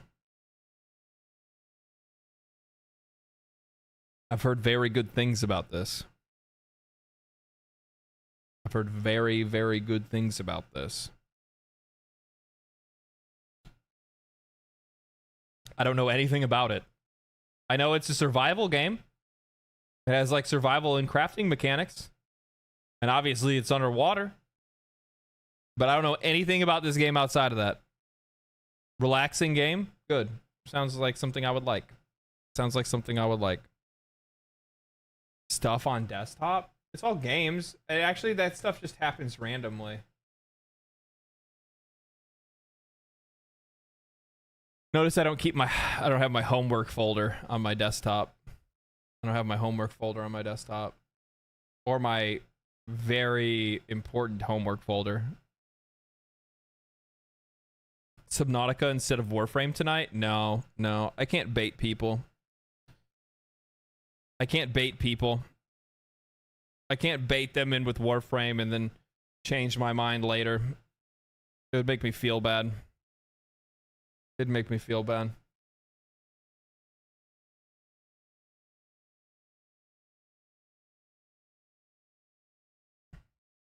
Play it in the dark alone. The calculator icon? There was no calculator icon. What are you talking about? Coward, you 100% can. Yeah, I know. I totally could if I wanted to. We did that the other day. What did I play? I was playing something and I stopped and I went back to playing Warframe. I don't remember what it was.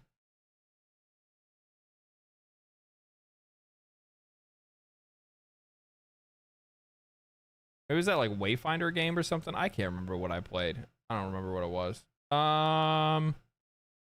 Either way, I'm getting I have that issue right now where Warframe is doing that thing right now. You know what I mean? Warframe's doing that that FOMO thing. You know what I mean? It was Kenshi. That's right, I was playing Kenshi and then I played Warframe. Warframe's doing that FOMO thing right now where they're like, hey, dude, by the way, do you want these items? Have you played Have you played the dumpster fire that is Wayfinder? I did play Wayfinder. I don't think it's necessarily a dumpster fire. I don't necessarily think that it's a... I don't think it's going to do well. I don't think that it's going to do well. I think they pivoted too late and they weren't able... I mean, I think they did well. I think they did good with what they did. Belly of the Beast. Yeah, Belly of the Beast is what I need to do. I need arcanes, baby. I need arcanes.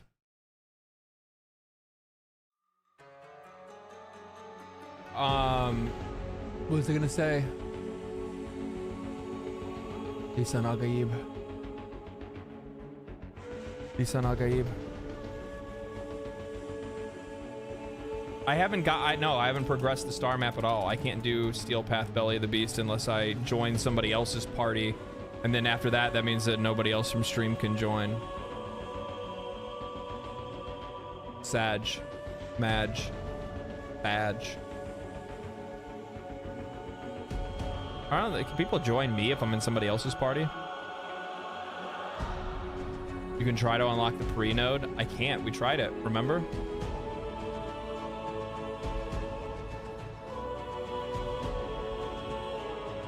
We tried it. We tried to unlock the pre-node and it didn't work. We tried it live on stream.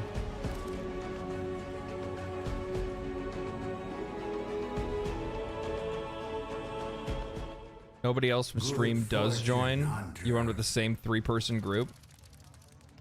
Look, I can't fucking control the game, okay? I can't control what happens. The inbox has messages. People are faster clickers than everybody else. It just so happens that all 3 of the faster clickers also end up being LR4, and I don't know how that works out, but that probably has something to do with something too, by the way. I haven't actually logged into the game for a few days. What's this? Barrow Katir says, hey, I'm here. You know, I sent over 16. What the fuck is this? Hold on. Let me turn the game on.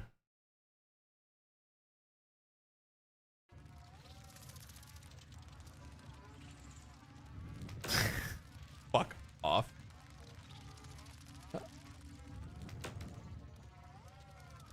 Oh my god. Somebody says, you know, the other day I sent over 69 Arcwing weapon slots. Keep saying I was memeing, while in fact, I'm just a big goof to pick the wrong item.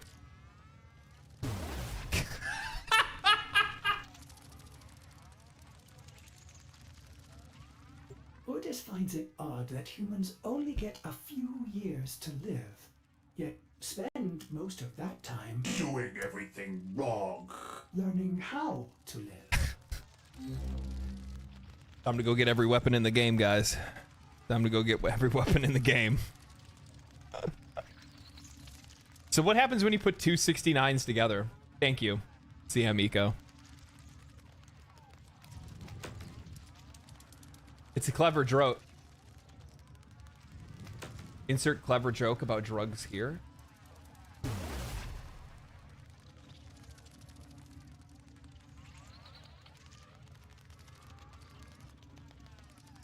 Dude.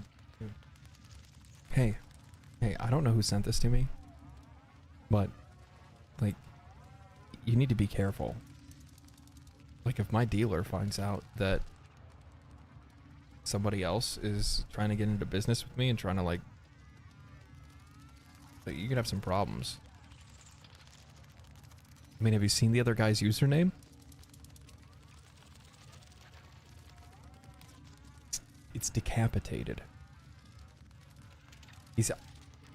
He's obviously in a cartel. Like, you need to think about this. I'm gonna pretend like this is an accident and it slipped into my pocket, okay?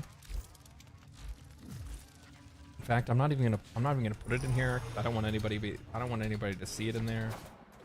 Okay, I'm gonna go in here. I'm gonna oh, I know what to do. I know exactly what to do. I gotta stash it somewhere. I can't hide it behind the bobbleheads. Oh god, it's getting bigger.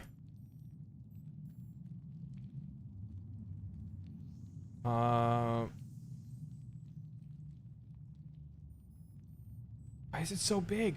I can't hide this anywhere. You know what? I'm gonna say it is, you know, this isn't a drugs container, okay? What this is that is my, I want to face it towards the wall, and that is my oh, nope, that looks suspicious. That looks even more suspicious. That is my dehumidifier, is what that is. That's my dehumidifier. It gets very humid in here. As you can see, we are underwater, and that is a dehumidifier. Thank you. Thank you for the dehumidifier. Thank you very much. Thank you. Thank you very much. It's for my glaucoma. This is all good. I need endo, baby. I need endo. I'm probably to forma like once more. But I don't know what I would forma. I was like a... No, that really wouldn't do me any good. That wouldn't do me any good. What does Barrow Katir have? Let's go see. Barrow Katir. Barrow Katir. Where you be, Barrow Katir? You want Saturn? Bronia relay. Yeah, that shit's busy. This is busy. Hello. You missed the Belly of the Beast endo farm? Is Belly of the Beast over? Is it already done? How did I miss it?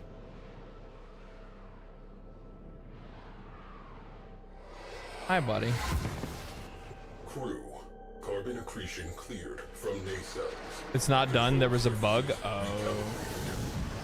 You guys took advantage of the game. You guys exploited the game. Who here exploited the game? I promise not to report you.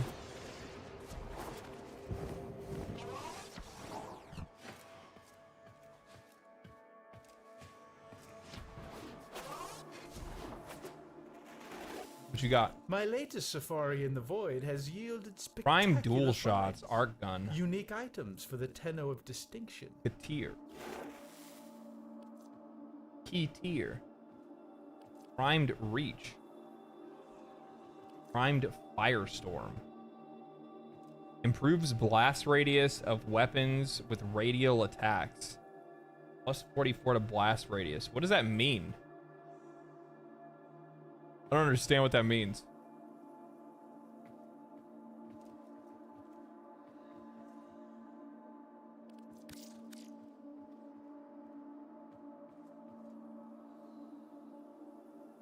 Actually kind of nice.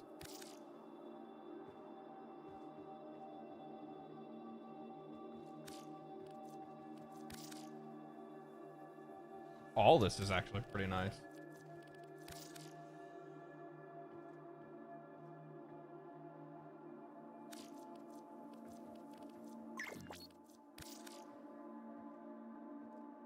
She's a unicorn. Primed Firestorm would increase your explosions of the Burstin that it would have in its Incarnate form. Really? Makes Boom go big. Okay. Let me feed Kitty Cat. He needs his dinner. Let me get him some dinner real quick. Be right back. Hungry? Are you hungry? Would you like some food, sir? What would you have to eat today? Would you like chicken? Would you like fish?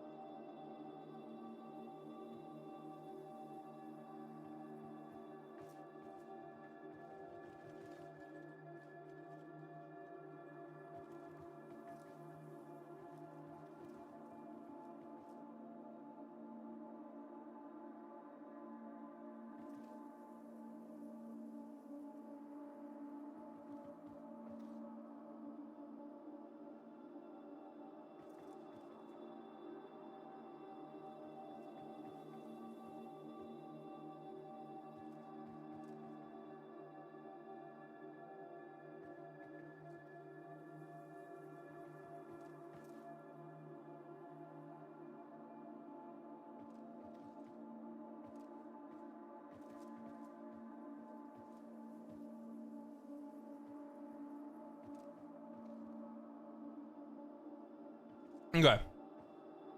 We good.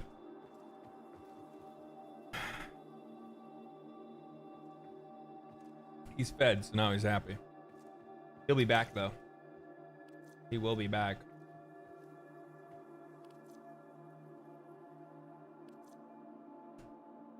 This is, I mean, this seems kind of niche. I could probably Until get, I don't know. next Maybe I have some stuff to sell. I'm not really sure if I do or not. Find out.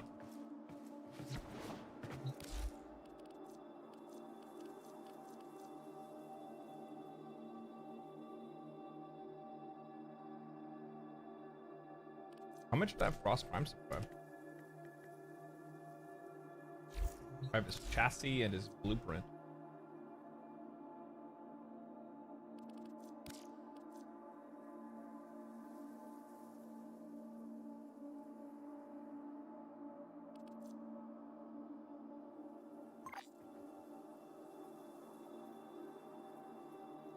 Dang Ducat deficit. That's me, baby. That's me. I am forever wishing that I had oh no, I don't want to get rid of Okina because I already have two of the blades. Reaper Prime probably because I don't have anything else for it. Orthos I'm really close to. Glaive Prime, hell fuck no. Beliska.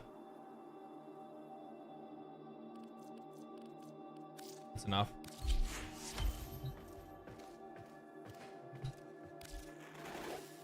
I can tell you will appreciate. Oh, it's not. what It's I 350. Fuck, I'm out of my mind. I don't have enough I don't have no ducats. Is what it is, baby. Is what it is. Can't do nothing about it. Gotta live that broke boy. Gotta live that broke boy life.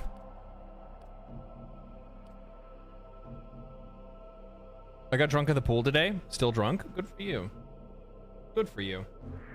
Good for you. What am I doing? What am I doing? Oh, I need to do my Archon, don't I?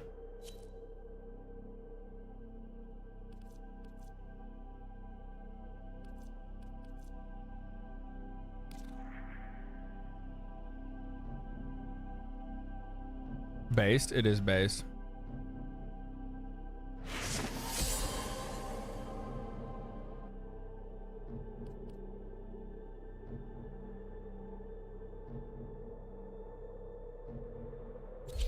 I need to do my Archon too. I need that yellow for casting speed. Ooh, on Necros.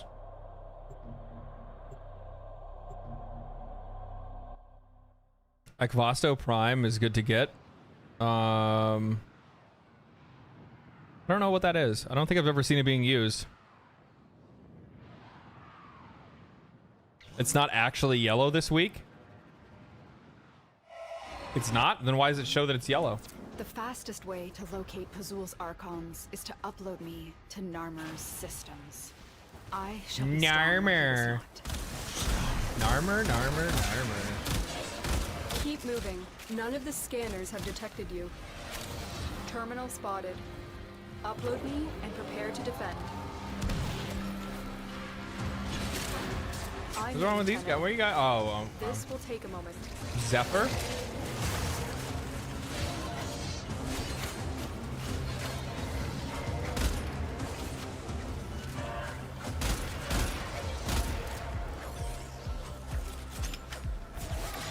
The boss for blue was causing crashes. Really?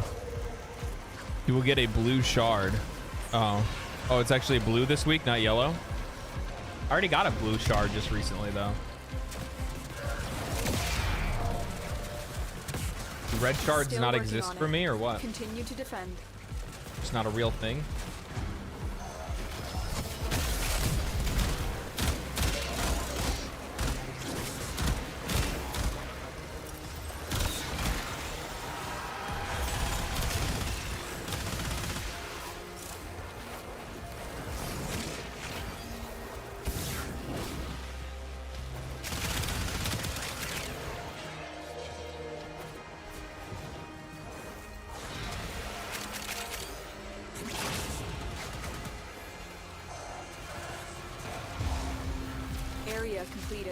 Move on.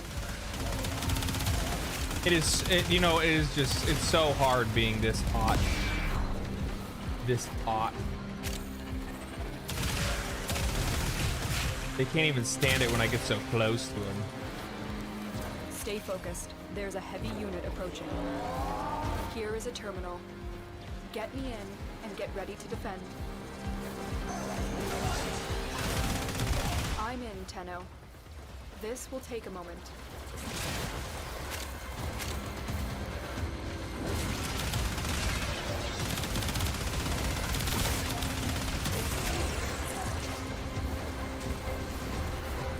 I am fucking loving Ember, by the way. I love how that was just kind of like a random afterthought in a party while cracking relics. It's like, oh shit, you guys, somebody's got Ember Prime. Oh, fuck, all right. Let's see if we can get it. And we like immediately got it in like 4 relics. Done and done. Called it a day. Massive payoff with her rework, as well as the like status rework. She's very good. She is very good.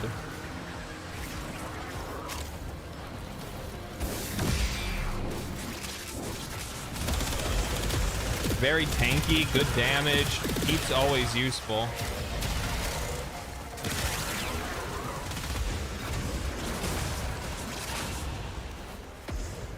I think I keep hitting her fucking feet on her. Turn her 2 off my accident. We are finished here. Move on.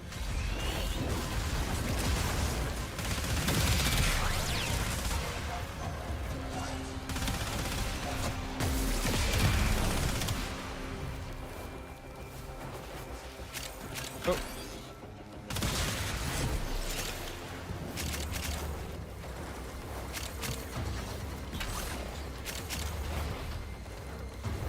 Location reached. Drop me in and defend our position. I'm in, Tenno. This will take a moment.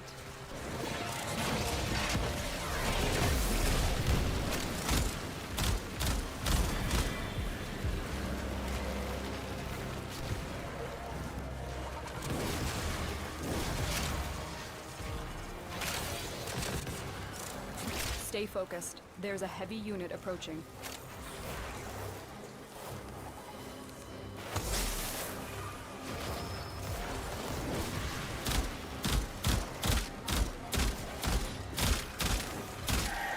Still working on it.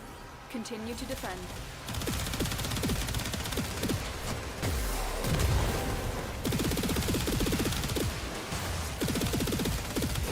Easy.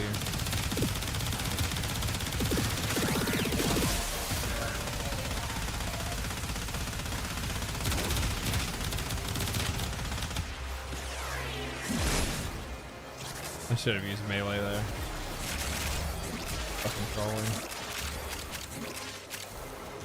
It's kind of difficult to stop firing the burst in once you go in Incarnate and you're just like, it just looks so damn good seeing all those numbers pop up all over your face that I just can't help myself. I don't know what to say.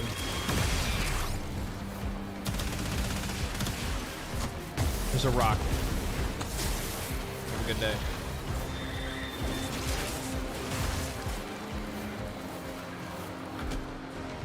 I didn't mean to do that.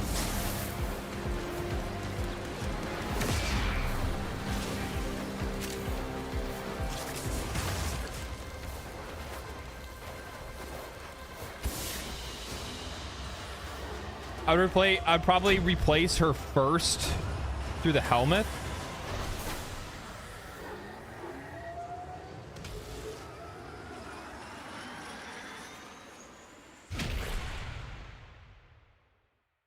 So I feel like with dual toxes, everything dies. Everything dies fast with my burst in, yeah. The one ability, oh, her like fireball.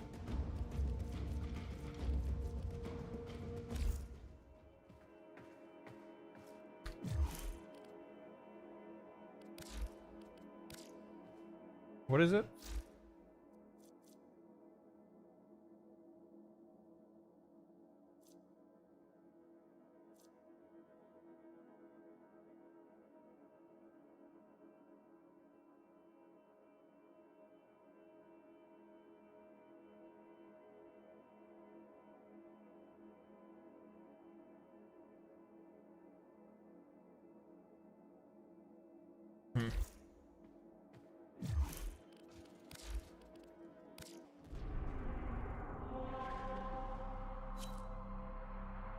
What would you change her 1 to?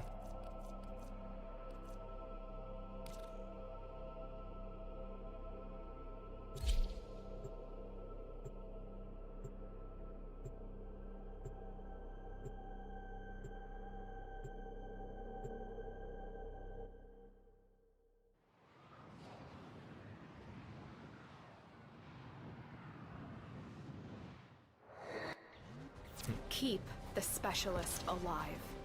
Their wideband scans should reveal Narmer's purpose in this sector. And what of your purpose, Natal? Were you sired only to be wet nurse to these putrid apes? Which of us truly needs to save the other? How's it going? Lead on, matey. Through nourish on her, but any buffeting ability is good. Yeah, you can see that.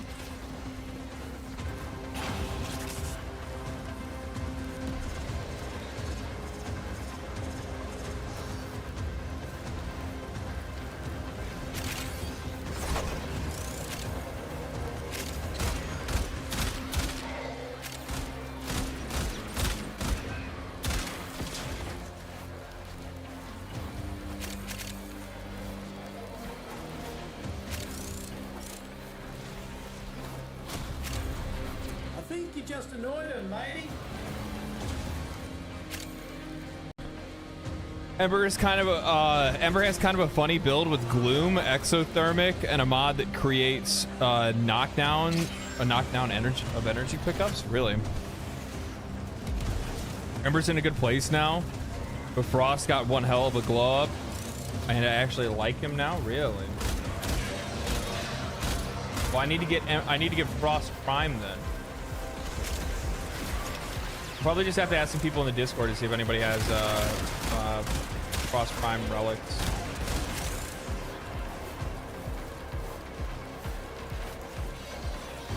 I need ducats anyway.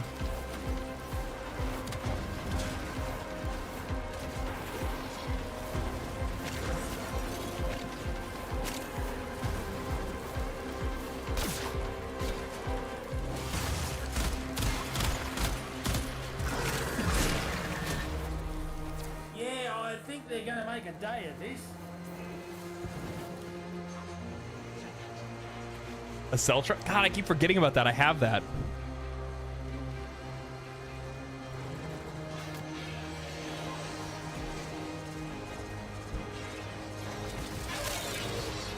Keep forgetting about it.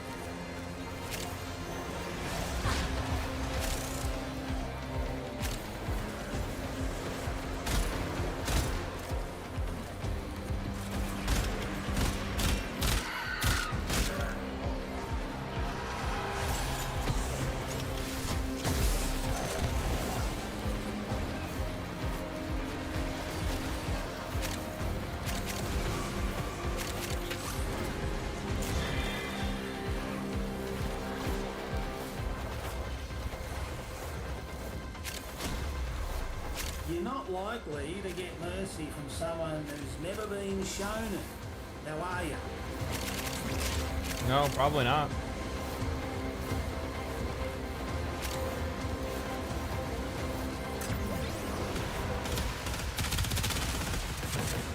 No, probably not. Dead. Dead. Everything's dead. Die. Here. Take this and this. On. I tell you what, I mean, even though like her build isn't like fully put together because her mods aren't actually like leveled up all the way or anything like that, it is a world of difference when you actually have like weapons that are properly built and you have like a frame that has a decent like build identity and stuff like that. Holy, honestly, it makes them play almost entirely different, you would think. It is kind of crazy like how generally flexible the game is with mods and how much mods and like especially like class mods or like not like class mods but how like frame specific mods can generally like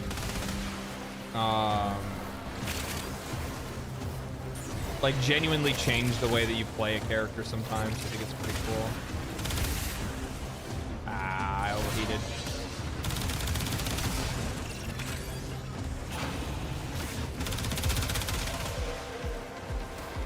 Either that or hit the button on accident.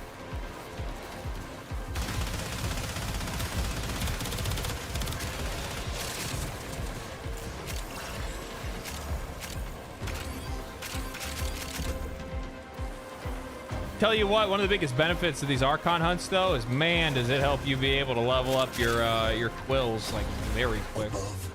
You don't have to do like any really Eidolon farms, to be honest with you. All these intact cores that you get, my lord, my lord. And I shall serve as shepherd and minister. Dang, legendary already has a burst in incarnate. Yeah, that's right. I haven't even checked. What are the incarnates for this week?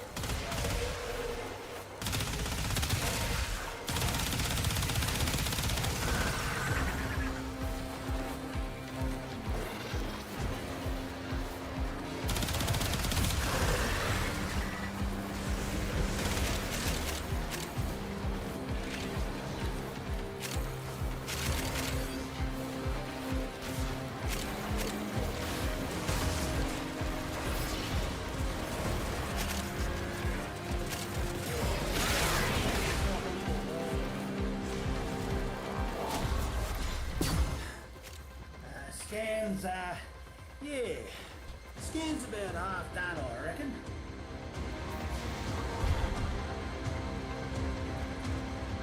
Hate, despair, hate, dread, despair, and Xylogue. Siber? Hate is the best choice this week by far. It's one of the best melees in the game, really.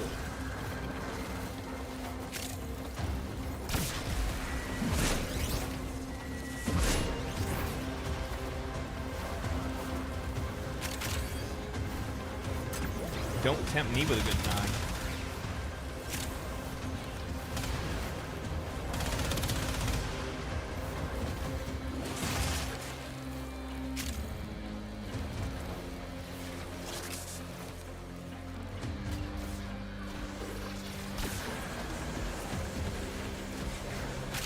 If you've seen the Lotran in Karnan, you need to get a Lotran and Torrid.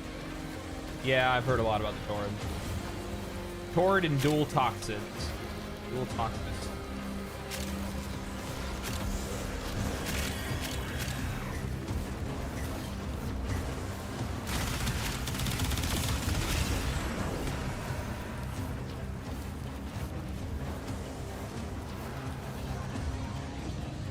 What MR are you now? 18? Just 18. Just turned, just fresh.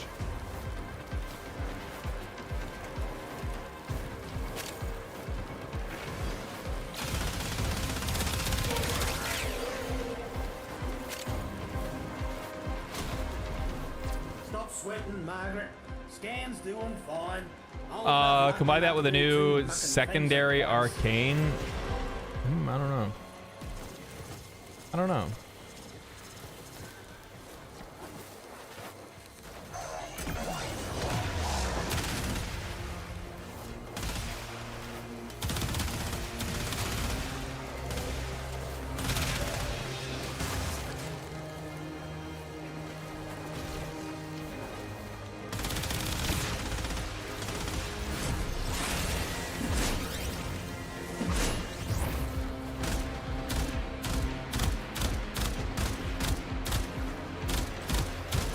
Where's the headshot on you guys? I know on you, right there. Put you right in the giggles.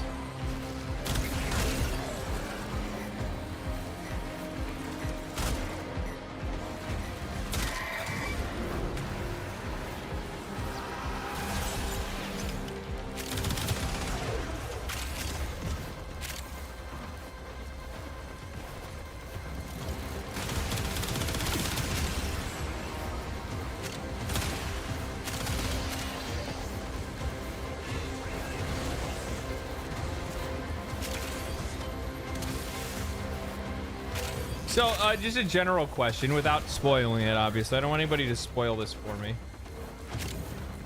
But, Subnautica. How long would it take to beat that game? Or is it like one of those, or is it like one of those, just other survival games where there really is no like beating it or anything like that? There's no like final thing to do, and then you're like, hey, I did it.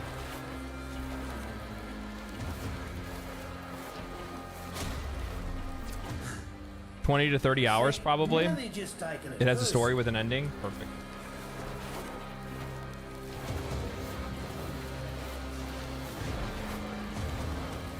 Less than a week. Well, I mean, if I'm gonna stream it, right? If I'm gonna stream it, I guess my question is that like, you know, I really only stream for like, you know, anywhere from like gameplay wise, what I stream for probably like 3-4 hours. Sometimes if I'm feeling frosty, we get up into like, you know, 6 hours or so. So I'm just trying to gauge it for that. Line it up with other things and stuff like that that I plan on playing.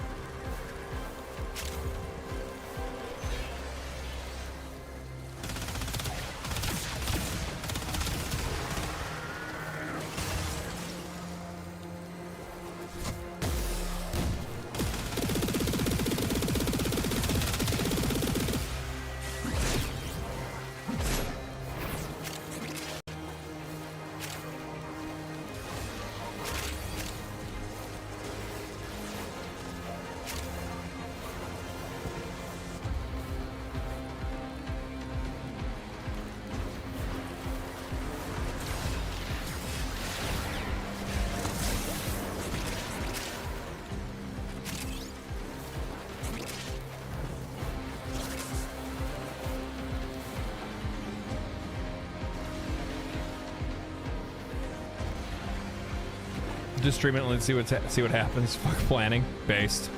Actually, there is Subnautica 2. I've heard some people told me that like the first is better than the second or whatever it is. Like they're trying to do it in like episodes or something like that. It's not as good. It's not as good as the first time around. Second is way worse.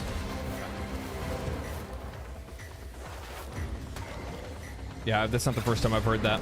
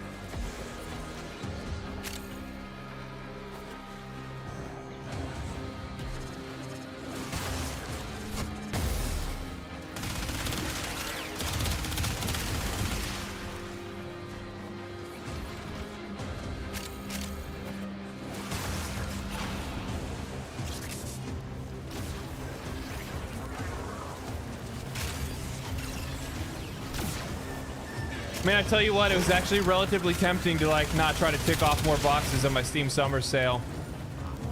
I was looking at that Persona 3 Reloaded, eyeing it pretty hard, being like, man, that actually looks pretty good, but I have so much just to play already, and it's not even funny. There's some really good deals on there, though. Very good deals that were on there. There's some stuff, too, that I was like, man, that's kind of like a pretty weak discount on some of them where I'm like, really? You only put your game for like 20% off or something? And I'm like, like not trying to throw flack or anything like that, but I saw like Liza P was still like $45, and I was like, I don't know, dog. There's just something about it that won't let me buy it. It's not gonna let me buy that game for under like for $30 or something like that. Not saying it's a bad game or anything like that, but it just like I've seen people fight some of the bosses and stuff like that, and I wasn't really a big fan of the boss design, though I like the general feel of playing a Souls-like game, so like I don't mind that kind of stuff, but there's just something off-putting about the boss design specifically. Persona 3 is a godly game. Factorio is committed to not giving a discount. Yeah, that's another one where I'm like cautiously interested in a game like Factorio because it has that kind of like Gigabrain, no brain gameplay. You know what I mean? RimWorld and Dwarf Fortress is like that. I don't think we'll ever see a bigger deal than 15%. That was another one I was interested in. I saw RimWorld on there and I was like, I've heard a lot of things about this, a lot of positive things of people liking it, but I'm not really sure if it's a game for me. And then I look and I'm like, I don't know, it just seems like a little bit too high for a game that I'm not really sure whether I'll like or not. Like there's a difference between games where I'm like, I know for a fact I'll like this, and other games where I'm like I know I'll like it, so I can easily justify a purchase. You know what I mean? Factorio is a lot though. I really want to get into it. But it won't be your thing, yeah.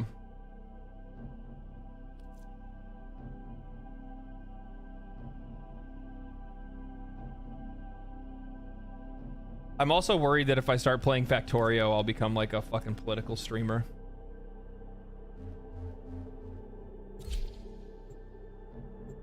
Like it's a byproduct of Factorio.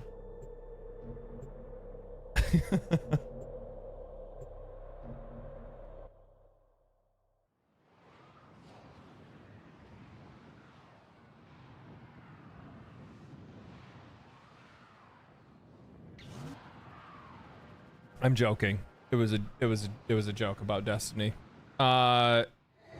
Flew right over your heads. To rebuild paradise. Hey brother, love your content. I started playing Warframe about a day or so before you, and it's been a great journey watching your experience in the game. I'm glad that you've enjoyed it, and I'm glad that you're enjoying the game, and glad you're enjoying the videos. Welcome to Warframe, my friend. Welcome to Warframe. I think it's really cool and also like super encouraging to see like a bunch of people that roll through that are like, hey, you know, I never heard about Warframe before, and I watched one of your videos and now I'm playing it and it's awesome, and I wish more people were playing it. Or I've seen a lot of people that have said that, you know, they quit the game and started playing again after watching my video series, which I think is really sick. Like that stuff is really cool. You found her. Stay on the move. Those eyes can kill.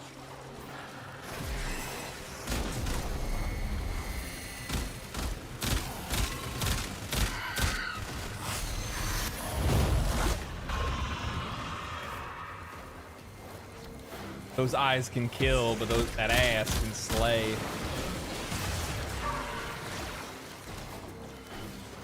Azul has barred the way to us heathens. But stolen deacon veils should allow you to deceive the barrier. He's gonna beat me to it. Slow.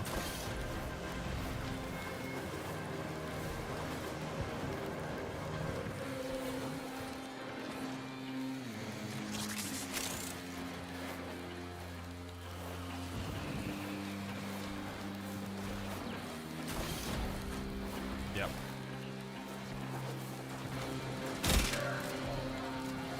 Stand tall, remember your code sound.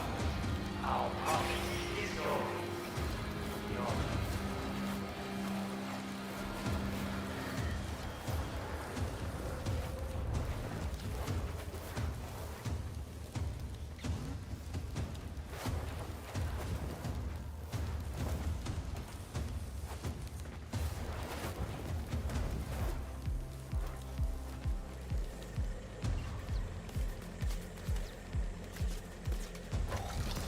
Did you check Barrow? Yeah, I saw that. Prisma Lens. I have Prisma Lens already. Warframe has top tier dev team. Hard not to support and play. 11 years of content helps too. It does. It does. Big time. Factoria devs knew they made crack. I remember being up 3 to 5 a.m. on university nights. Yeah, I could see it also being one of those games too. I can be like that with fucking Balatros sometimes. Or actually, I do not know if Tazul is truly the leader of the Archons. I also potentially see that being the same thing now that I've played like a couple hours of Noida. Like this. I picked up Noida and gave it a shot, and yeah, I'm like, okay, well, there's a lot of depth to this. There's a lot of shit going on here. I don't really know what it is yet, but I can already recognize it's something I like. Like I don't know what's happening to me. It's one of those situations, you know what I mean?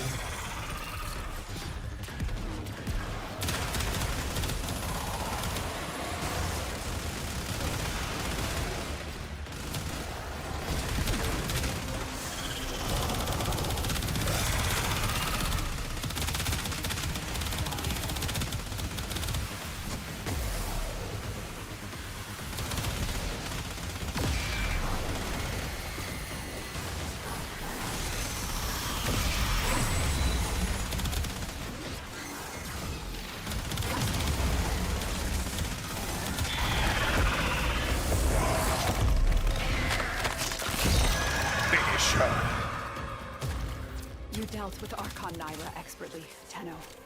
Her kind may expect no mercy, no protection.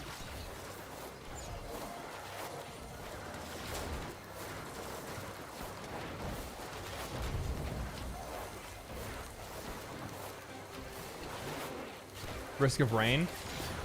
Yeah, Risk of Rain was like that for Risk of Rain was one of those games where I picked it up and I bounced off of it, I think, like for the first like couple hours I played it, and then I played it with a friend, and then I kind of figured out more of it, and then all of a sudden like 300 and some odd hours just like vanished into thin air, and I was like, there's nothing more to unlock. There's nothing more to unlock. Calforged, easy. Honestly, like, you guys expect anything less? Would you guys expect anything less? That's really the question.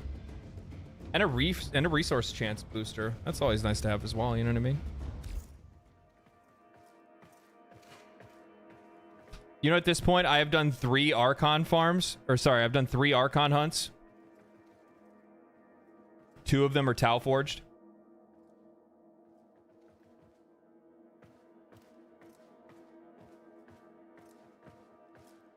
You know, it'd be like that sometimes, honestly. It'd be like that sometimes. It's hard winning all the time. Really is hard winning. Can I be your friend? Also, please use these. What is this? Forma bundle. Thank you for the 7 forma. I appreciate that. Yes, you can be my friend. Everybody can be my friend. I think of all of you as my friends. Do I have friend requests? I do have friend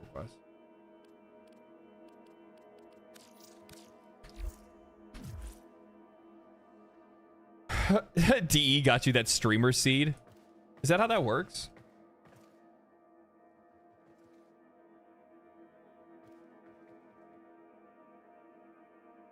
Really enjoying your streaming YouTube content. I think I'm right in assuming that you're not a Warframe content creator. So what will you move on to once you beat Warframe? It's not that I necessarily beat anything. I mean, Warframe's kind of a live service game, so it's like I think Warframe's always going to be like a constant like go and play just to hang out and enjoy game. You know what I mean? But that's not like, yeah, I'm not a Warframe content creator, no. I'm going to do let's see here. What's next? What is next, actually? I hate to say it like this because it sounds terrible, but it kind of is what it is. It's just like it's the crux of being a newer streamer. You know what I mean? streaming is one thing. YouTube's different. YouTube, I can make videos about all kinds of things, right? But for streaming, I don't have like a whole lot of flexibility, because if I don't stream Warframe, folks don't show up. That's not their fault. It's just that's what the majority of my content has been around. So I am gonna check out First Descendant. Yeah, I'm gonna check out First Descendant. I'm gonna check out Zenless Zone Zero. We'll probably play that as well, just to see what that's about. I don't know. Probably mostly live service stuff. Probably mostly live service stuff, yeah. But Warframe's been good for your channel. So was Baldur's Gate 3. So was Helldivers 2. So was Pal World. So was Dragon's Dogma 2.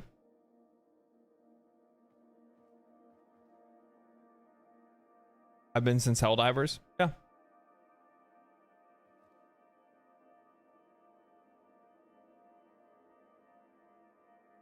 Yep, all of those things have been good for the channel. I think I remember you saying you play Final Fantasy 14, right? Yeah, I play Final Fantasy 14. I just like, as much as I personally love Final Fantasy 14, it's just not what I think a lot of people like watching. I got drawn in with Baldur's Gate 3. Yep, there's a lot of people that came with Baldur's Gate 3. Baldur's Gate 3 was the game that took my channel from let's see here. I can remember like the big pop-offs. So Baldur's Gate 3, when I first started making videos on it, I had less than 10,000 subscribers. I know that for a fact.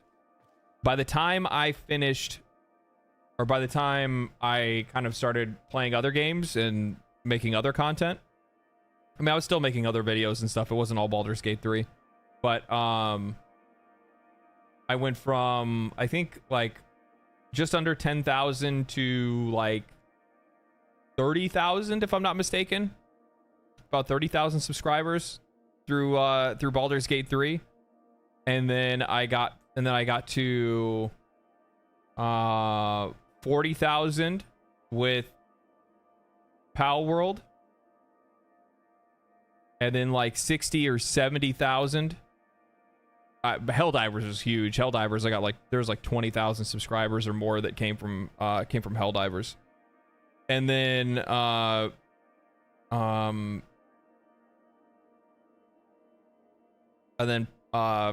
Warframe. Crazy enough though, with Warframe, is that the Warframe's definitely brought in like subscribers to the YouTube channel. It's not nearly as many as some of the other games that I've played in the past. Some of the other games that I've followed. However, the other crowds don't watch live streams as much, which is very interesting. I don't really understand that one. It might just be the kind of games.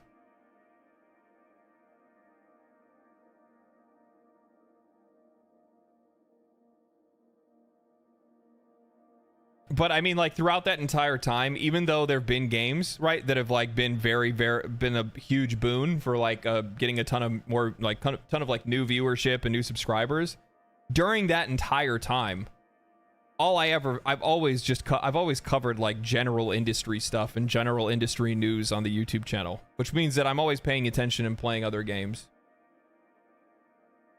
Have you played Deep Rock Galactic? I have. I have indeed.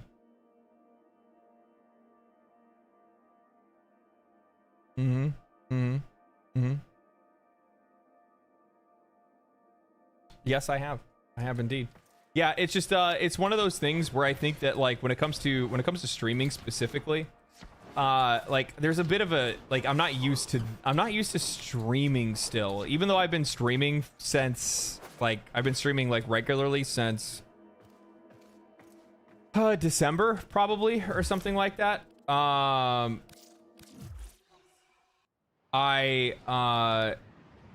I'm not used to how exactly you transition with a streaming audience from game to game or become like, you know, because like ideally I would rather be a variety streamer, but I have to like realize that I think that you have to stream something for long enough for people to be okay and be interested in watching you play other stuff. You know what I mean?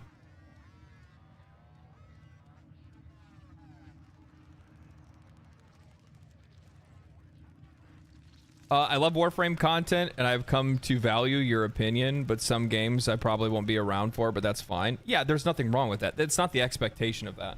I think that's the other thing to kind of keep in mind, too. I think that's kind of the expectation to keep around as well.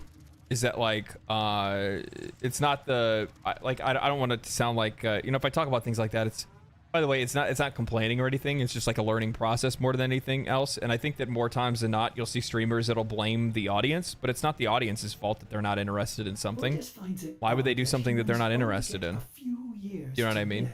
There are some people that are for sure going to be like popping up, and they are going to, there's for sure people that are going to pop up and they're going to watch, they're going to come into streams just because they want to hear things about Warframe or watch Warframe, or you know, that's about it. You know what I mean? There's nothing wrong with that. I do the same thing. But then there's other creators that I watch that I don't really care what they're playing. I'm just there to like hear them talk, hear their like just chatting section. And then I usually cut out before they even play a game. Asmongold, I like watching his just chatting stuff just to see the things that he's talking about. And then the minute he goes to turn a game on, I'm out. That's been like that ever since I started watching the guy. Your last video doesn't show up in my sub feed. Yep, that was on purpose. So another little hidden trick that that people don't know about, and it works, by the way. It works. I can't really show it. I can show it a different way, actually. So I'm going to show you guys something. I always like, I fucking, one of the things that I absolutely love talking about, like if I ever made a second channel, I would make a second channel about like the ins and outs of content creation, because it's so fascinating to me. I mean, I have a business degree, business management and marketing, so it kind of goes hand in hand with the the entire, you know, like the interest in the business side of YouTube. But just to show you guys something really quick, videos.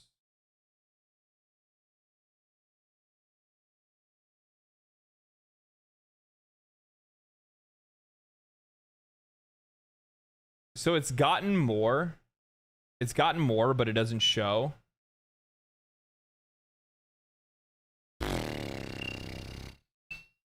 Where do I show this?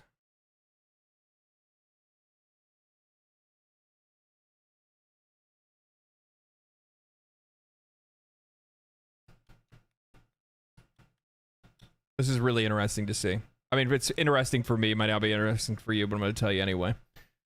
Just buckle in, okay? So this is my YouTube channel, right? So if you look, this month, like March and February and March were monstrous months for me, right? Helldivers 2 was a wake-up call. 583,000 views. Then I got 70K, 28K, 300K, 100K, 140K, 135K, 93K, 164K, 50K, 100K, 100K, 40K, 50K, 20K, almost 100K, 11K.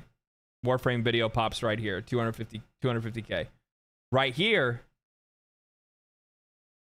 these ones did really well, but then other videos started to, other videos like these, my general industry videos that I'd always been doing, started to fall flat. And the reason why is because the Helldivers audience, as well as the Warframe audience, were here for this and this alone. Helldivers folks are here for this, Warframe folks are here for this.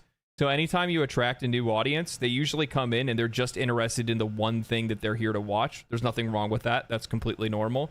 And they don't watch this stuff. So like the Warframe folks don't watch the Helldivers stuff. The Helldivers folks aren't watching the Warframe stuff. these guys aren't also watching these, right? Then all of a sudden Helldivers started to wane in popularity.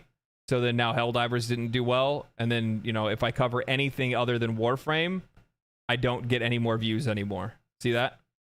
10K, 12K, 15K, 14K, 18K, 7K. Then I did a Helldivers video when it started to do really well. That one popped off a lot. Warframe got 60K. These ones here, this is just perseverance. This one here, what I did is that I actually purposely made sure that I can actually set it so that my subscribers are not notified of videos. Subscribers are not notified. That way that even though if you're subscribed, what I do is if I realize and I smell it and I go, it seems like these guys are only interested in just this content. Why would I want to show you something that you're not going to want to watch? Because if I show you something that you don't want to watch and you don't watch it, then YouTube goes, huh, must not be worth anything. And they throw it in the trash. They don't show it to anybody. They say, fuck that video. That's a piece of shit right there. It could be one of the best videos on YouTube, but if my initial audience doesn't want to watch it because they're only interested in X game, then the YouTube algorithm dunks it, throws it in the trash, and walks away from it. So what I do instead is that there's certain videos where I'm like, I'm trying to attract a new audience or a different audience. I'll put that video out there, but I won't notify subscribers. So then that way you guys don't see it, and I don't have to worry about people accidentally ruining the algorithm for me. You know what I mean? Because it's not their fault. They're not interested in the content. Has nothing to do with them. But I have to figure out a way to be able to kind of subvert that and avoid them seeing things that they don't want to actually watch. Because if they see it and they don't watch it, YouTube puts a red check mark or a red X on it and goes, nope, they don't like it. There's a part of the algorithm that's called CTR, which is click-through rate, right? And click-through rate is how often the people that are shown a thumbnail and a title actually click on it. If that's very low, YouTube doesn't show it to anybody. Just how it works. Man, that's so fucking bad. It's just kind of the nature of the thing, and it's just learning. That's all it is. It's just part of it. I'm not gonna lie, when you're trying to do it as a living, yeah, it fucking beats you up a little bit, but to be honest with you, it's just kind of the name of the game. And it's something that I think that you just get over after you grow to a large enough point where it doesn't matter as much anymore, and your audience and the people that your videos are served to are of a greater like scale, if that makes any sense. You want to try to dilute the water. I'm not subscribed, but I find your videos sometimes still always a good watch. Yeah, and see, that's the other thing too, is that the vast majority of people aren't actually subscribed. But the worst part is that subscribers can actually stop non-subscribed people from being able to watch videos, even if they've watched videos in the past. It's kind of weird how that works. Not subscribing or subscribing doesn't really necessarily have an effect on things. It's just that subscribers see videos before anybody else. So sometimes you have to be able to know like when to show your subscribers stuff and when to not show your subscribers things. That's all it is. This is why a lot of creators have multiple channels. Oh, yes. Yes. True. But I think that's for a few different reasons. I think that people have multiple channels because it's usually for like short form and long form content. But I have seen some creators that are out there that have made like, this is my Warframe channel. This is my Final Fantasy channel. This is my, whatever channel. I don't think that that's worthwhile personally, because that's just not the kind of creator that I am, or something. Because I'm not looking to be put into boxes, if that makes any sense. Like, I mean, look at the last two videos that I put out before this were what were they on? Yeah, one was on a journalist that was calling for the video games industry to push back against players, and the other one was about a pirating thing where somebody wanted to pirate a video, like was pirating an indie game. Neither one of those have anything to do with any video game specifically. They're just general industry topics, right?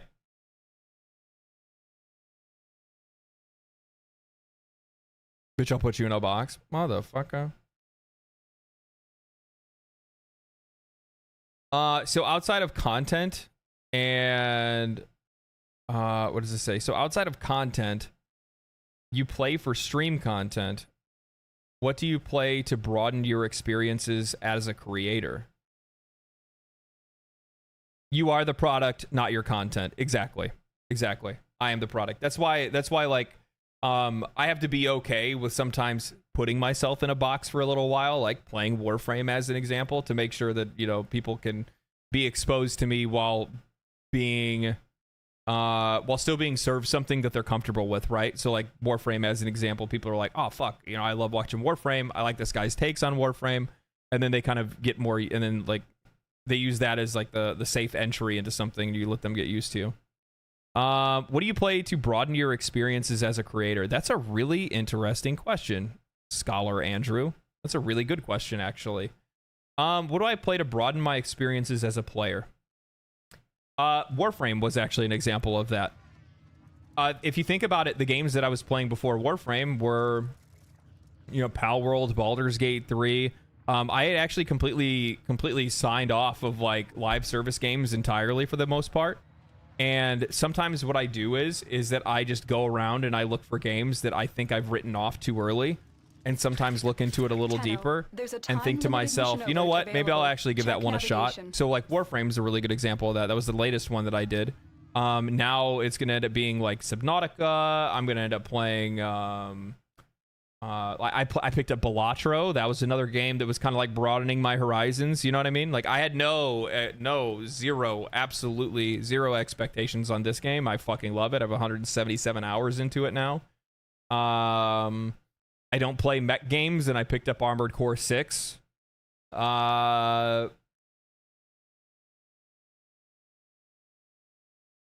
Sometimes I go back and play older games, like the Disgaea games. I have those.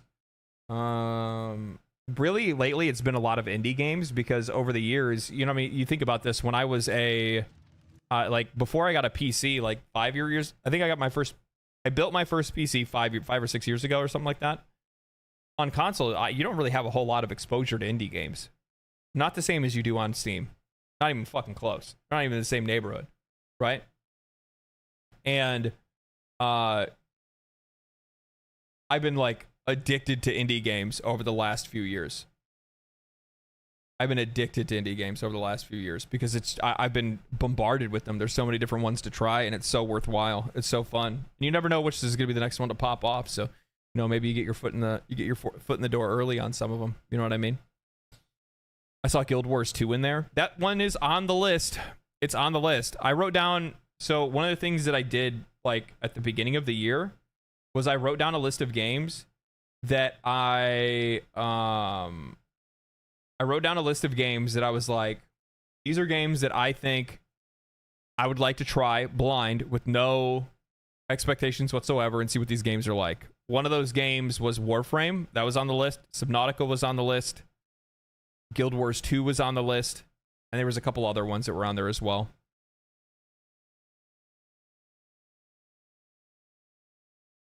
But that's actually that's the plan, Ray. That's the plan. Is that you guys will watch the list. It's that I will play those games, give them a shot, make a video about my first 20 hours or my first 30 hours, and then continue from there.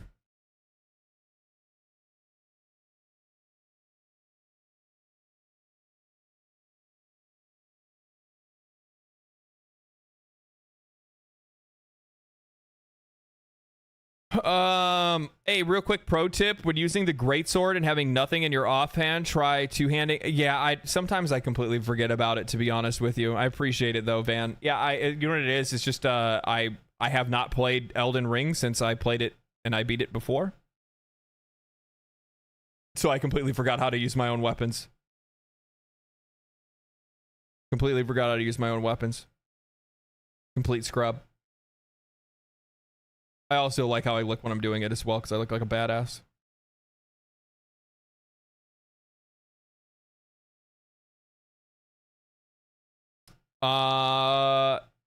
Hey, usually not able to tune into your streams, but as a longtime Warframe player and adore this game, and now finding a content creator that gets it and is able to convey my love for the game, thank you genuinely. I think you're one of the best things that has happened to this game. Thank you. Appreciate that. That's actually, you know what the funny thing is that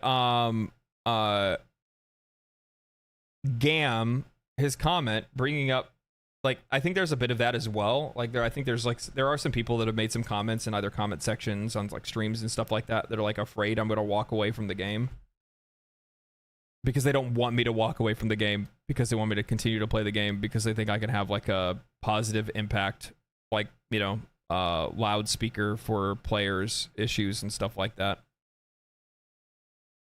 Which, I mean, again, I'm not like walking away from it anytime soon. It's a live service game. I'm gonna just play it. Simple as that. I'm just gonna play it.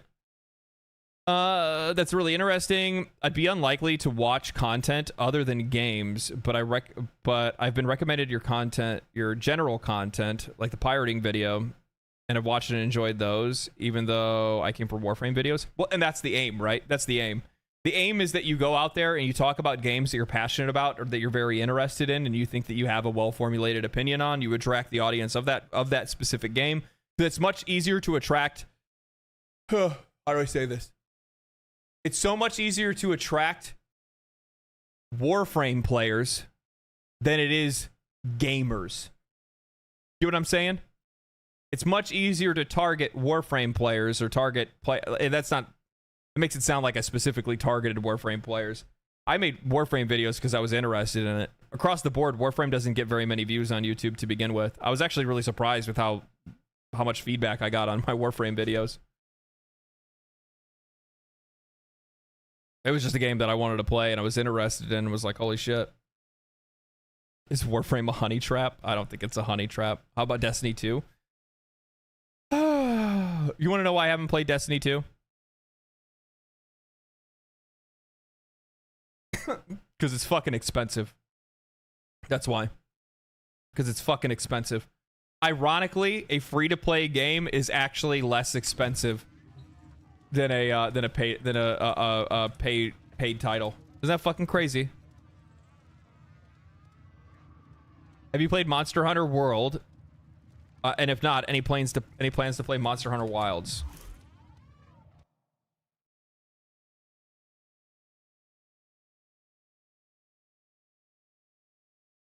This doesn't really reflect it. I only have 47 or 37 hours on Steam, but I played the game all the way through on Xbox. I played Monster Hunter World quite a lot, to be honest with you.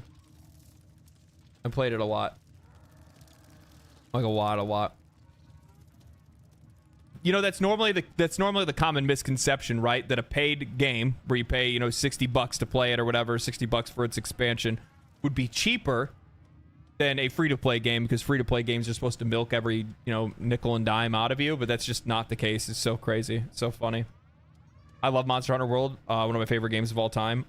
Here's the funny thing is, when it comes to like streaming, when Monster Hunter Wilds comes out, I can give a fuck less if there's only 5 people watching. I'm gonna play that bitch. I'm gonna play the fuck out of that game. I'm gonna play it so hard. Oh man. And they're doing day and date on PC.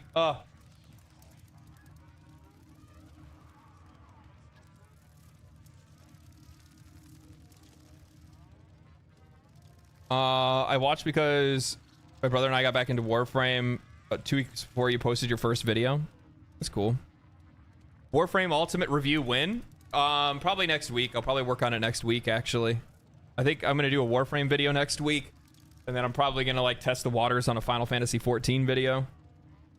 That's usually what I do. I just like test to see if there's an audience for it, if they want to see content related to it, and then see what happens after that.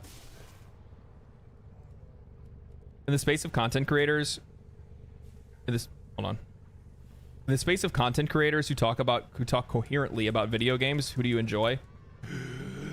Myself.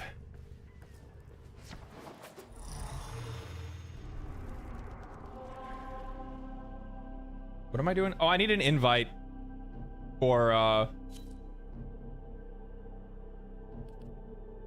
Steel Path. Whatchamacallit? Thank you, Raya.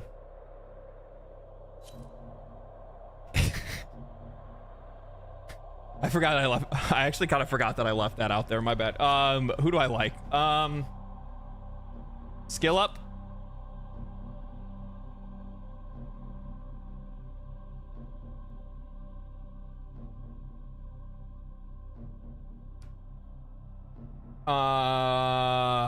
Nakey Jakey.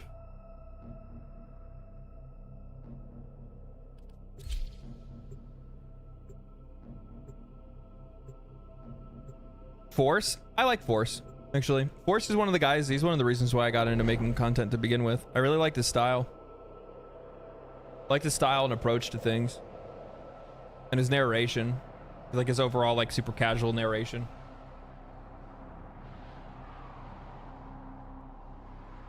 When's the next fashion show? We should do one of those next week. All that is left of her is the moat in this cave. People really love being judged, huh? We'll set it up. We'll do a fashion show next week. More. Help Otis stop Papa's grand. And his beard. He's got a pretty nice beard. You're Auden Karras. I'd recognize that voice anywhere. How far are you from? I used to really like Riker. Leader are taking my volatile moats. End Ordis's name is and I still do. But I feel like he can be a little too forgiving and optimistic when it comes to Diablo 4. And I don't know whether like he knows it or not, but I think from like a viewer's perspective, it comes off very mutually beneficial. And it kind of takes away from the value of it. You can't just like, we can't just say like, yeah, this fucking sucks. Luckily, it's worked out because Diablo 4 has improved quite a lot. Like a lot. Boost the height of your gallant leap. It's in a much better place than it ever has been before.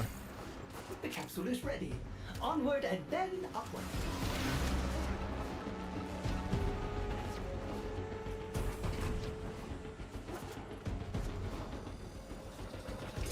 Starting elevator ascension and they have cut the power. People like when they judge their shit taste. Yeah, I know. I don't withhold punches either. I told them straight up. I was like, how many of them that I was just like, yeah, this is fucking terrible. Your fucking drip isn't dripping. Your drip is fucking empty. Fucking dried out.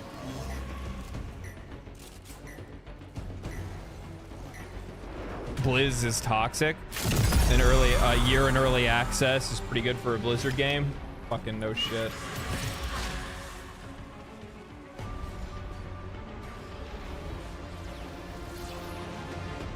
True. Agree with Gam. I'm just enjoying the content while it lasts. I have no expectations to become a Warframe exclusive content creator or that you'll have they would be here permanently. Your insight so far, a positive impact on the game. If it's any consolation, I don't actually speak outside of wanting to keep you for the sake of not losing it. Oh, yeah. No, I feel you. Everything you've already done for the community is great. If you moved on, I'd salute you and you grow. Yeah, no. Like, the thing is that, like,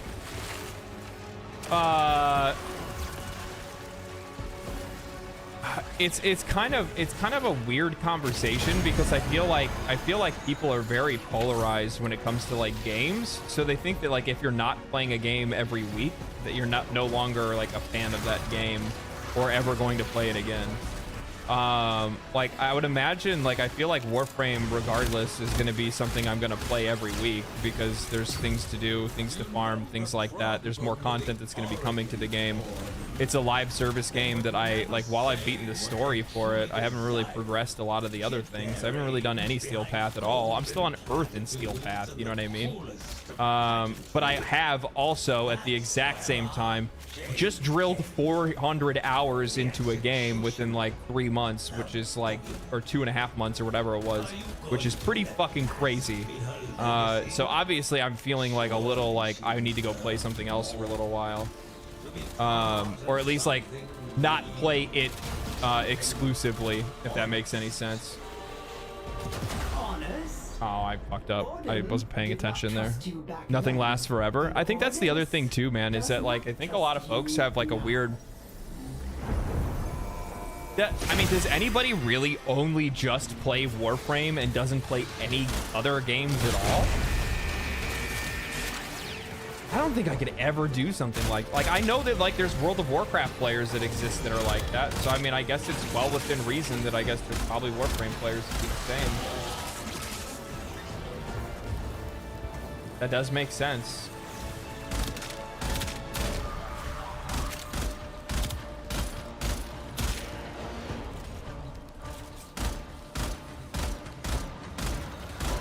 How am I doing this? What am I doing? What am I?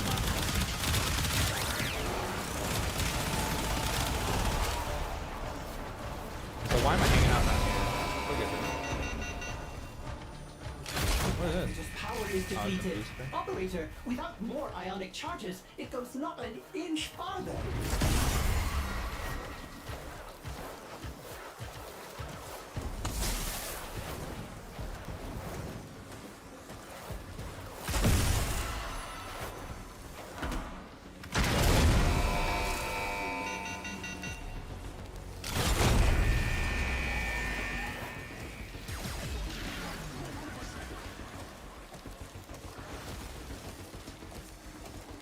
Weak asses, I've got 1,000 hours into Baldur's Gate 3. Never took a break. That's because you have that's because your boyfriend is in Baldur's Gate 3. That's why, Witch. You stop playing it or you wouldn't see your boyfriend.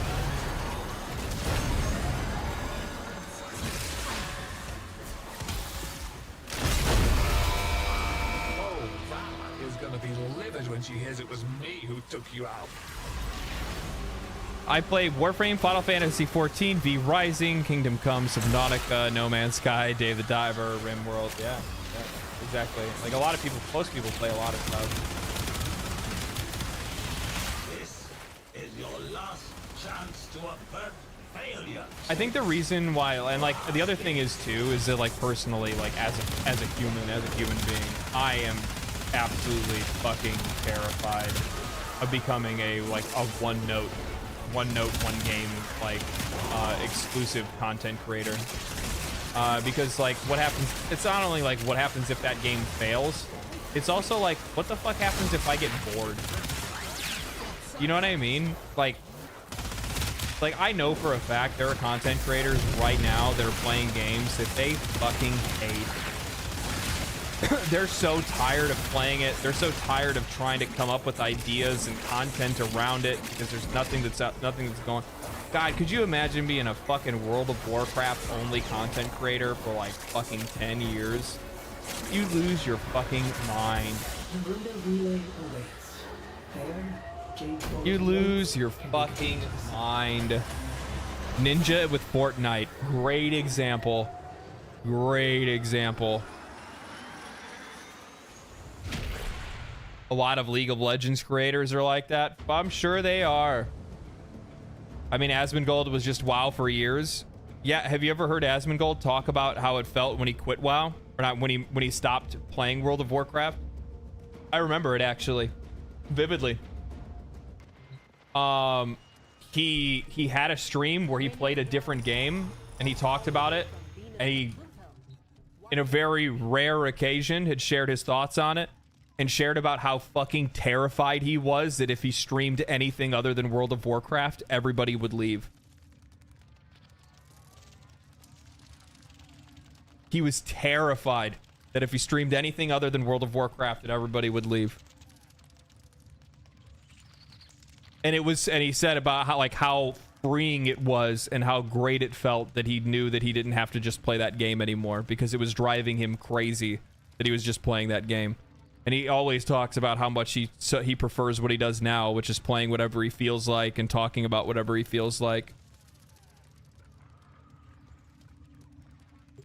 Operator, do you know which finger? Because like the thing is that like when people get into like doing this kind of stuff, like they're doing it because they want a certain level of freedom. And I realize there's gonna be a lot of people that are out there that are gonna be like, oh my god, imagine people bitching about playing a video game. Well, I mean, it's the same thing as any other job, man. I mean, like if you're clocking in and doing the same fucking thing day after day after day, and on top of that, your livelihood is quite literally attached to the success of a video game. Like, fuck, dude. Holy, that would be so bad.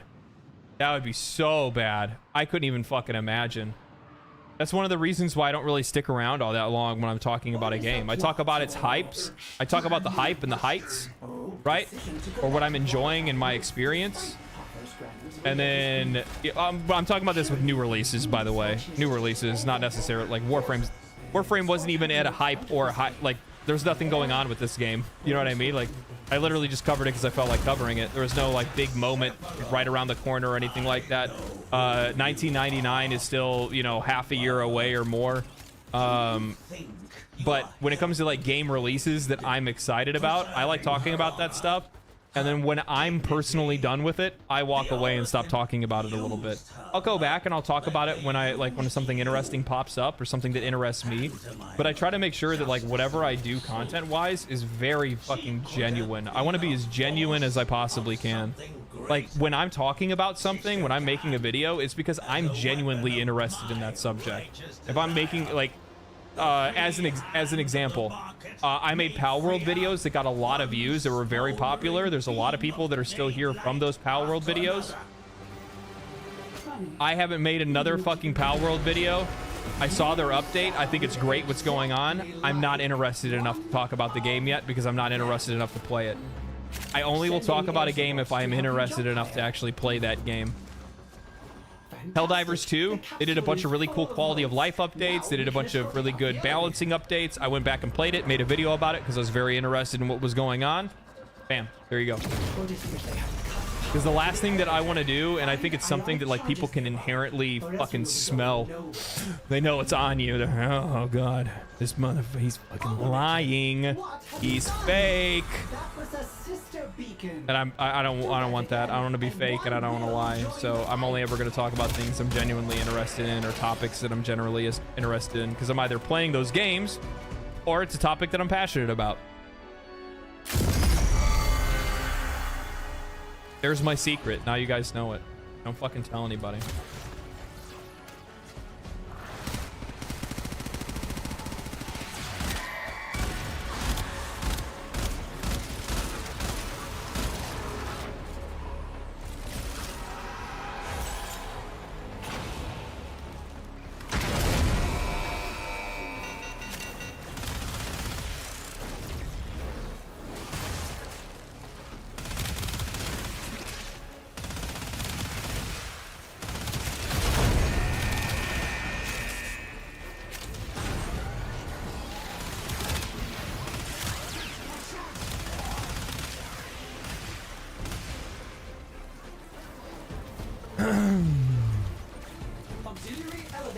By the way, the other thing is too is that when I was mentioning like when I was mentioning Asmongold and like how he was afraid that people would stop watching him if he tried to stream anything else. He wasn't. I don't think he was afraid of that from a money perspective. I think he'd already made the money. He was afraid of it from a streaming perspective because he loves the dude fucking just, I'll give it to the motherfucker. He fucking loves streaming. I totally get it too. Like I like making videos. But if somebody put like if somebody was like, you have to pick one or the other and do one or the other, I would stream. I would stream like fucking 10 times out of 10. Like I love making videos. I for sure love making videos, but fuck man, streaming is so much more fun. Active conversations with an audience is so much more enjoyable. Because like that's the whole reason that I make videos to begin with, is because I like talking to people or starting conversations or having like, you know, thought experiments or getting different or hearing different opinions and views on things and stuff like that, and sharing my views on things. All those things I enjoy doing. And streaming is the best experience of that I can get. I get it live. Fuck it, we do it live.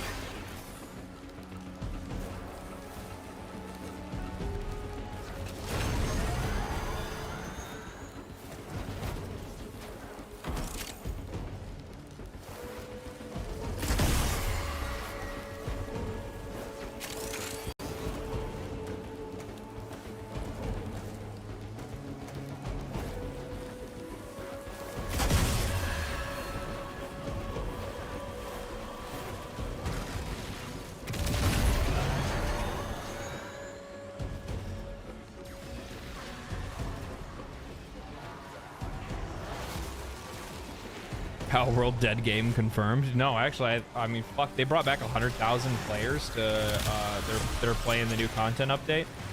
I mean, like they added a pretty serious amount, but I'm really interested to see what that game looks like by the time it hits its 1.0.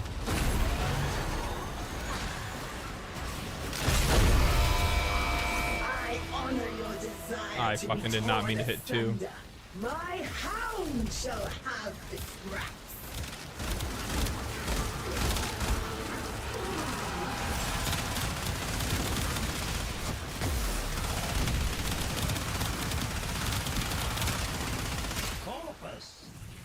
Give me your money. Give me your money. Does that seem like a satisfactory outcome to you?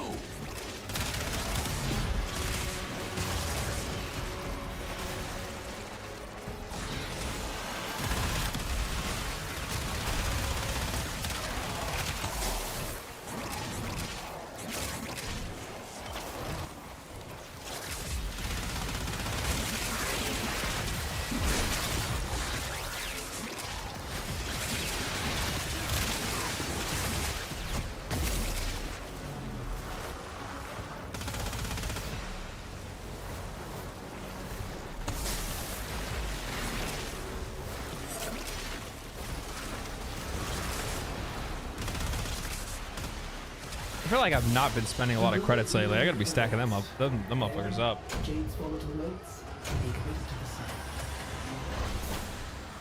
Hey man, there's a new legend in Elden Ring. The game, the name, let me tank him. Literally tank the hardest boss in the game. Oh, I've seen that. I've seen that. Well, also, let me solo her has been taking on the identity now of let me solo him and helping people with Mesmer.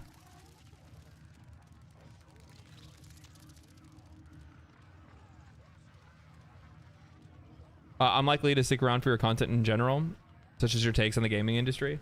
Yeah, that's one of the reasons why I spend more of my time talking about the stuff that I like to talk about.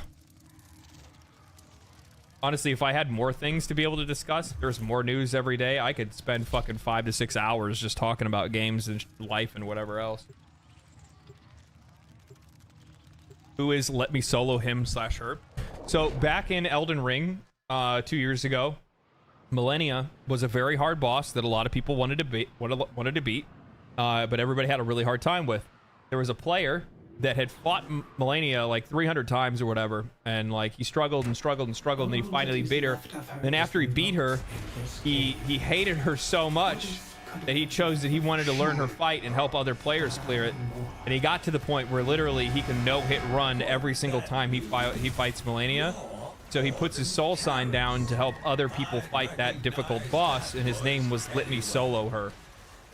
He kind of became like a bit of an urban legend. You know, if you got lucky and you found his soul sign, you know, this guy was going to give you the kill, basically. And the dude was just an absolute fucking monster. He dominated the hardest fight in the game, in my opinion. And then he is back again for Shadow of the Erdtree DLC. And he is now helping people fight one of the other hard, difficult bosses. I don't think that Mesmer is the same, to be honest. I don't think Mesmer's as hard as Millennia. So there's people that are complaining about Renala, and I haven't beaten Renala yet. I'm on her now. I'm fighting her. She's very hard. But she's also, but the thing is that like I don't think it's deceptive either. The capsule is ready for transport to I don't think it's deceptive. I think that Renala actually is like a very well choreographed fight, and you just have to get used to her. And then once she looks like she has very easy to read, not easy to read, but like she has much more understandable and readable mechanics than most bosses do. Like that first boss that I fought, that fucking like legged dragon arm guy or whatever he was, that guy was a pain in the ass. God, he was a pain in the ass. That spin in the fucking air and how much he breaks your camera on lock-on. Holy shit. I don't know who okayed that. I talked about that article from Miyazaki today. Like, did he play that fight? He play that? He beat it, but he beat it probably the same as I did. Mimic tier, baby. Mimic tier, Divine Dragon Dancer. Yeah, Divine Beast Dragon Dancer. That's a motherfucker. It's really just one move. It's only one move that he would get me with, but it's a move that he uses a lot, which is the one where he like dives in and then he rolls into a ball in midair, and I can't find out where the tell is when he strikes out, and then he immediately hits again right after that. Immediately hits again right after that.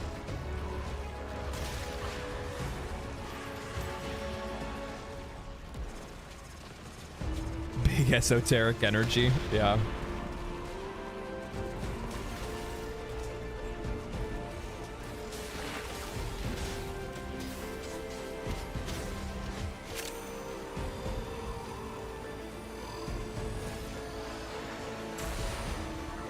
Yo, what's up? Came up from your Warframe videos. Big fan of your thoughts on the game. Keep up the good work. Thanks, man.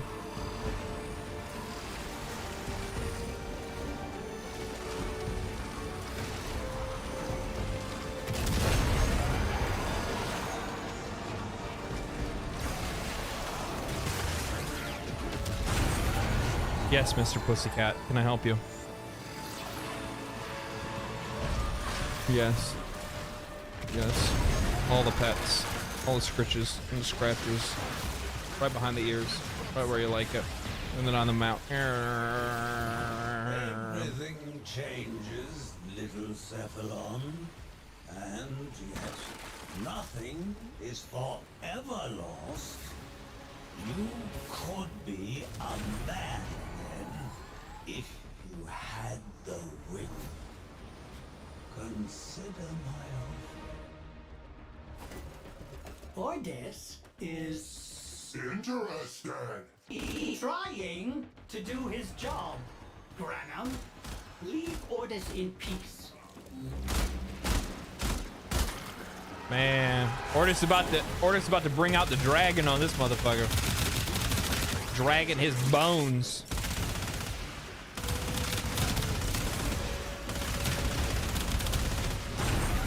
He's like, the only bearing I'm gonna do is bearing these knuckles across your forehead.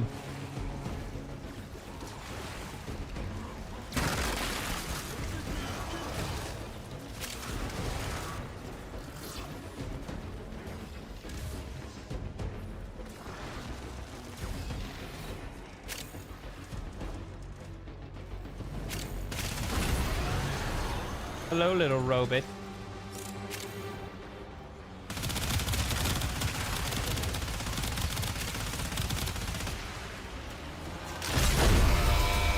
Hey, sweetie. Guess what? By the What? time I'm done with you, you'll never form a consonant again. Are you sure about that?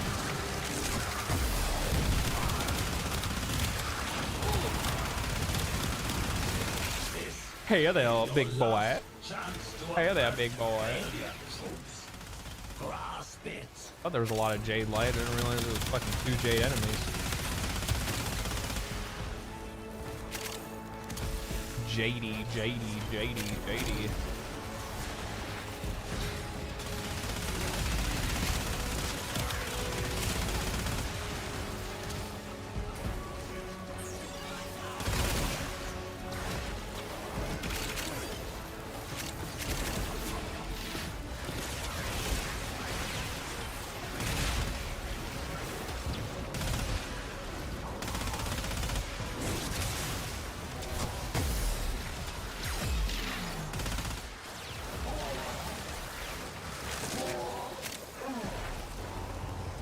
You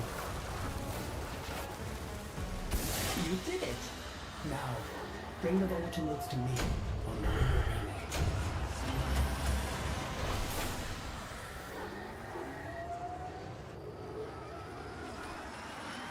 I happily vote for Ordis to be Warframe's first NPC to drop the F-bomb. Wouldn't that be fantastic?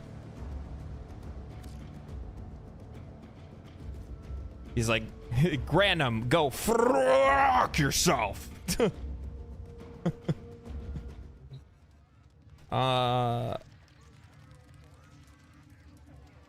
Already asked this, but have you ever heard about the official Warframe fan kit ringtones? No. Specifically the Darvos, and no, I haven't seen that at all. Don't feel like enough people know of them and wish DE added more. No, I haven't heard about any type of ringtones. No.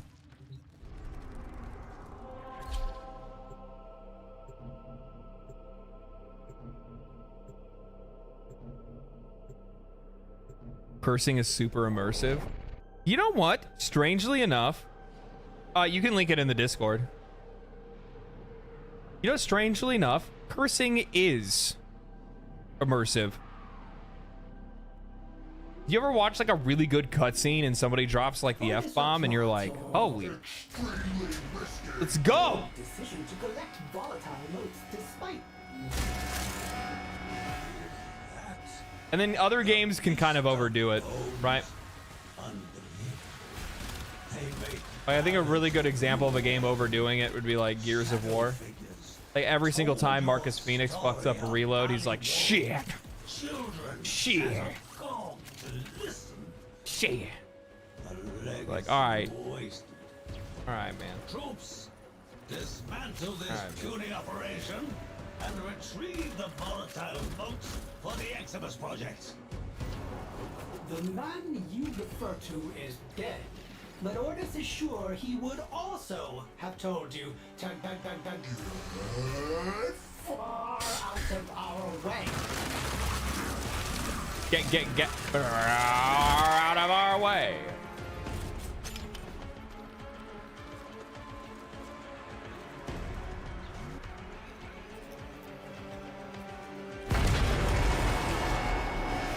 Tasteful can't be every third word.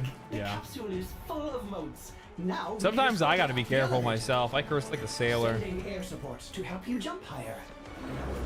I don't really even know where I even got that from, to be honest with you. Operator, My dad curses quite a lot. that was a My mom, sister beacon. no, not really. Do that again. And She has. will join the fight. Not a lot. The elevator's power lines have been severed. You'll have to supply power manually. Find ionic charges scattered about. You do not want to take the stairs.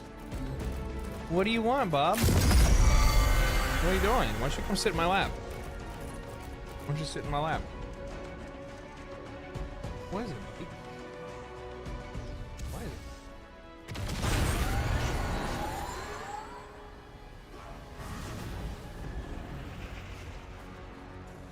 Like, how do you play games with this? You know what I mean? Like, how do you play games when you got one of these? How do you even get the chance to? How do you even get the chance to play with, you know, you can't even play games.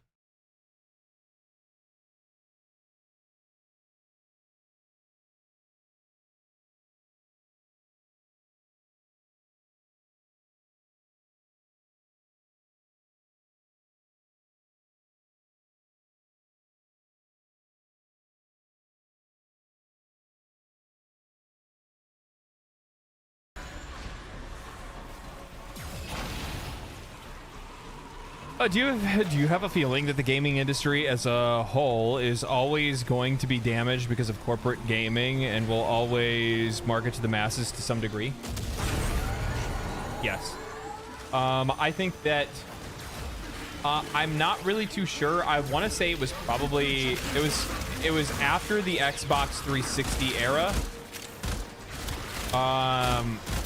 Going into the PlayStation or PlayStation.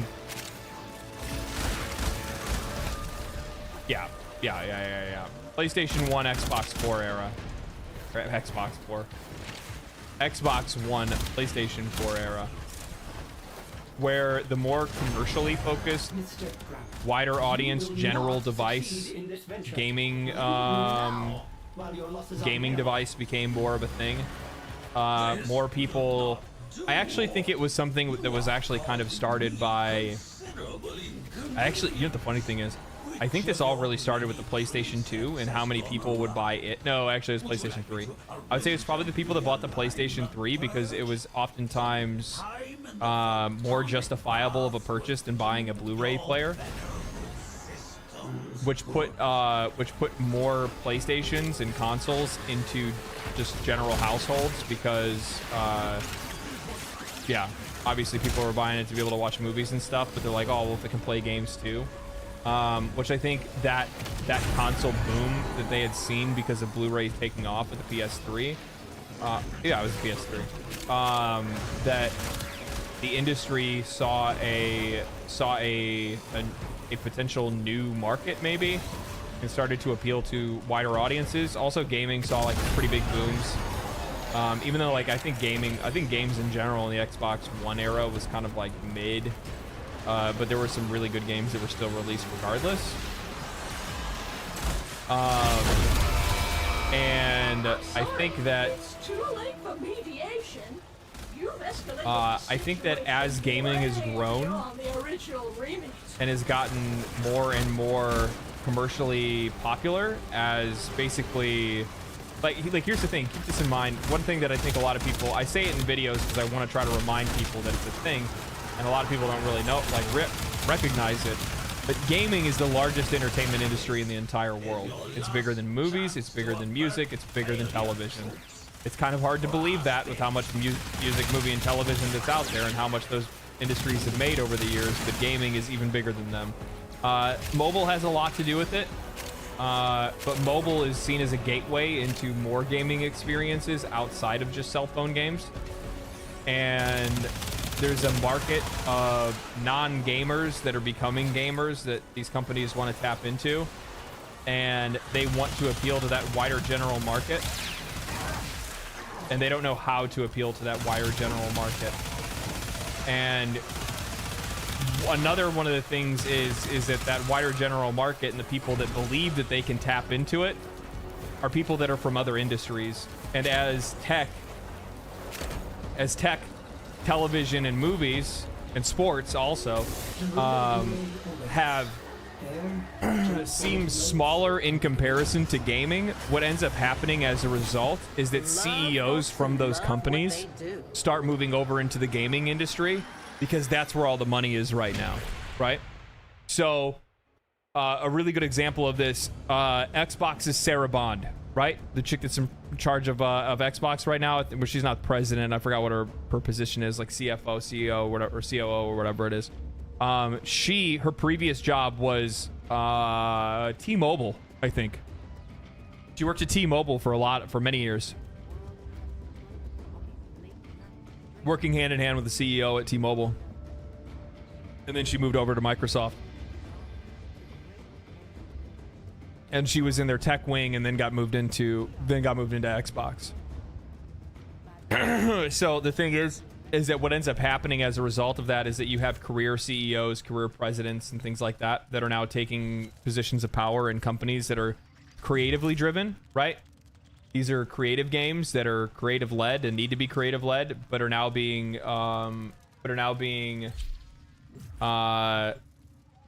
basically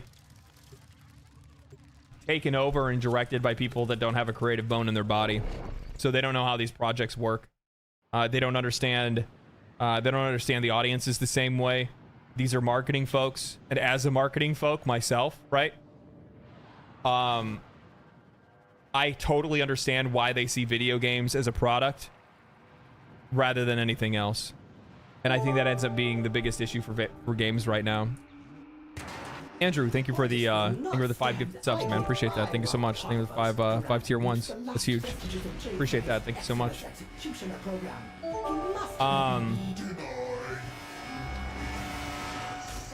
So yeah, I don't like. So the thing is that like, how do you be optimistic when you know this trend seems to grow? Well, the thing is that like, not every big game company stays big forever. Not every small game company stays small forever. I think that other companies are going to rise and some companies are going to fall. Keep in mind, THQ back in the day used to be one of the biggest game publishers in the entire industry. They were king. They were the god king themselves. THQ is now no longer THQ. THQ is now THQ Nordic, which is who spawned Embracer Group. And as you can tell, they're not really doing a whole fuck a lot anymore, right? You sound exactly like one of them.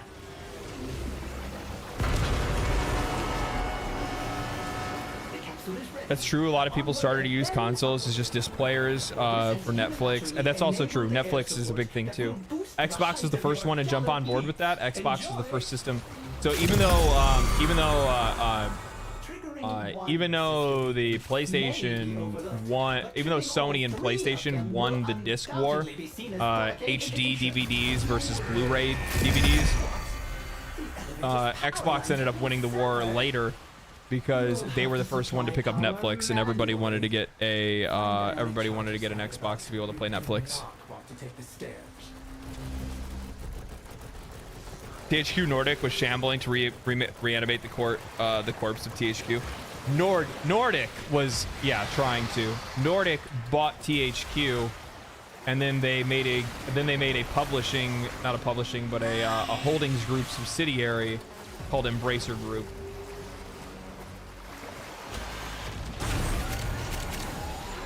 Which is now Embracer Group and Friends, or whatever the fuck they call themselves now. They changed their name. They split off into like 3 companies, one for indie, one for AAA, and another for I don't know, fucking investments or whatever. Some fucking goober shit that they get into. Corpus.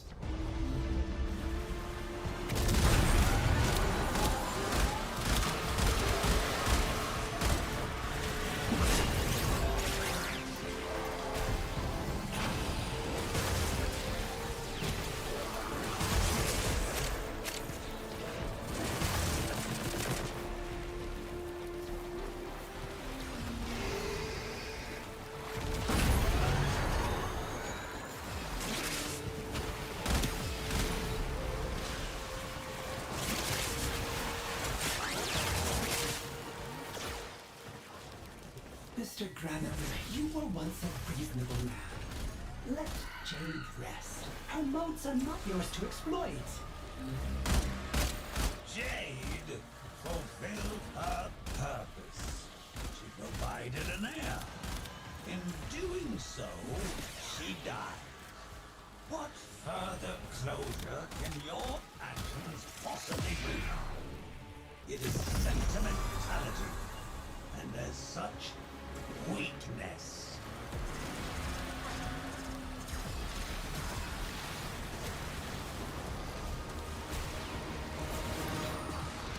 I wonder, I had a wonderful encounter trading today. I offered a man 30 platinum for a trash circus ribbon. He then proceeded to make fun of my stats. This man was an LR1. People are fucking weird, man. People are weird.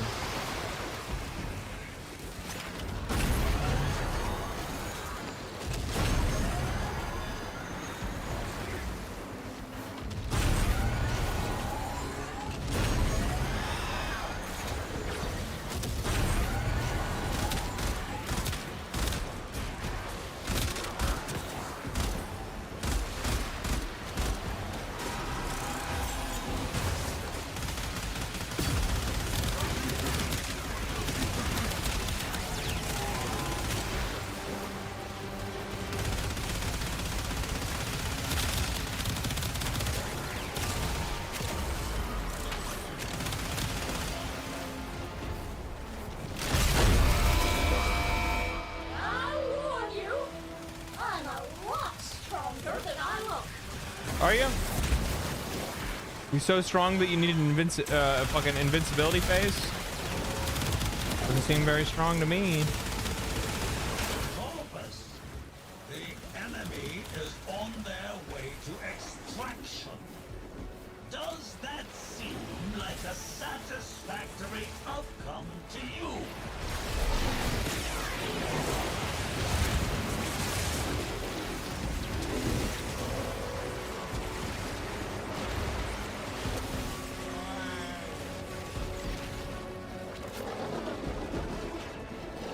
Dirty Platinum was pretty generous too. Trash ribbons for old meta weapons go for like 20 feet. That is actually pretty good. I don't really know shit about the market and prices. I just go off of like whatever people are selling stuff for, and then undercut the fuck out of them just to be toxic as shit. I'm kidding. I don't do that at all. I've actually never sold anything on the market.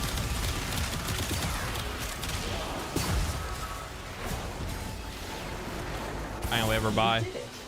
Now, bring the volatile notes to me on the rotor relay.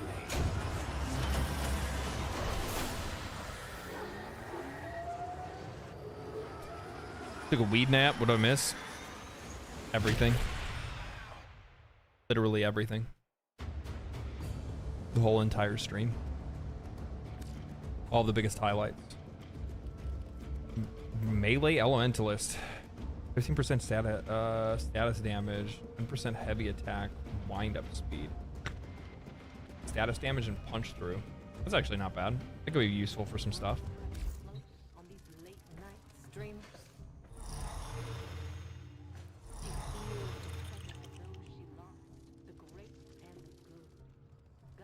Do you want to go to the relay and see what you can buy? Yes, actually, I was just thinking about that. Thank you.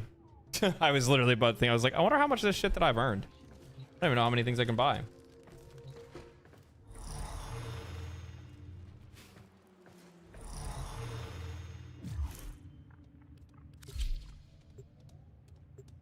Weed.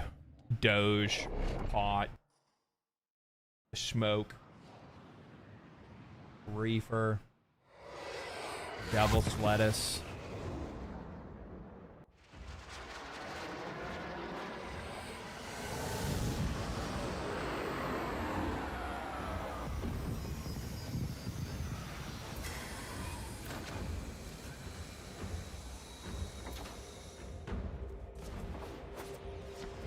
You know what makes me feel old? Is it like back in the day? I remember like, you know, high school, college, where like, oh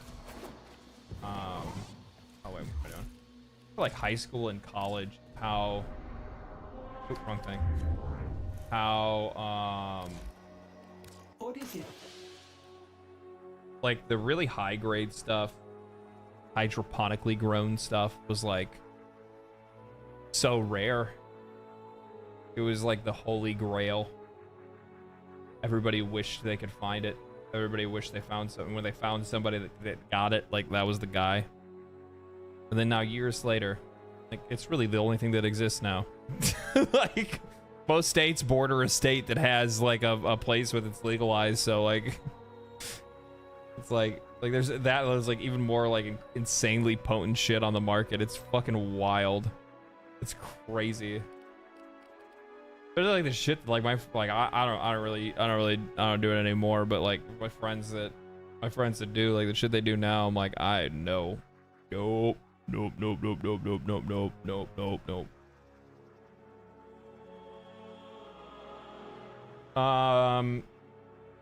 Plan only. Unlike her vestigial mounts, Arcane Jade's Energize are finite and irreplaceable. Get to them all first, and no desire or ambition will be able I to can only buy 2 of them. I have not done nearly enough. Are you going to use that to slaughter Graham's forces? Restore balance to the system?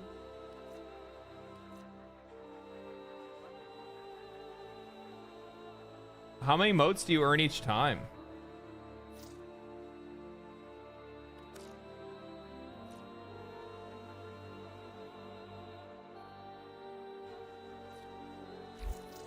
(24 to 26).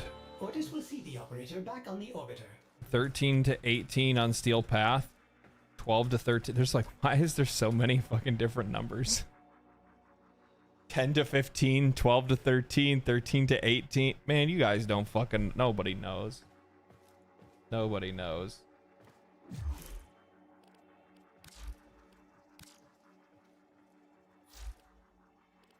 I don't even know what. I guess I could put Arcane. I don't really have an energy problem on her though.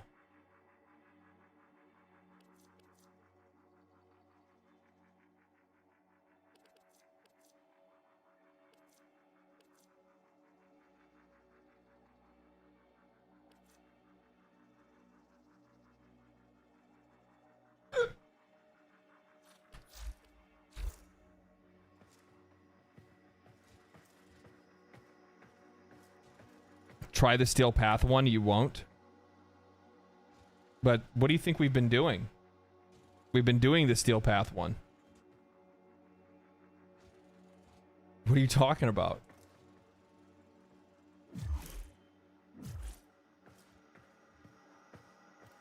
All right, I'm good. I bought what I needed. Operator, did you know Cephalon Samaris is here? Ordis was so terrified. Respectful of Samaris.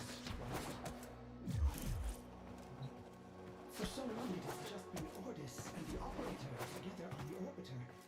Now there are many, many other people.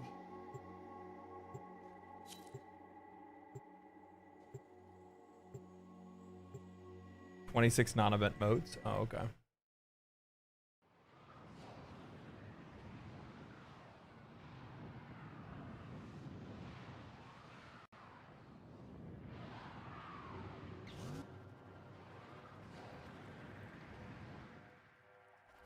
Ordis will not stand idly by while Parvos. Oh, 13 to 18 was when Loot Frames worked on Sister. Now it's more like 10 to 13. Oh, I got you. I still have credit booster still up for 20 days. Resource and affinities are getting low though.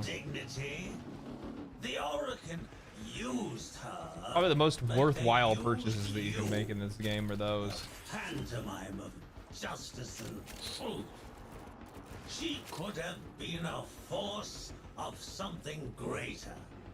She still can, as a weapon of my righteous desire.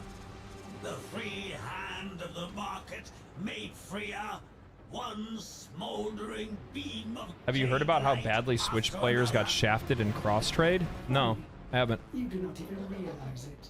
You sound exactly like one of them. The capsule is ready. Onward and then upward. Ordis has preemptively supplied you with unique air support. You will be able to jump higher. Have fun.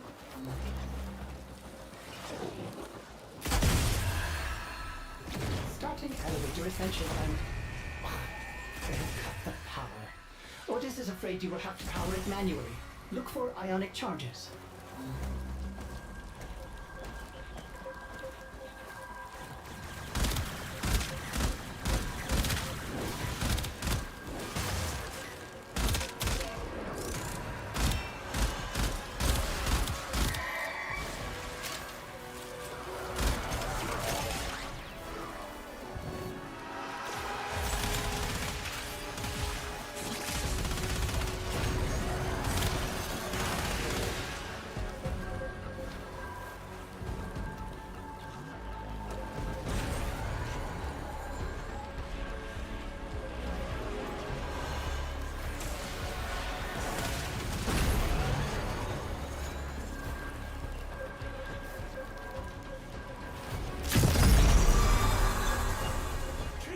One sister beacon may be overlooked, but tripping all three of them. You know what I haven't checked recently? I haven't looked at the Discord to see if anybody's been putting anything into the fucking ghetto cookbook. I need some new recipes.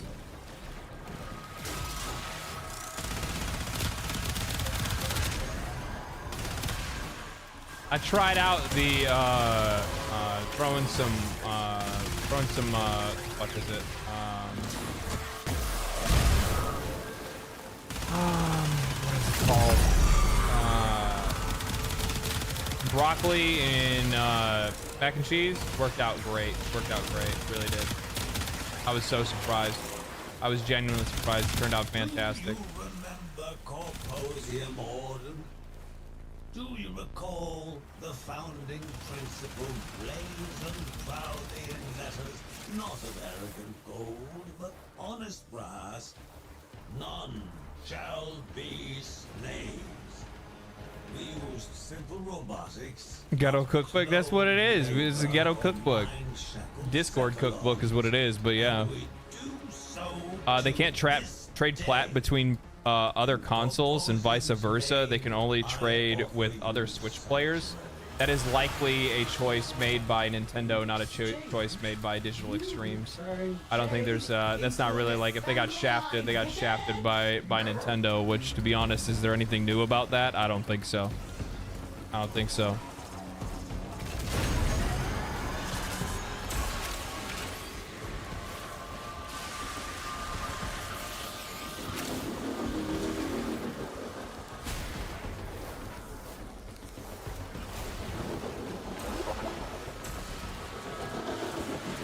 Who do that? Who do that?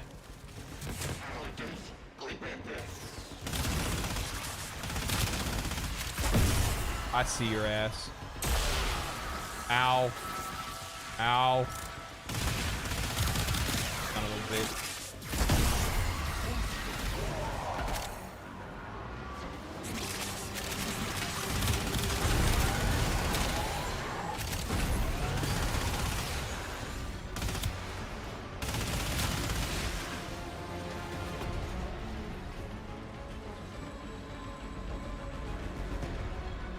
Nintendo and potentially other consoles want their flat cut. I don't know. Yeah, I could. Well, I mean, I don't think it'd be other consoles, because if the other consoles can freely trade, then it wouldn't be them, right? They wouldn't be the one making that. It wouldn't make a lot of sense if Xbox and PlayStation can freely trade with each other with PC, but Switch players can't make that trade. Like a satisfactory outcome to you.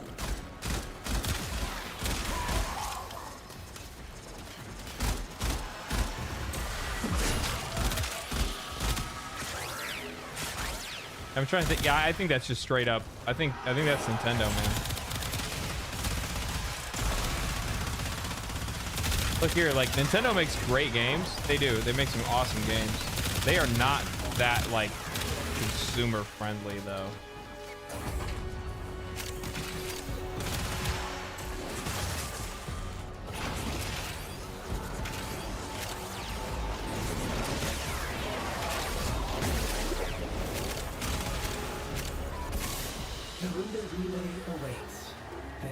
Nintendo making baffling decision, alienating their customers? No, never. Yeah.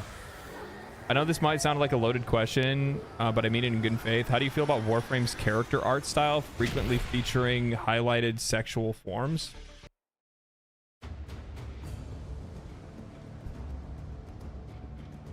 Is it? I mean,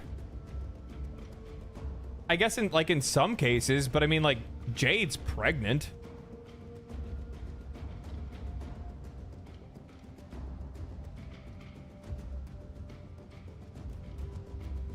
You know what I mean? Unless we're saying like that's supposed to be like, I mean, I'm sure it's appealing to somebody for sure. Everything's appealing to everybody. Because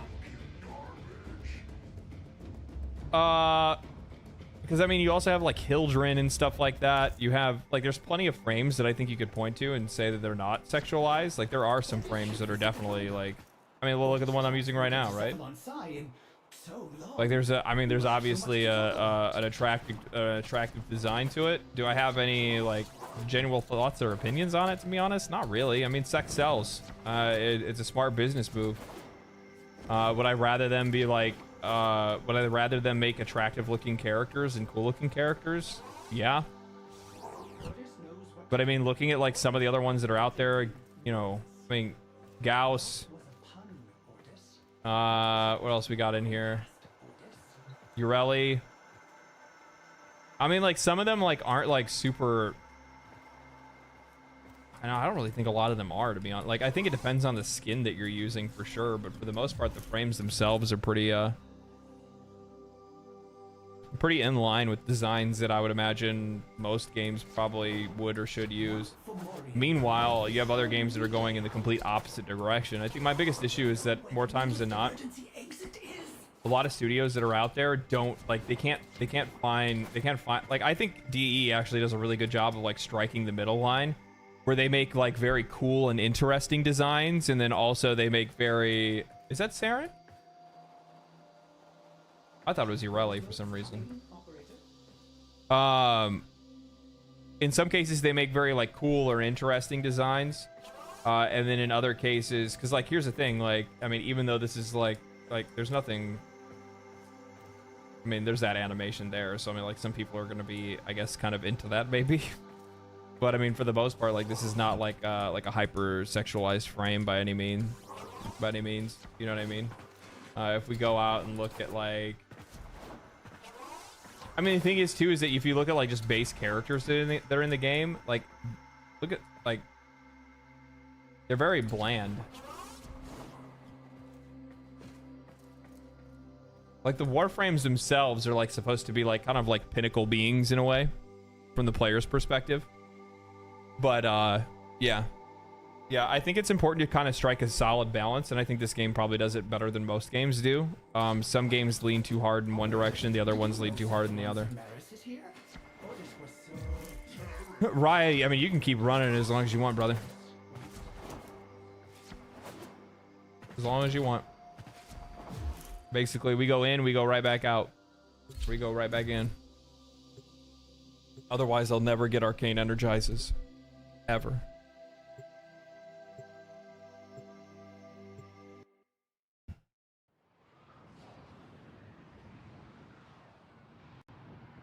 And I was like being pregnant is perverse now. I mean, there's an entire group of individuals on the internet that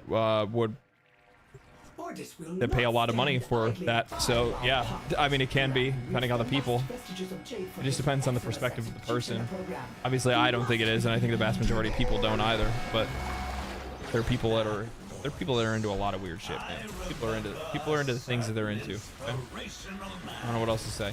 A hero to the Tenno, for he too slaughtered Oregon at a ceremony in his own honor.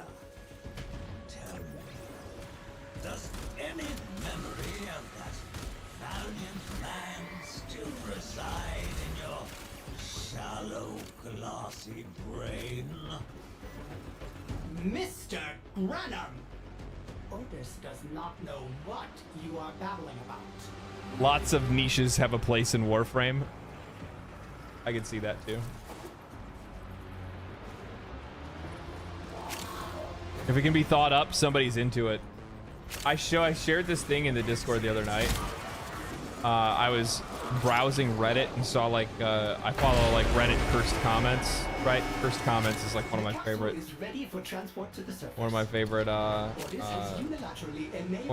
pages, because it's always interesting to see like people that say things that they think are like, more times than not, it's somebody trying to validate something, and it ends up being like really creepy. But there was a dude that was talking about, they were talking about like feet pics, and they're like, you can't really be that easy to make money, right? This dude like chimed in, he's like, my wife did it for a little bit, and he's like, it was all fine and good, and she was making decent money, and she's like, until this guy messaged her and asked her to step on live crickets with her bare feet. And he said that after somebody had asked her for that, she just stopped. She just turned off the app and never went back to doing it ever again.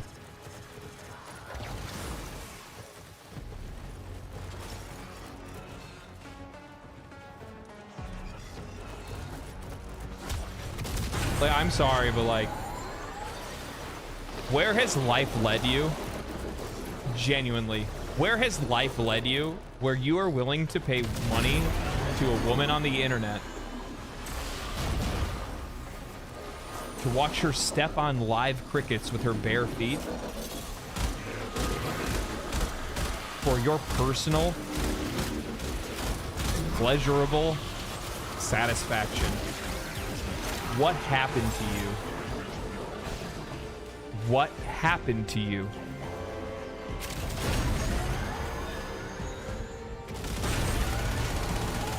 People wonder how we get serial killers. They're in broad daylight, man. They're just out here asking for feet pics.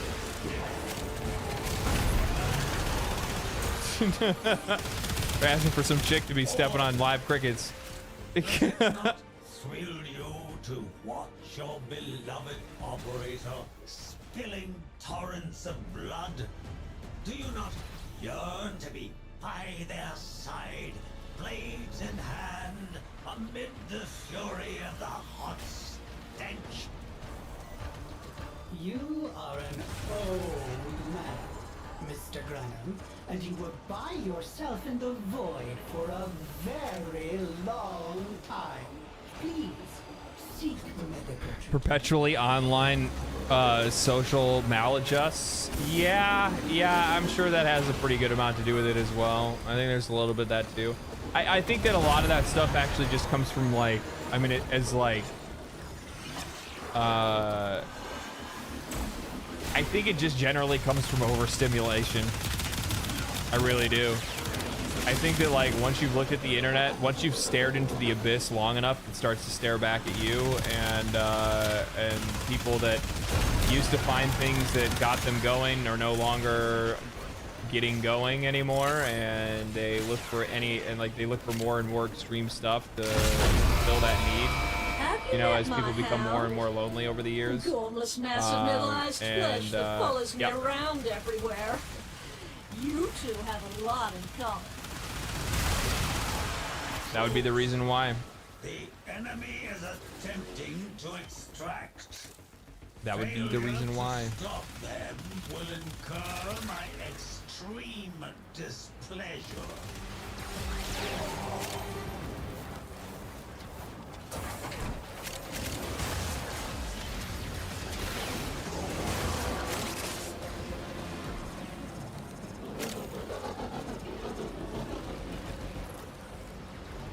With feet, it's proven to be a thing in the brain. Really? Not everybody, but generally. Yeah.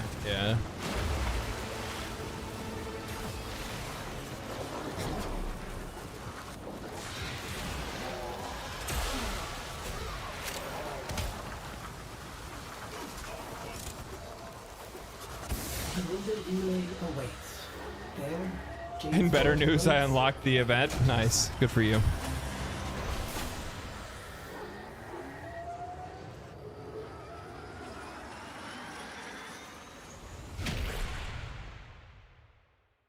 Really? I didn't know that. Feet sensory receptors are next to your sex organs receptors. That's crazy. I guess I'm getting like 13. What are the vestigial motes for? So the 13 motes I'm getting are for the ones that I can use for one thing, and the others are for a different. Is that what it is? Orders should visit the dry dock.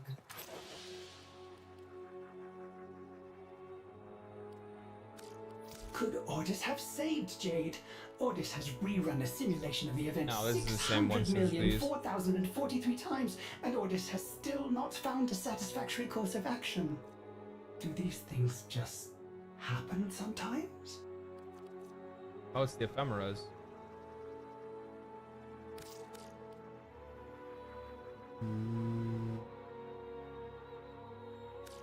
I can't forget about the ephemeras. Can't forget about those. Probably the most important part.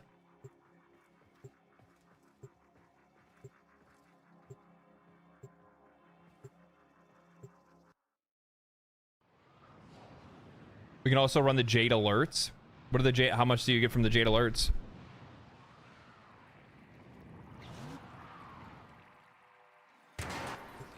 Applauds your extremely risky. Oh, 15 volatile? Oh, okay. Despite Potho's Granny's relentless greed for them. Surely you will dispatch his overwhelming forces. It's top tier, is it? From there, orders will commit back to the sun. Could that be your Orden Karis? I'd recognize that voice anywhere. How far you've fallen. Corpus, these thieves and their renegade leader are taking my volatile motes. End them. Ordis' name is Ordis.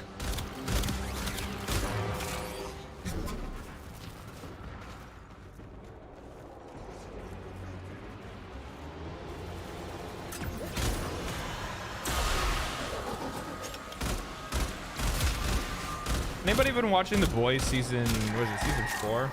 I haven't started it yet, but I don't know how good it is. I've seen very mixed opinions. The capsule is ready. Onward and then upward.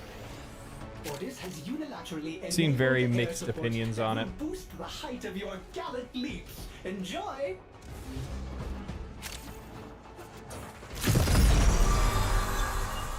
Those sister beacons are meant for the Corpus troops to call in backup. Backup fight. British fears they have cut power to the elevator. Find ionic charges nearby, or else we will be going nowhere.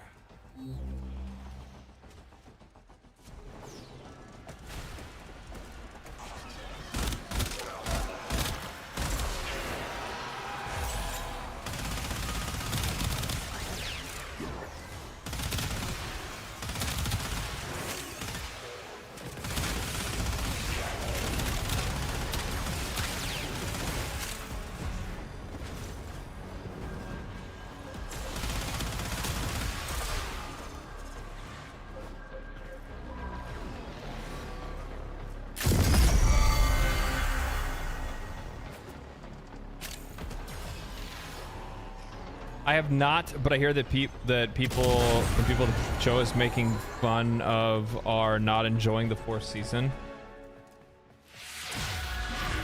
Getting review bombed for making fun of a certain demographic. Demographic?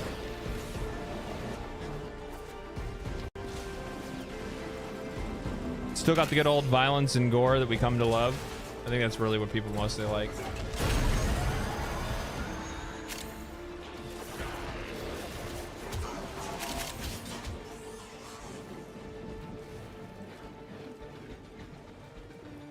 Oh, alt-right found out it was about them. How did they not realize that from last season?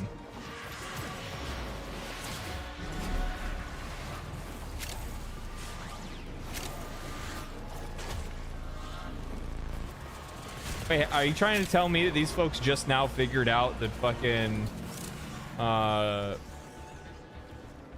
Homelander is just a like Donald Trump allegory?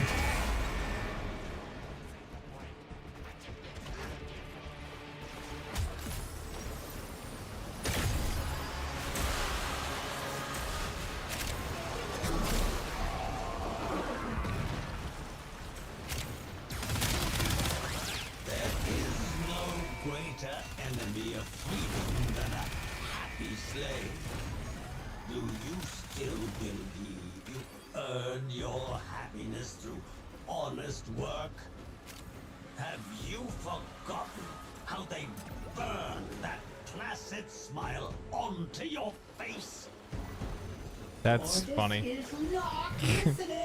That's funny. Some things go as far as I think it's a good thing.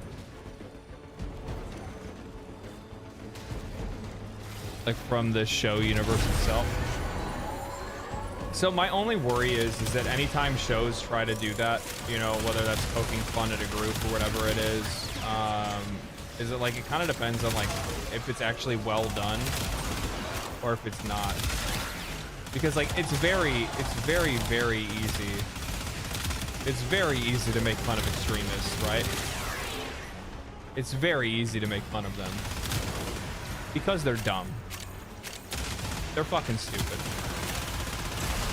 That's a both sides. That's a both sides thing, by the way. If you didn't realize that with me right now, I don't like hard opinions.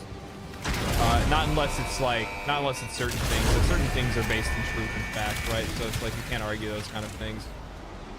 Certain things are just categorically true or false, but you know, and things of like most like social discussions and things like that. And when it comes to like, there's just a lot of people who believe in fucking conspiracy theories nowadays. It's crazy. It's wild. I think some of that, the crazy thing is that I think one of the reasons why a lot of that stuff blows up, I brought it up in that video that I talked about with fucking journalism lately, is that like you cannot get any serious traction on any of these like crazy like conspiracy theories or anything like that unless there is a root issue or some like root of truth in those discussions, or a general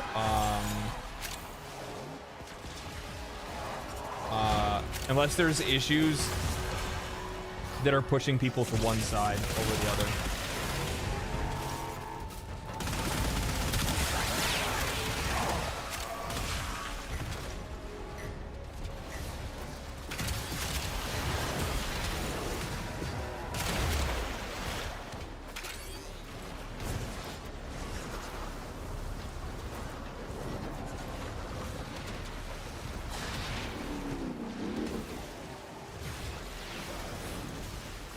Fuck everybody, I say. Yeah, the show really does make you empathize with Homelander this season. We see more of his childhood, how horrible it was. We see him trying and failing to be a good dad because he never really had one. Yeah, the show is ostensibly leftist, but makes fun of neoliberalism. Well, yeah, I mean, you have to be able to do that, you know what I mean? True, like flat earth. Yeah, I mean, there's just like some shit that people co-opt into their beliefs that just like, how did you arrive there? How did you fucking arrive there? You know how they arrived there? Because, you know, there's been people that have distrusted the government for so long that they made up like the it's a spawn of the people that believe that the moon landing was fake. And it's just over the years is like trust for government has continued to erode. People find more and more extreme things to be able to attach to those beliefs. I'm gonna use the bathroom real quick.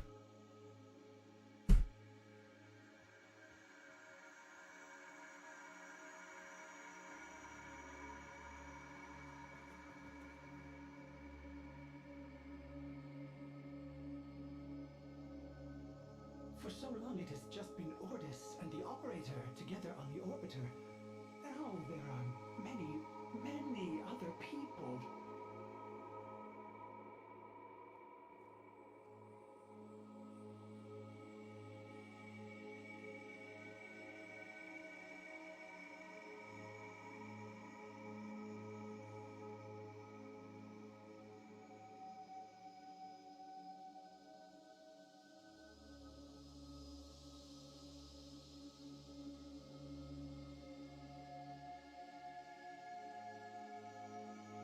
One Fomorian could wipe this whole relay out. Does the operator know where the nearest emergency exit is?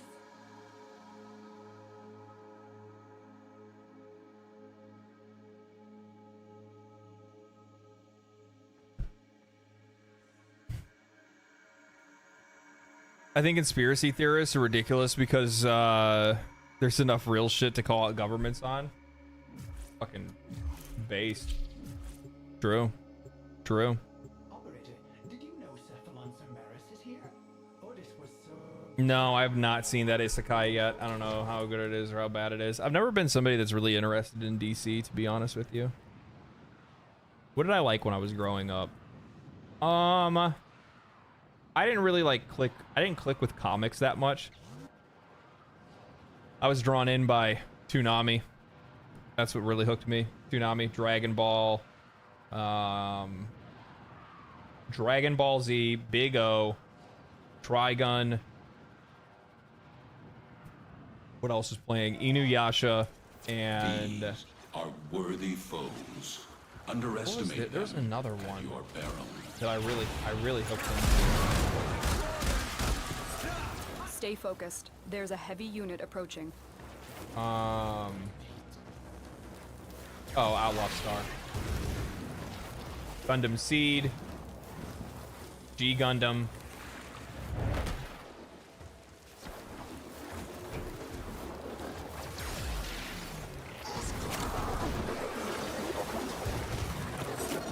We cannot let our target know we're here. Track them down quickly. Target located. Bring them in.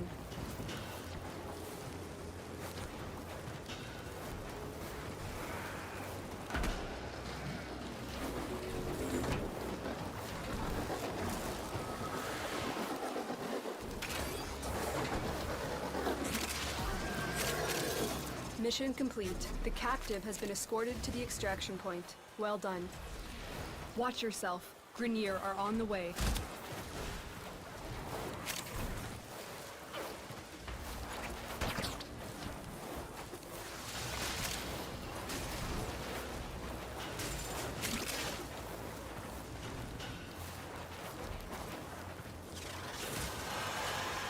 Yu Yu Hakusho? Yeah, Yu Yu Hakusho was fucking bomb. Holy shit, that show was so good.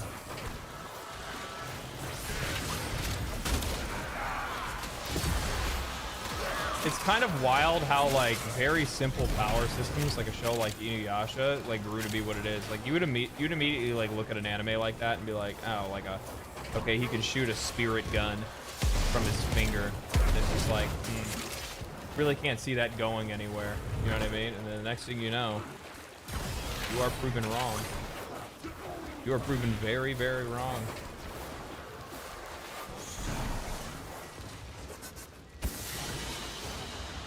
What you have learned here will serve you well. Saturday Night's Adult Swim. Yeah. Saturday Night's Adult Swim.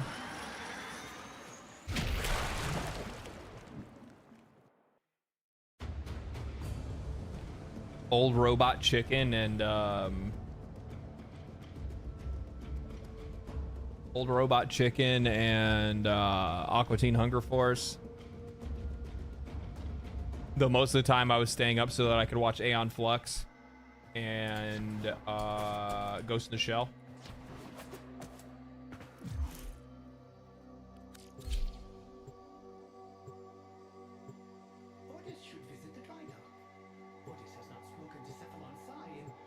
Who framed it? Who frame is that? Ember. Prime. Ember Prime.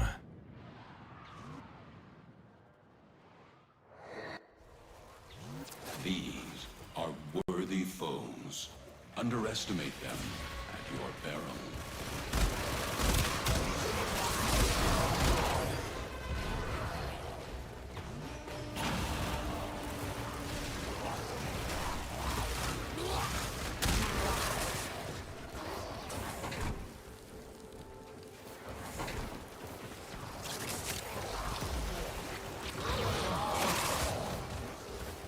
Stay focused. There's a heavy unit approaching.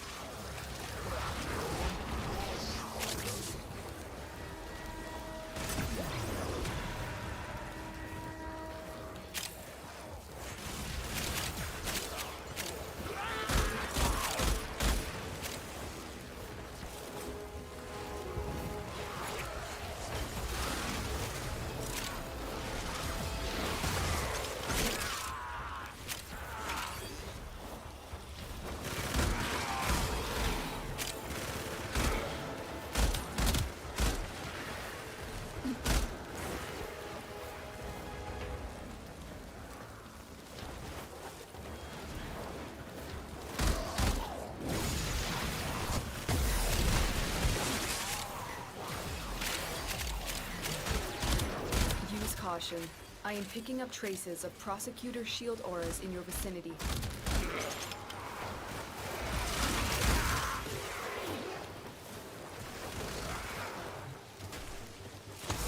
Good work. You have proven the prosecutors are not invincible. No, they're not. Prosecutor down. Stay alert.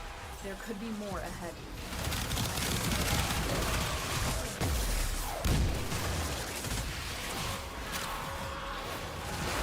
They ain't shit.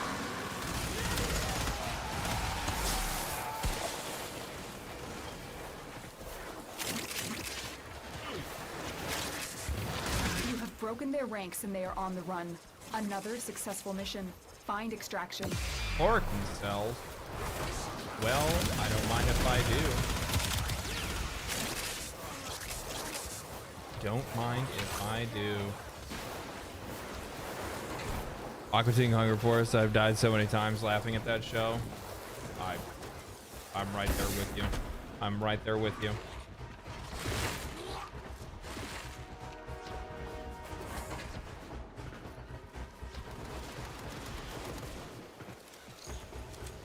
Devil Sandwich. The Foreigner Belt episode. Space Ghost from Coast to Coast. Hell yeah. Space Ghost is super good too. Space Ghost Coast to Coast was like the king of like awkward silent shows.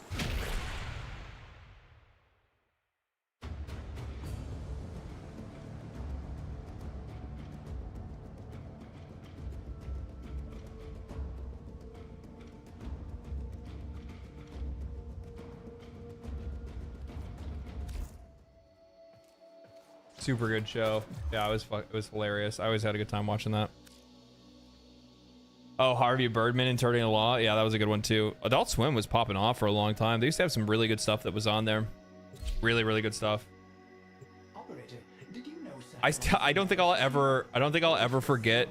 Do you guys remember the Tooth Fairy episode of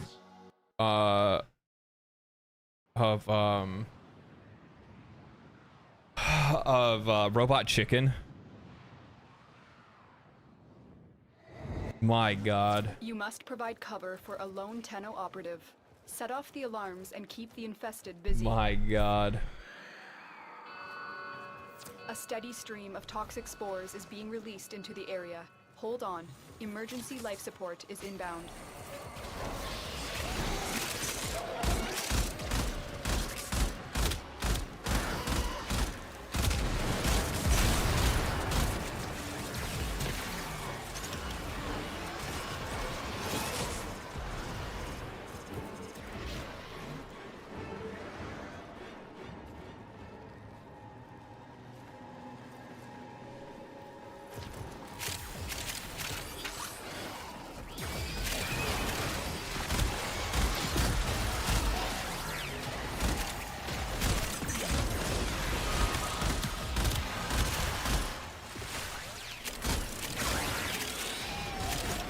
Only Robot Chicken, so I think it was the one with the fabric softener bear. Oh yeah, that's funny. No, they had this one. They had like, it was like the darkest, episode. It was like the darkest Robot Chicken episode ever. It was like, Life support incoming. oh, it was so bad. It was like such an unexpected one. It was like a kid that was like waiting for the Tooth Fairy and trying to go to sleep, and like hearing his parents like argue in the background, and then I don't know. I don't even want to repeat it.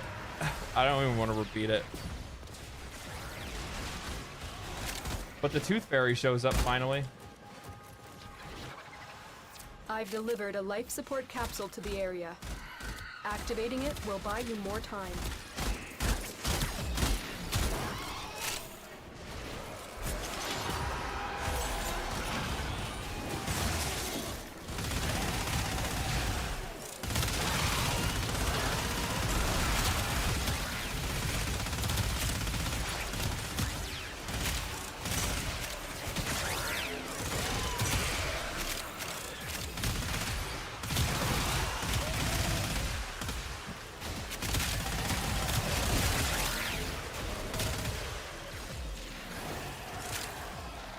Optimus Prime. Oh my God, I remember the Optimus Prime prostate cancer one. That was funny as all hell. Yeah, I remember that.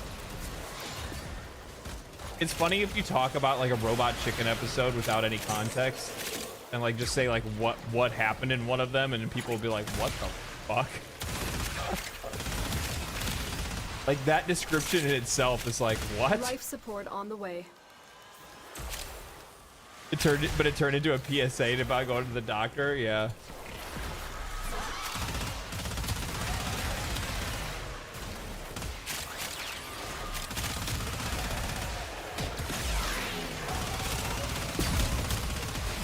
I like the one with like Skeletor, where he like finally kills He-Man, and he's just like, "What?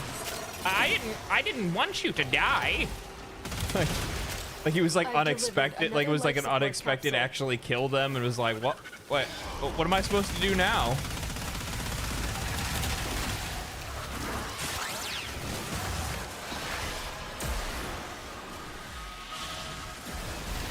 Robot Chicken was my kind of depravity. It was pretty fucking depraved, to be honest with you.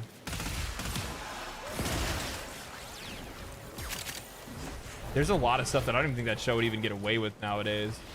How sensitive people are. Like everybody, by the way, like everybody's fucking like people around the, like just in general, like a lot of content just feels like it's had its teeth removed. That's the reason why a show like it's the reason why the show like The Voice becomes so popular, is because people are like aren't afraid to do something that like everybody else is afraid to do.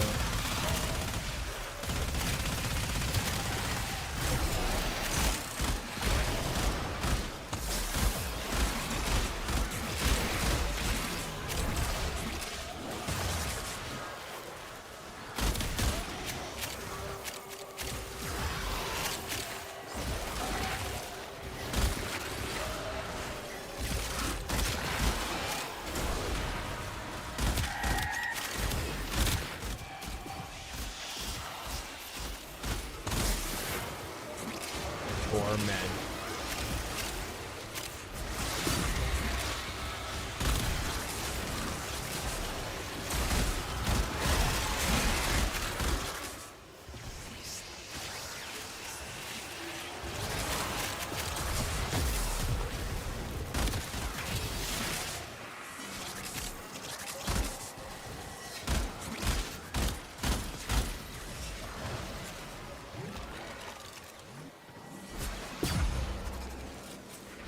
The voice has some wild scenes in it. It does. It does. Extraction is available if you need it. There's that one of that dude like shrinking and like crawling inside that one dude's ass. Like, what the fuck? Like, who thought of that? You know, there was like somebody who was like, what if Ant-Man like resized himself while inside of somebody? Oh, maybe maybe there's a comic that did that. I'm sure there probably was like darker Marvel series or something like that. The anti-Thanos strat, yeah.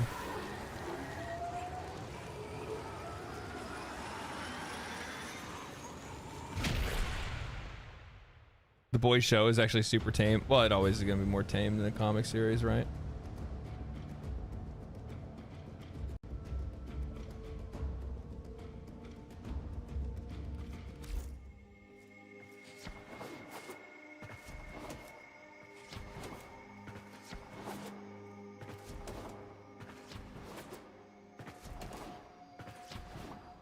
So, these are the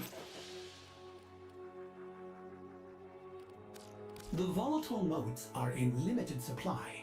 If the Tenno can oh, these are the other ones. Parvos and his Jade Eximus project will be halted. I don't need any of the Jade stuff.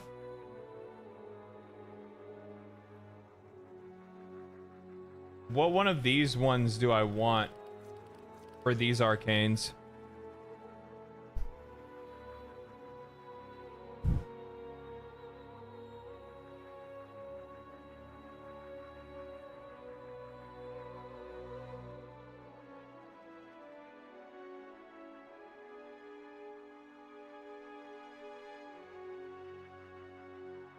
All of them for reroll?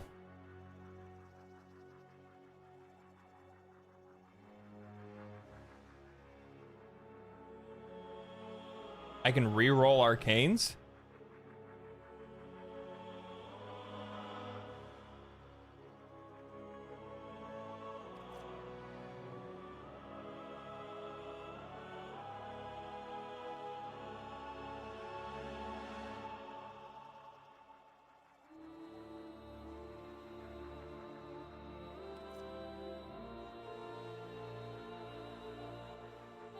Sanctum Anatomica. Reroll at Kavist. Okay, well, I'll just buy these because I don't have a lot of them. Do I just blow all my motes on these or what?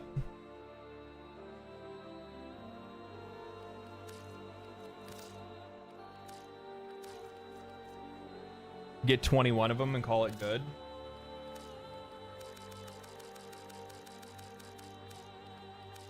Oops.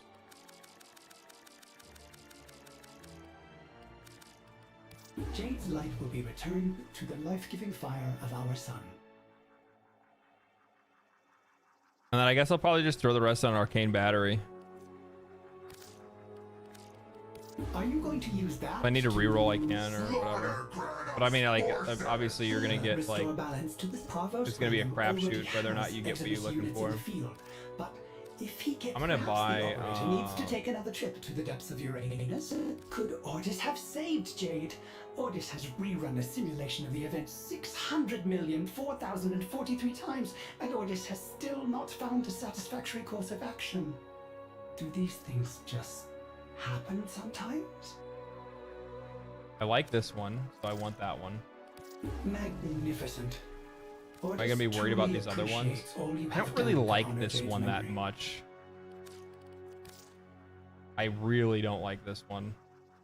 personally. I think it's too much. Like, I'm sure it could probably work on some frames, but I like more of the subtle ones. This Ordnance Karras fellow. Otis feels like he too would have stood up for Jade.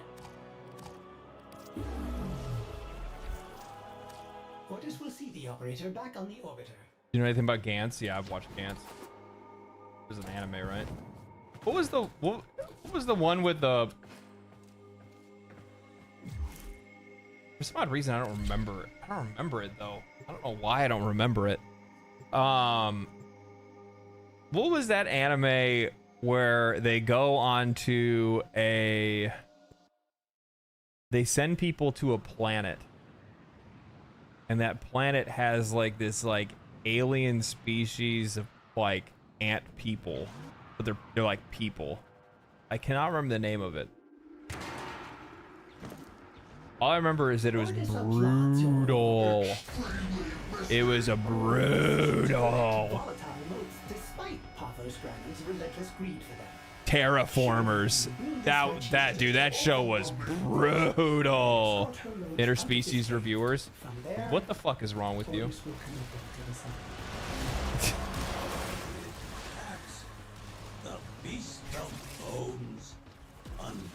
Why are you self-reporting like that? Ballads of you, Warden. Shadow figures told your story on alley walls. Children sat agog to listen. A legacy waste.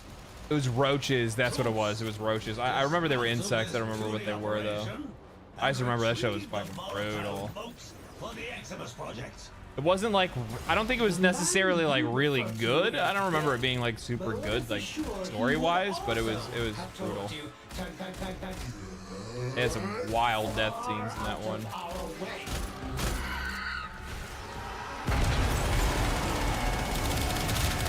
The capsule is ready. Onward and then upward. Sending air support to help you jump higher.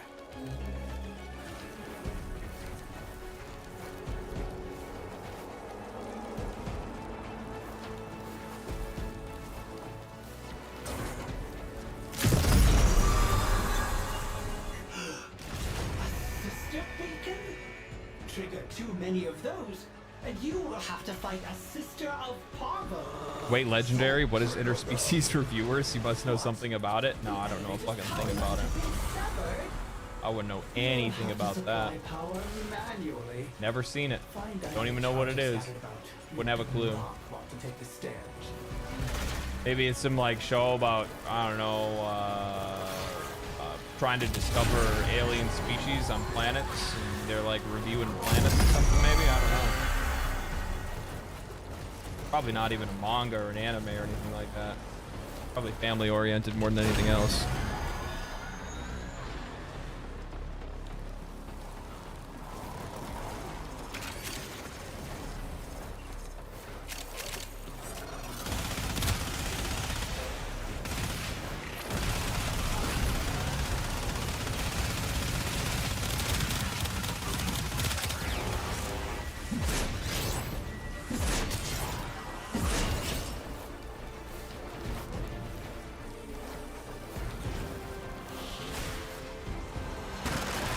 Cinema is what it is.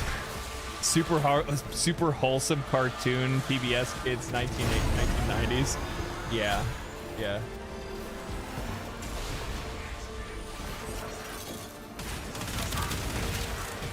It's like teaching, you know, kids like you know, the secrets of life.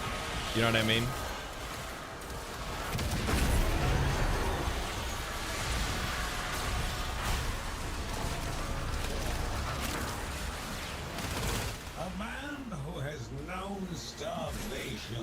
In his youth will never tolerate waste.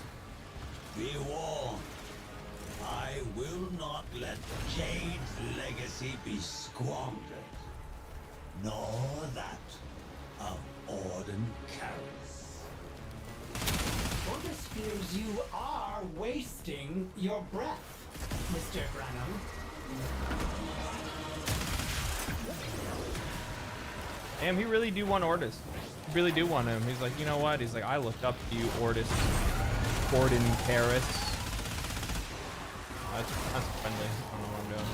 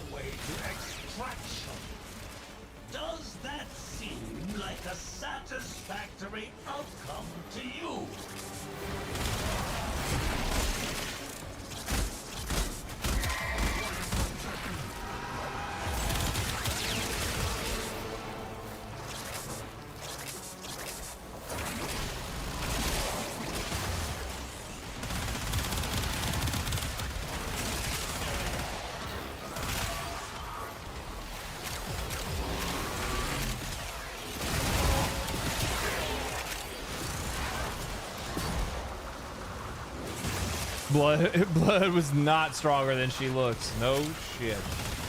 No shit. She was lying. Lying ass. Trifling.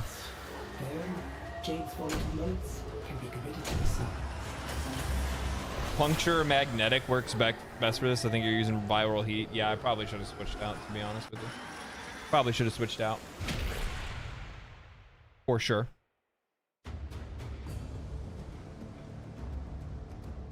Yes, Mr. Kitty Cat, can I help you? Can I help you?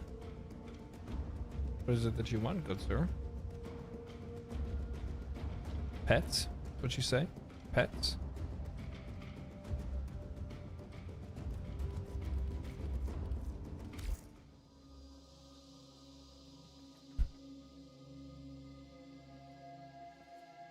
Ordis is doing his part, keeping the system free from... Hello, buddy. Hello, buddy.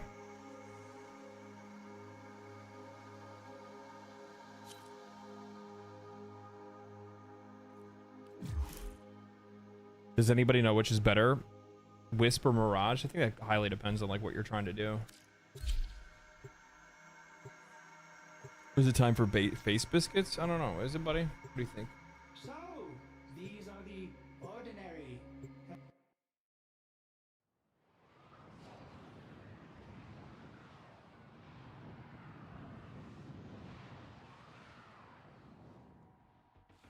All that is left of her is the moats in this cave.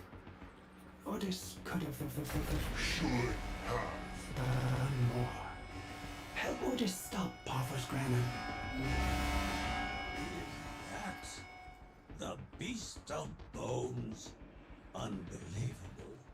They made ballads of you, Orden. Shadow figures told your story on alley walls. Children sat agog to listen. He's like 0 attention in 7 hours? Are you kidding me? Are you kidding me? And retrieve the volatile moats for the Eximus project. Did you think feeding me was enough? The one you refer to is dead. But Ordis is sure he would also have told you tag far out of our way.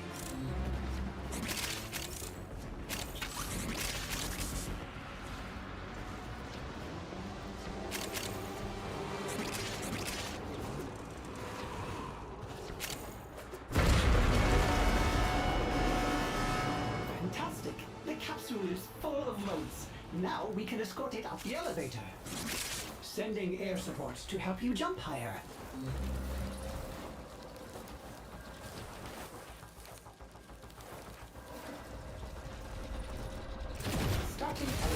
attention and We need 30 minutes of the stream for cat playtime. That's actually not a bad idea, actually. look for ionic Just go charges. pure toxin. It bypasses the shields. Yeah, that's probably a better way to go.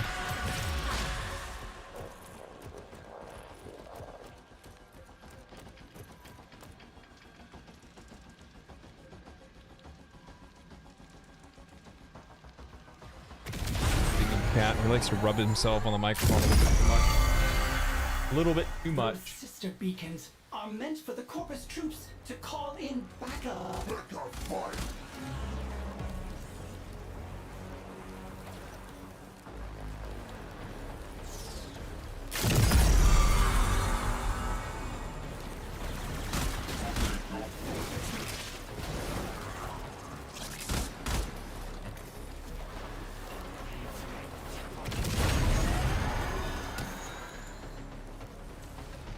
Cat hair? Yeah, no, he like rubs his face on the microphone and gets his hairs like stuck in the the sleeve.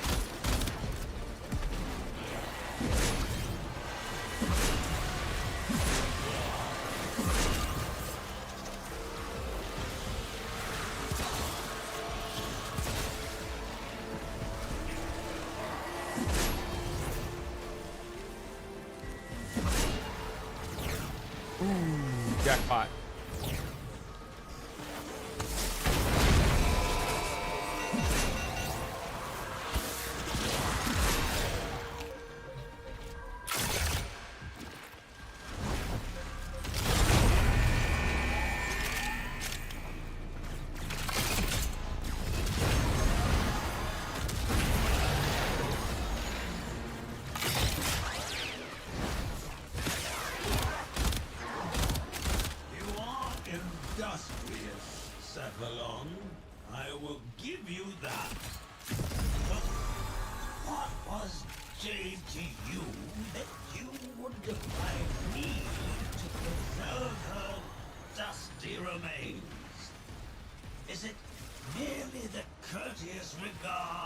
Unless Syndicate try to kill you.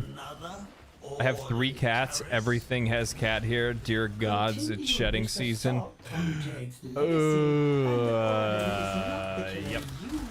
Yep. Yeah, I've been noticing that I've been having a little bit more of his a little more cat hair than normal lately. He was supposed to be a fucking short hair. When I picked him out, and was like, I want this one, and I took him home. He looked like a short hair cat. I get him home. He was, within like a couple months, he was no longer a short hair cat.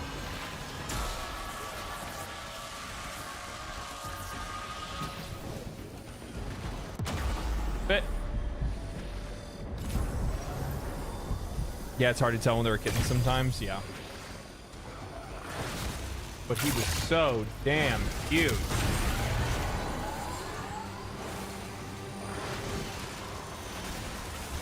Actually, true story. I went into the Humane Society. Walked into like the cat area, and then out loud I just said, "Who wants to be my cat?" And he was the only one that answered. Troops, the enemy is attempting to extract.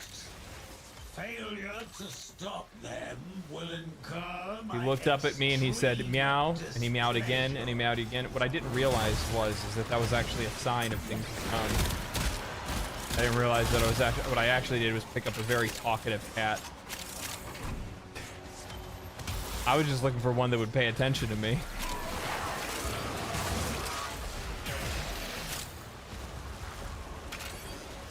What I didn't realize is I found one that just wouldn't shut the fuck up. That's fine.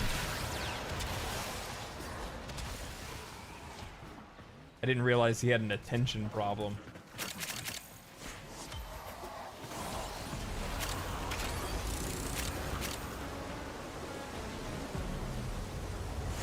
You are home free. The other cats are like, fuck you, yeah. One of mine is talkative, dear God, she drives me insane. Yeah, imagine trying to record a fucking YouTube video. It's funny because he can actually tell, I don't know how, but he can tell the difference between He can tell the difference between like when I'm streaming and when I'm not. Like he knows when I'm streaming, because when I'm streaming, he's quiet. He doesn't really bother me too much. He'll come by, look for a little bit of attention, go do something else. When I'm not streaming, he knows, and he's just like, meow, meow, meow, meow, meow. Now he thinks I'm talking to him. He like immediately like looked over at me and he's like, "What the fuck did you say about me? What did you just say? What the fuck did you just say?"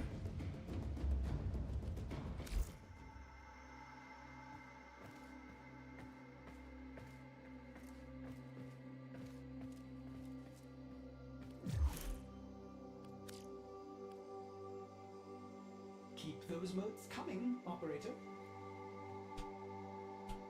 Yeah, I'm on what?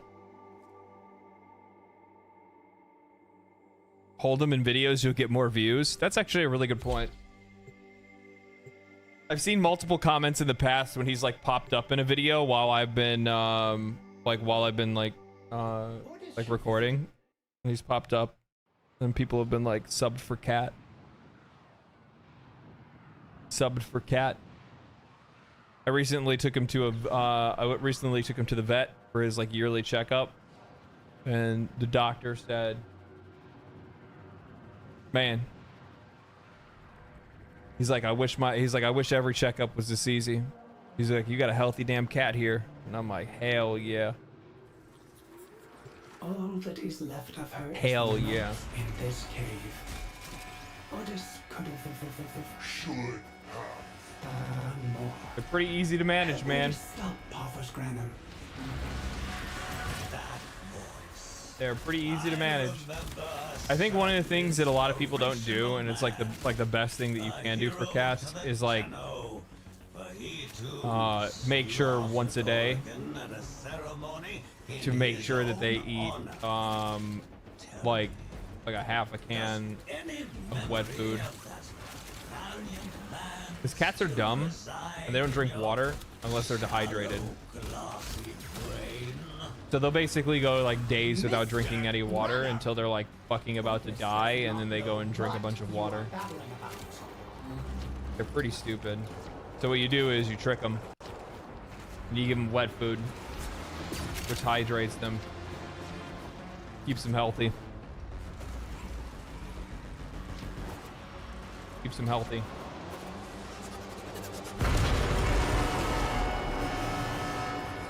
Is ready. Get a running water fountain, they still don't like water. I mean, he has no problem. He drinks water all the time. To help you jump higher.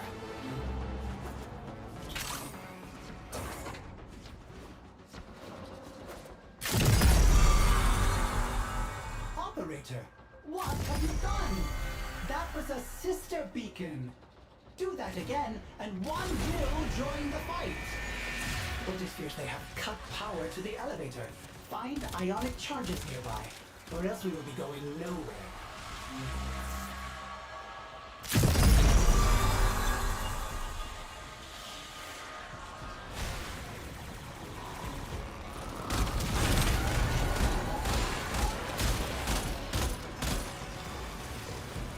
I'm proud of you. Most people don't know that. Yeah, I don't know where I learned that from or when I learned it, but known it for a long time. Used it for a long time.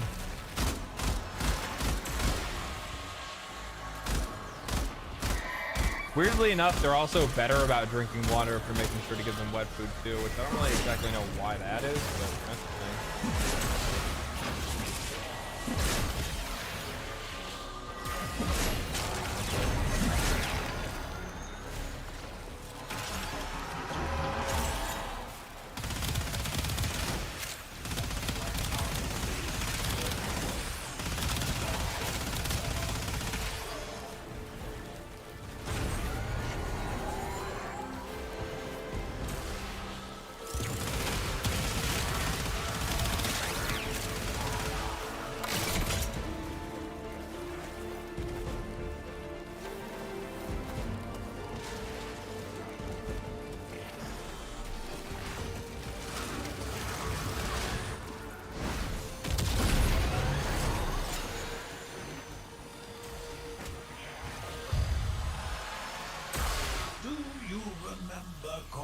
Symposium Order. Do you recall the founding principle blazoned proudly in letters not of arrogant gold, but honest brass? None shall be slain. Curious. Not clothed labor. When do you think you have the final review of Warframe ready? So to this day. LR4 player, always interested in what New Blood have to say and enjoyed your reviews thus far. Ultimate review will probably be it'll be next week. I'm gonna do it next week. What day? I don't know exactly like when it's gonna come out. Chances are it'll be either on a Thursday or it'll come out on a Friday. That's when my videos usually drop.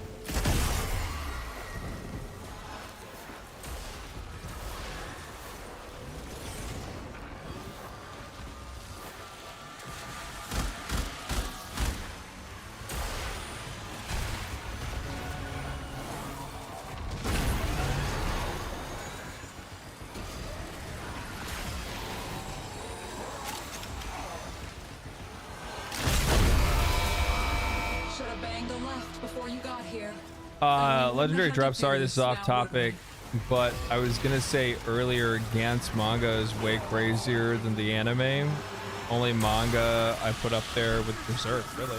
I usually see those mentioned together, actually, now you say that. Don't you tell me you love me. I don't care how bad you want to live. Fucking Sisters of Barbaros are fucking wild. Don't tell me you love me. I don't care how bad you want to live. Like a satisfactory outcome to you.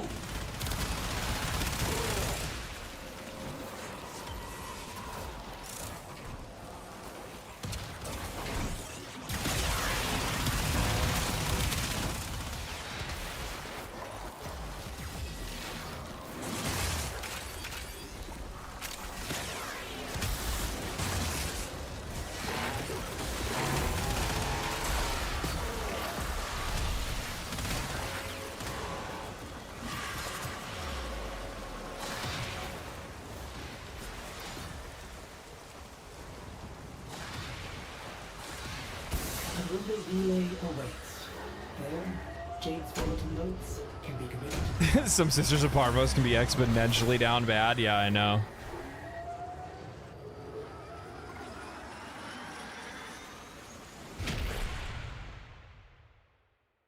How horny do you think a crewman is for their commander, Sisters of Barbaros? Who knows? Trying to lay it down. Trying to lay it the fuck down.